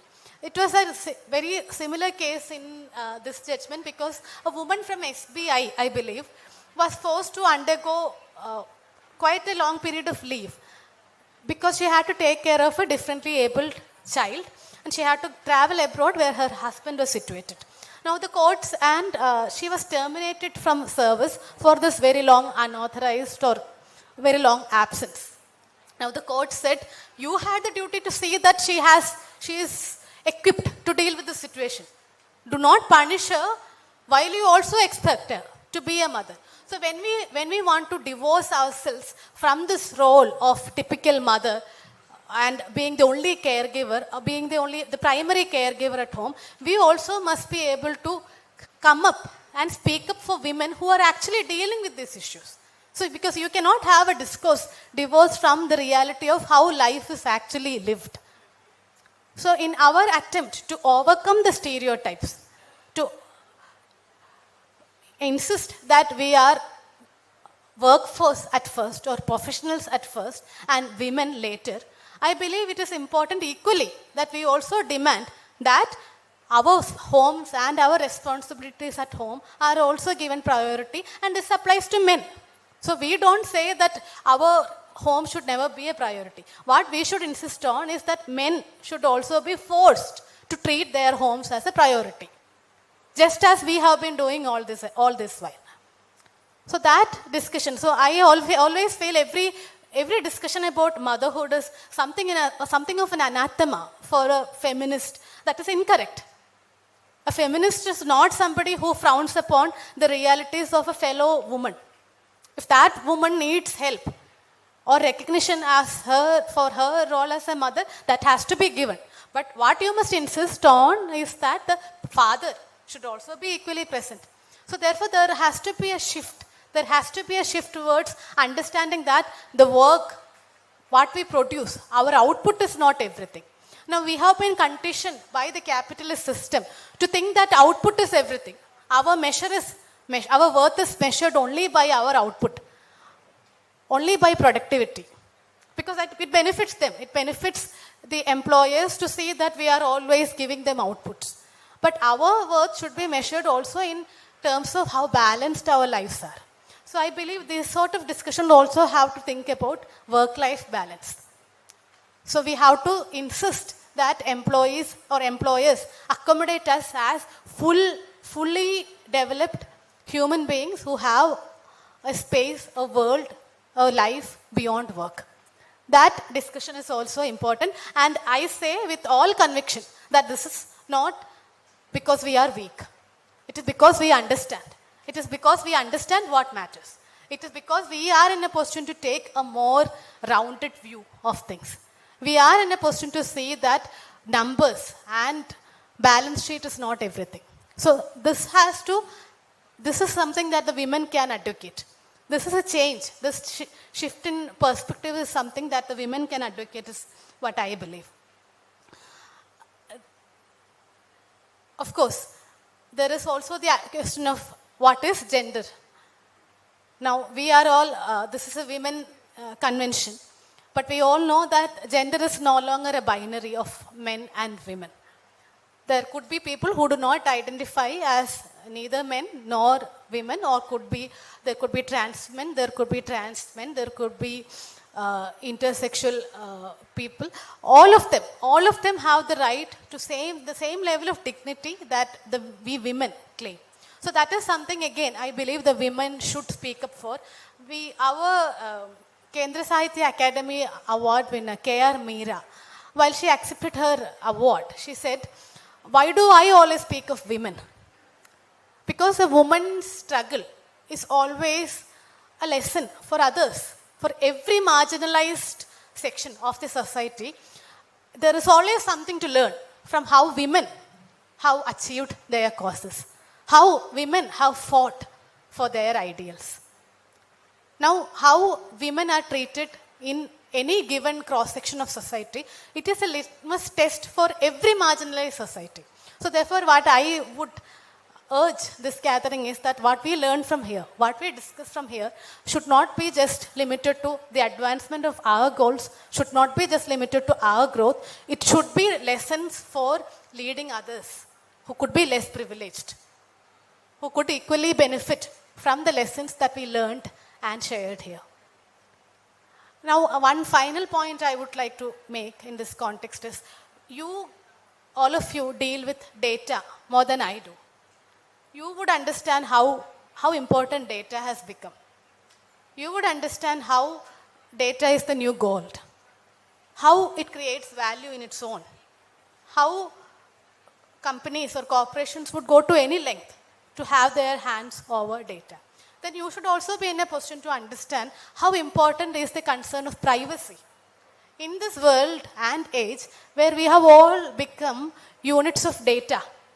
You know, now our significance is not because you are a woman or a human being or you belong to any particular region. Your significance now lies in the fact that you are a unit of a data, you are capable of consuming, you are capable of making decisions. Now, how these decisions are formed are important. Is it free? You might think that you are free, you are privileged, you are educated, your decisions are always yours. But how much of these decisions are manipulated? Or how much of your data, or how much of your material, how much of your news every day comes from a predetermined source?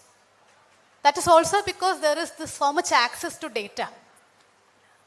There was a survey or referendum in, I believe in a European country, whether Uber drivers should be treated as employees. Now, the company was in a position to manipulate or spread its social media presence, its such vehemence that the people understood the question to mean, should they be treated as employees or not? And all of them voted yes, that they should be treated as employees. But in fact, the question was something different. The question was, should they be given, should they not be given? You know, when they voted yes, that they should be treated employees, they were actually saying, no, they shouldn't be treated as employees. So that is the power of data. That is the power of social media. And in many ways, it has freed us.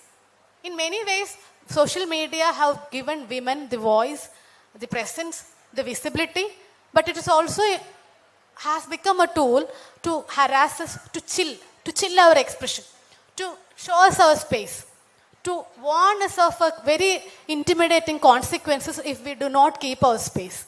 If we step up, if we speak up, there is a social media, there is this underbelly of social media that will always tell you that if you are a woman, you have to conform to certain norms, because otherwise we are going to bully you, we are going to spam you, we are going to shame you. So the small space that we have acquired in the cyber world, it has also become an equally dangerous terrain. So this is again, I think, when we advocate our presence and our visibility in the social media, there are legislations in place to deal with this, but that is not sufficient. I believe every company should have a policy on how its employees behave in the online world, especially with respect to women. I believe that should also form part of a company's policy to treat it as a misconduct if somebody ill-treats a woman in the online world. As we know, the right to privacy was recently held as part of our constitutional right to autonomy, to life, to dignity. So, on that note, I would like to conclude. I would like to entertain any questions if there are any at all. Please.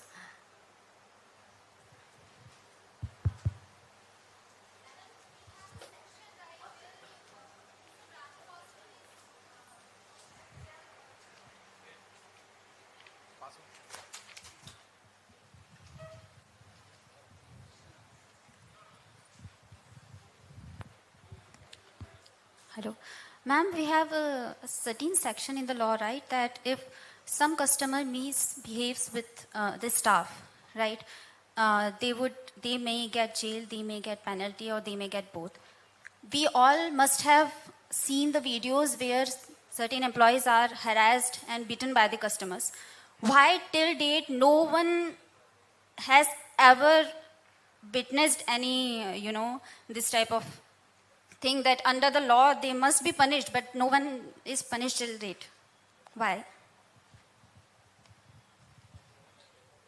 If it amounts to a criminal offense, if it amounts to an assault, that is punishable under the new code, the BNSS, it has to be taken to court. I'm not sure, I'm sorry, I'm not aware of this particular instance. But when it comes to sexual harassment, one important, this is a law that I'm familiar with, so this particular instance I'm not aware of. But when it comes to sexual harassment, the woman need not be an employee of the institution.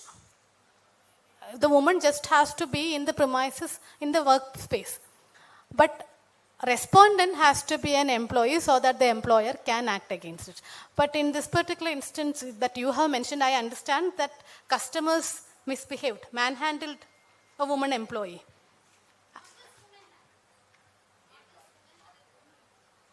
And no one did anything? Nobody lodged a complaint?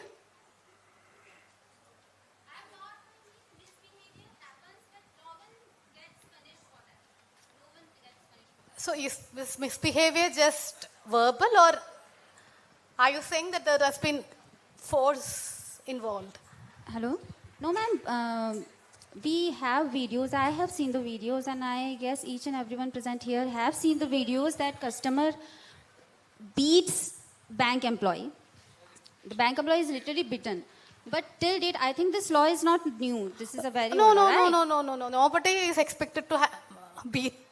Nobody is allowed in our country to beat anybody with impunity. It is a penal offense.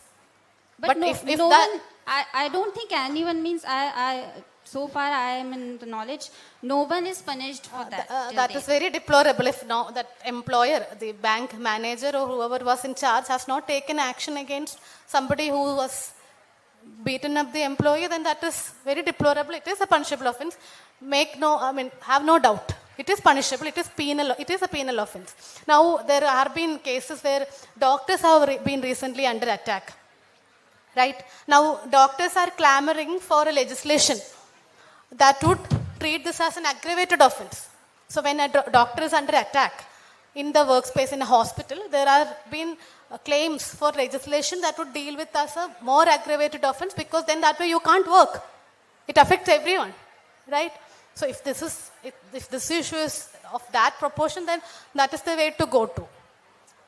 But it is punishable. I am quite surprised that no action has been taken against that person, especially if you have video evidence. The prosecution is quite simple. It is not easy. It is not easy. Prosecuting anything in this country is not easy. Which is why I often say when we ask women who speak about sexual harassment, especially those who have been proponents of the Me Too movement, they are often asked, why didn't you speak up early? It is not easy. Sometimes you do not have the strength to fight that battle. So I say it is for the women to choose their battle. So if this was a case where they chose not to fight this battle, it's unfortunate, but I believe in this case the employer had the responsibility to see that that person is brought to book. Comrade, please introduce yourself, because Dinesh is also noting down points which has come out.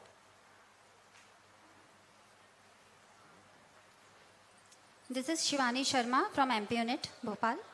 Thank you.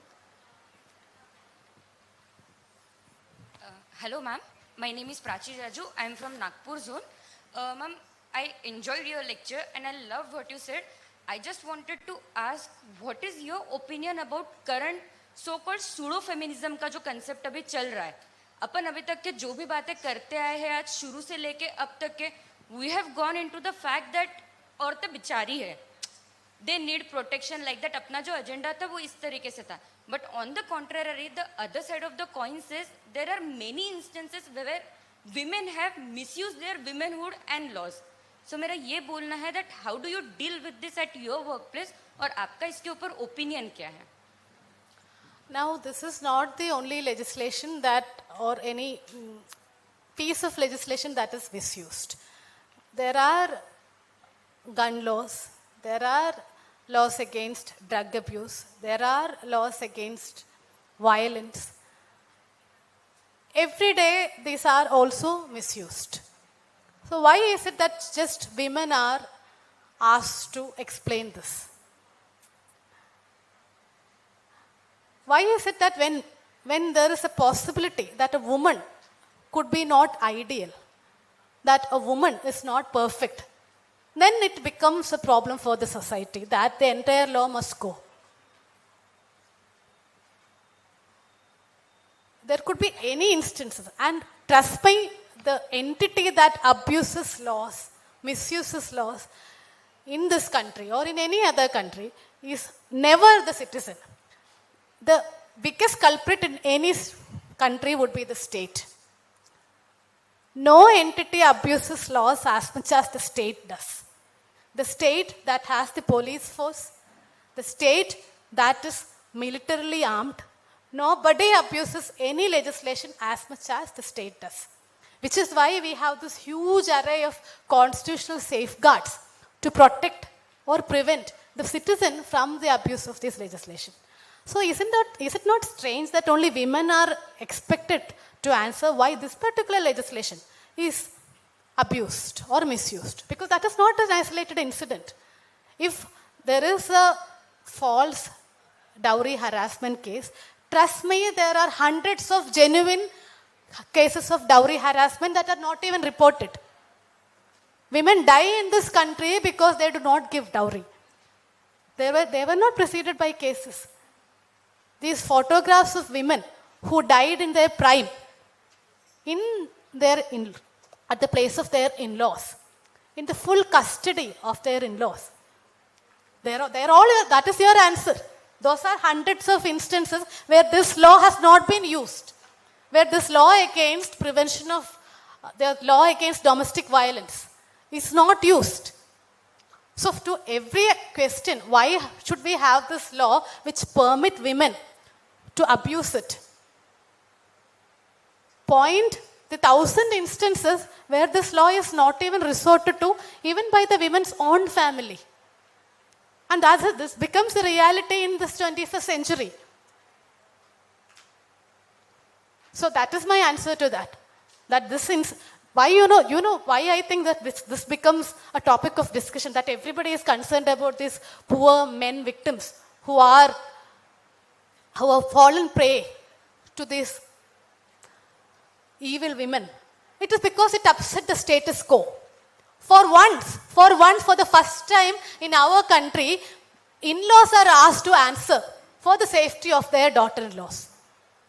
In-laws are asked to explain why the daughter-in-law is not happy. Until this legislation came about, they were not bothered. Because you have provided them with a house where they can live like a housemaid. That should be sufficient for a woman, right? How dare she speak up? How dare she have a counter for her ornaments? It is because it has upset the status quo that we have suddenly have all this clamor about this law needing to go. If there are instances of abuse of this provision, yes, it has to be brought to book. I have no doubt it cannot be tolerated, and I say, with every solidarity that I have for the women's cause, every woman who abuses a provision of this nature is doing a disservice to the other women. But that is not a reason to abolish this law. Because for every other abuse, that is not your answer. You deal with a very specific instance of abuse. You have an issue-based response. You do not do away with the legislation. So that cannot be the answer in this instance as well. And when it comes to sexual harassment, the law itself has a provision that if the complaint is false, the woman also is answerable. So it is not as if, and what about marital rape? Is marital rape punishable in our country? It is not. The Justice Verma Committee, which was formed after the Nirbhaya incident, specifically recommended that marital rape should be made an offense. It is not. Because our country is considerate to men. Very considerate. Very considerate to how this law against marital rape could be misused. But because a committee like that had considered the issue of marital rape, rest assured that it is a reality, right?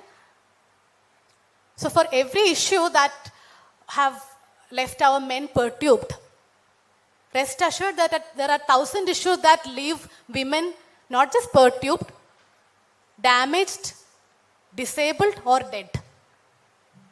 That is my answer to your question.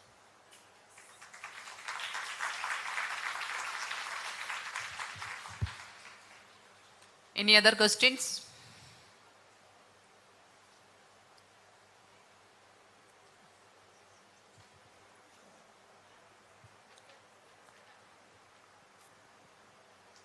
Hello नमस्ते ma'am, मैं MP zone से हूँ, खंडवा अंचल से।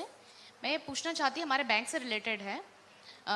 एक casual labour है, यदि उस बंदे को मैनेजर ने निकाल दिया किसी कारणवश और उस बंदे ने फेसबुक पे डाल दिया है, देन उस महिला, किसी महिला और मैनेजर के बीच में कुछ संबंध है ये करके, तो उस लेडी को उस समय क्या करना चाहिए था? So that is a post, Facebook post. हाँ, Facebook post. And it has taken her name. Yes. Explicitly mentions her name. Yes, name. She should lodge a complaint with the cyber cell because this guy, as I understand, is no longer an employee. Okay. Right? You said he was thrown out. Yes. It is not easy. Lodging a complaint is not easy. Following it up is not easy. Which is why I never blame a woman for not. I never ask the question, why didn't you fight? Why don't you lodge a complaint? Because it is quite another battle. You know, having to go through this harassment, which is very intimidating and humiliating. Maybe that is all that you can deal with right now. Then, you know, it is possible. You don't have the bandwidth to deal with another fight. And there was this section called Section 66A in the IPC that penalized offensive content or annoying content. But the Supreme Court said a penal provision has to be very specific because you have to know what is penalized. If it is too vague, the state can always misuse it because anything can be annoying. I could criticize somebody in power and I could be annoying. So on that ground, that section was struck down. But then it left all these gaps, you know, because for offensive or annoying content, now you can't take anybody to court. But there are still provisions against the indecent treatment of women. On sexual harassment is also an IPC offense. Sexually colored remarks is still punishable. It is also a question of, you know, intersectionality. That is, you are not just a woman, right? All of us don different roles. Some of us are not just a woman. Some of us belong to a caste that is not treated fairly. Some of us belong to a caste that have enjoyed dominance. Now, how do we deal with this power or lack of power? When it comes to a man who do not have the same privilege and power in terms of, say, economic strength or social status, but that person is a man, how do we deal with that? So that is also something that you have to wrap your head around. How do we use our power?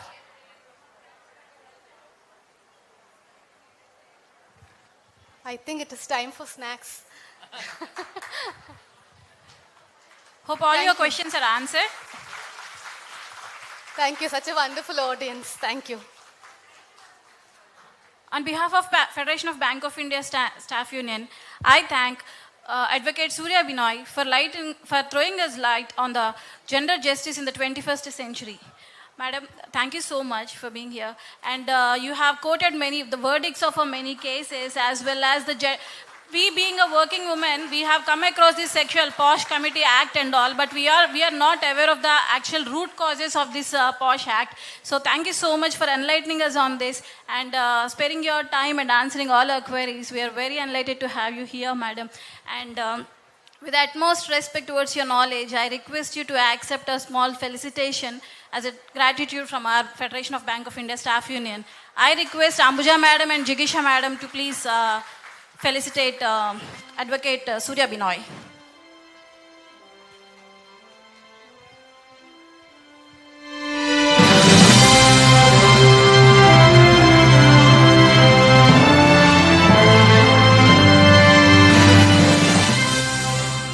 Put your hands together and please.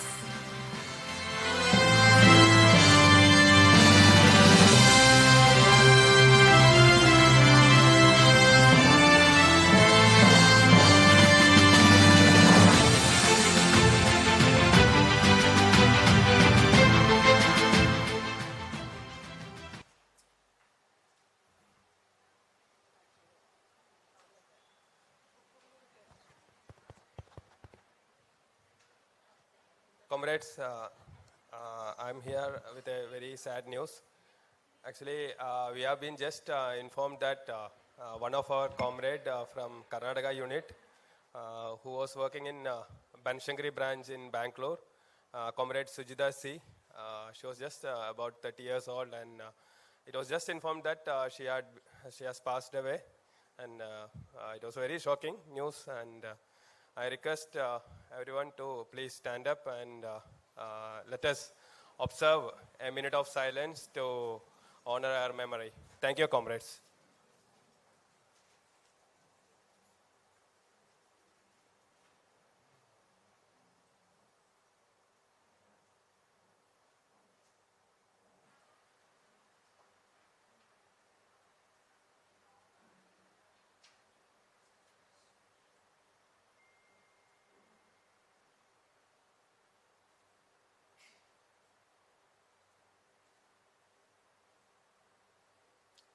Thank you, comrades.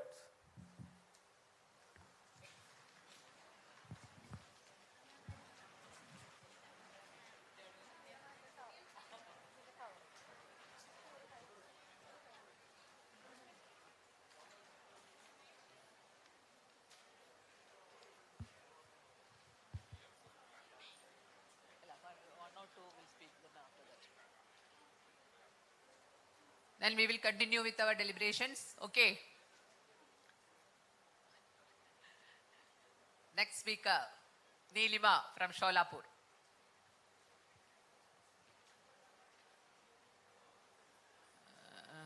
That is okay. Please join your hands together and welcome Nilima madam onto the stage. Hope you are having your snack time. Good afternoon.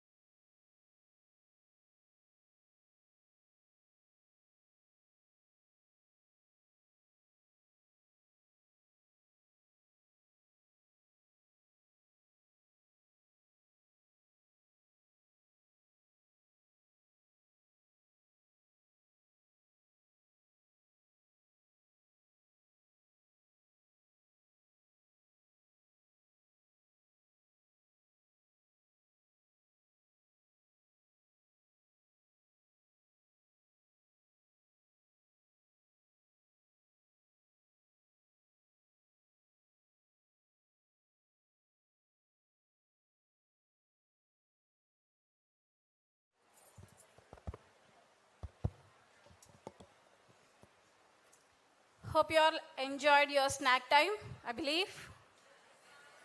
Okay. Since we have enjoyed the feast and the snack time, let me introduce in a special way, in my way. Hello. Namaste. Vanakkam. Namaskara. Sat Sri Akal. Adab. I am Naga Olga Devi from Andhra Pradesh unit. Today, I am here to share my views regarding the commitmental role of women in trade union. With you all the successful people. You just tell me, are you all going to accept that you all women are successful women, aren't you? Is there any objection that you are not successful? Anyone is going to raise your hands on this note, or you all strongly believe that we women all are successful women, all are seated here? So in this hall, every woman is successful, isn't it? Then is there any something called unsuccessful women? Anyone? No. Yes, the obvious answer is no. No woman. Every woman is successful in their own way. Be it is a woman who spent 286 days in a space where most the country has lost the hope that she is going to come to earth, whereas she successfully came to earth, Sunita Williams. Or be it is a woman who take the lead in a war, Sophia Qureshi or a Vyomika Singh, who take the lead in this Operation Sindoor regarding the Pahalgam attack. Or be it is a woman who converts the lifeless four walls into a home, a happy home where a happy family lives. Or be it is a woman who is the first citizen of the country, or be it is a woman who rules a country or a state, or be it is a woman who raises the children responsibly, or be it is a woman who fights for other women, not only for women, for entire working class. So all women are successful in their own way. So success is having a different definition for everyone according to their thing. So as we all know that all women are successful, but as of now, not even now, even from long ago, women are multifacial in role, plays a multifacial roles in our daily life. As you all know that, as we keep hearing from the morning onwards, that we have a children responsibility, we have household chores, we have family responsibility. Again, we have to go back to, again you have to go to your office and you have to give best at your workplace, aren't we? Yes, right? So we are a little comfortable. First, we'll come to the women in unorganizational sector, where they are still challenging their working conditions, where they don't have a proper career advancement rules or procedures, where there is we can see the gender inequality everywhere, or where there is no equal pay for equal work, especially in industries like construction works, agriculture labor, BD workers. They are not paid equally at par with men. Whereas in our case, we are a little, as madam said in the morning, Vaida madam said that we are privileged, we are in the privileged sector, so that we have a 6.5 hours of a stipulated working hours.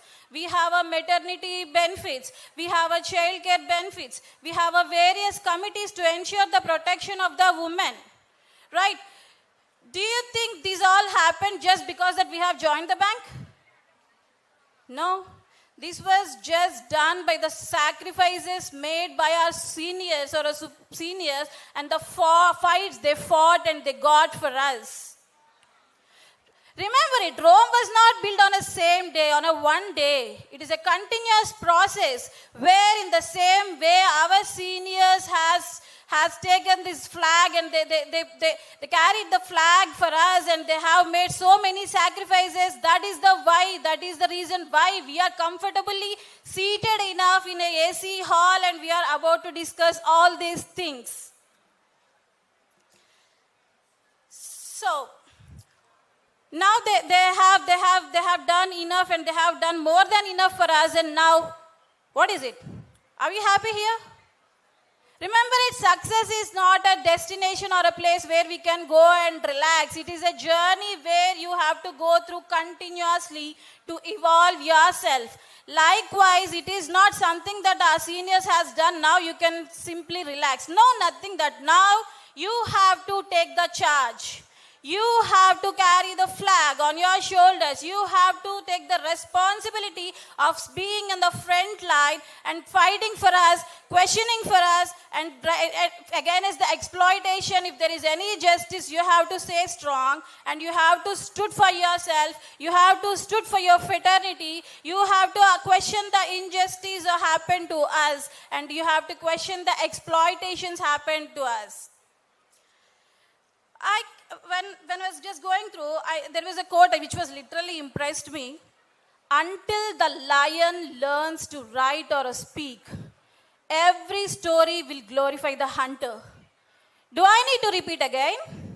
Until the lion learns to write or speak, every story will glorify the hunter.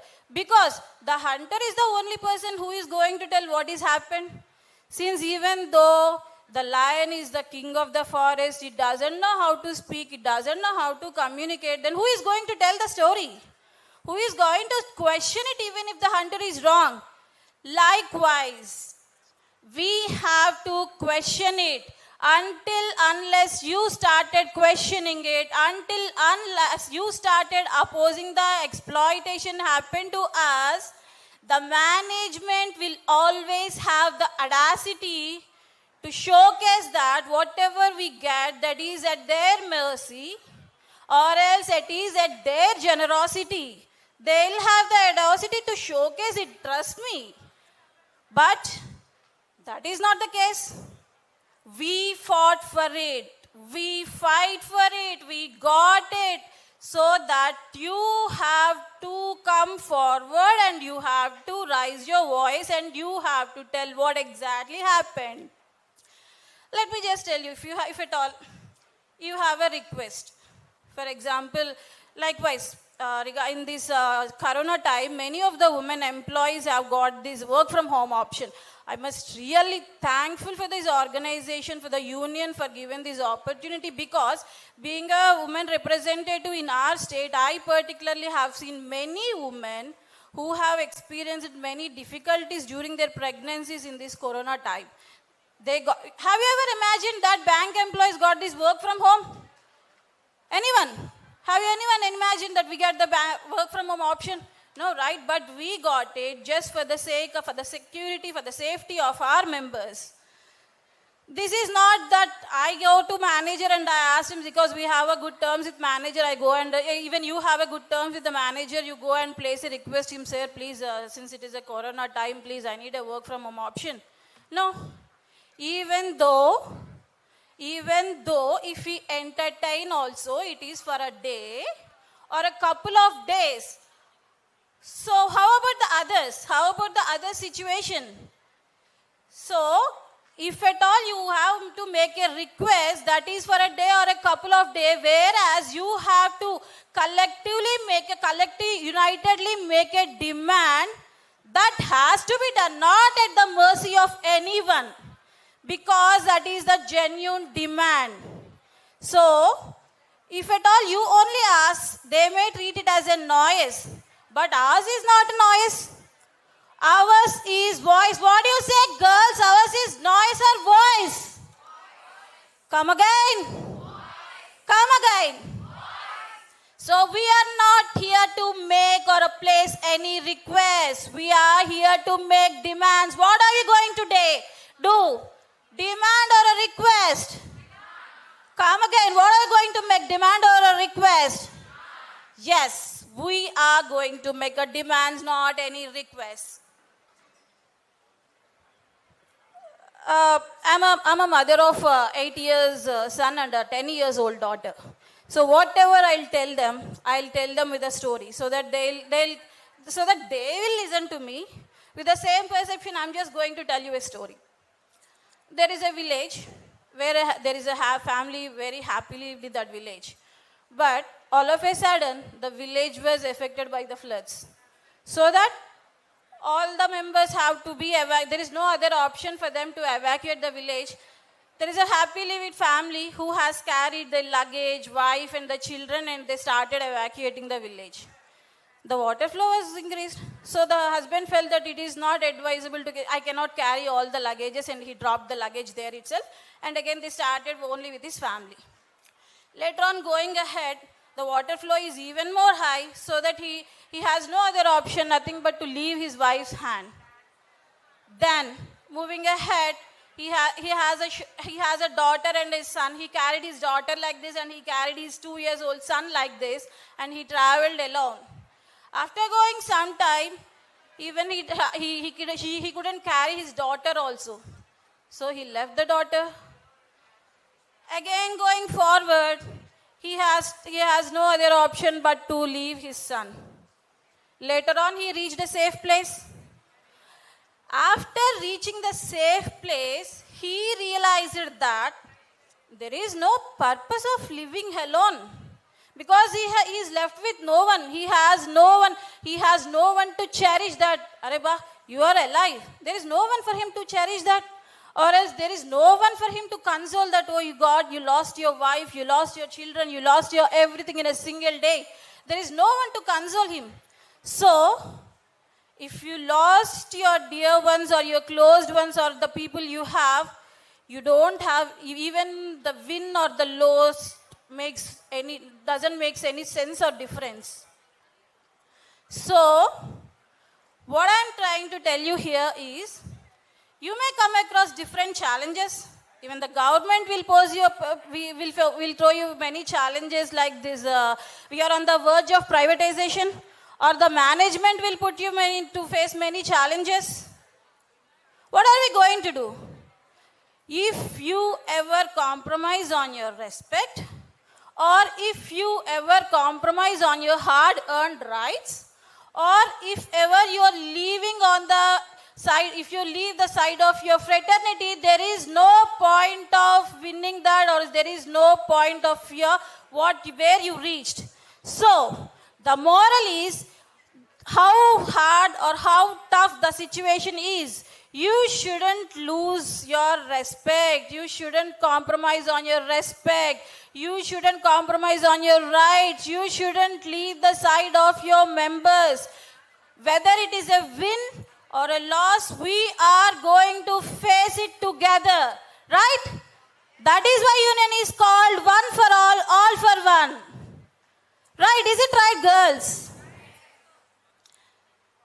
Then again, we'll take the difficult times, we'll challenge it, and we'll start standing for ourselves. Is there any assurance that you're going to win at the very first time? Or is there any assurance that you're going to win it the second time? No, there is no as such assurances. But the thing is that you shouldn't lose the hope, or you shouldn't give up trying. You should keep trying. One day you will definitely get succeeded. That is why as I keep believing that the Hitler lost 16 times in war. Whereas we remembered him that Hitler fought 16 times, and that the 16th time he won, whereas we didn't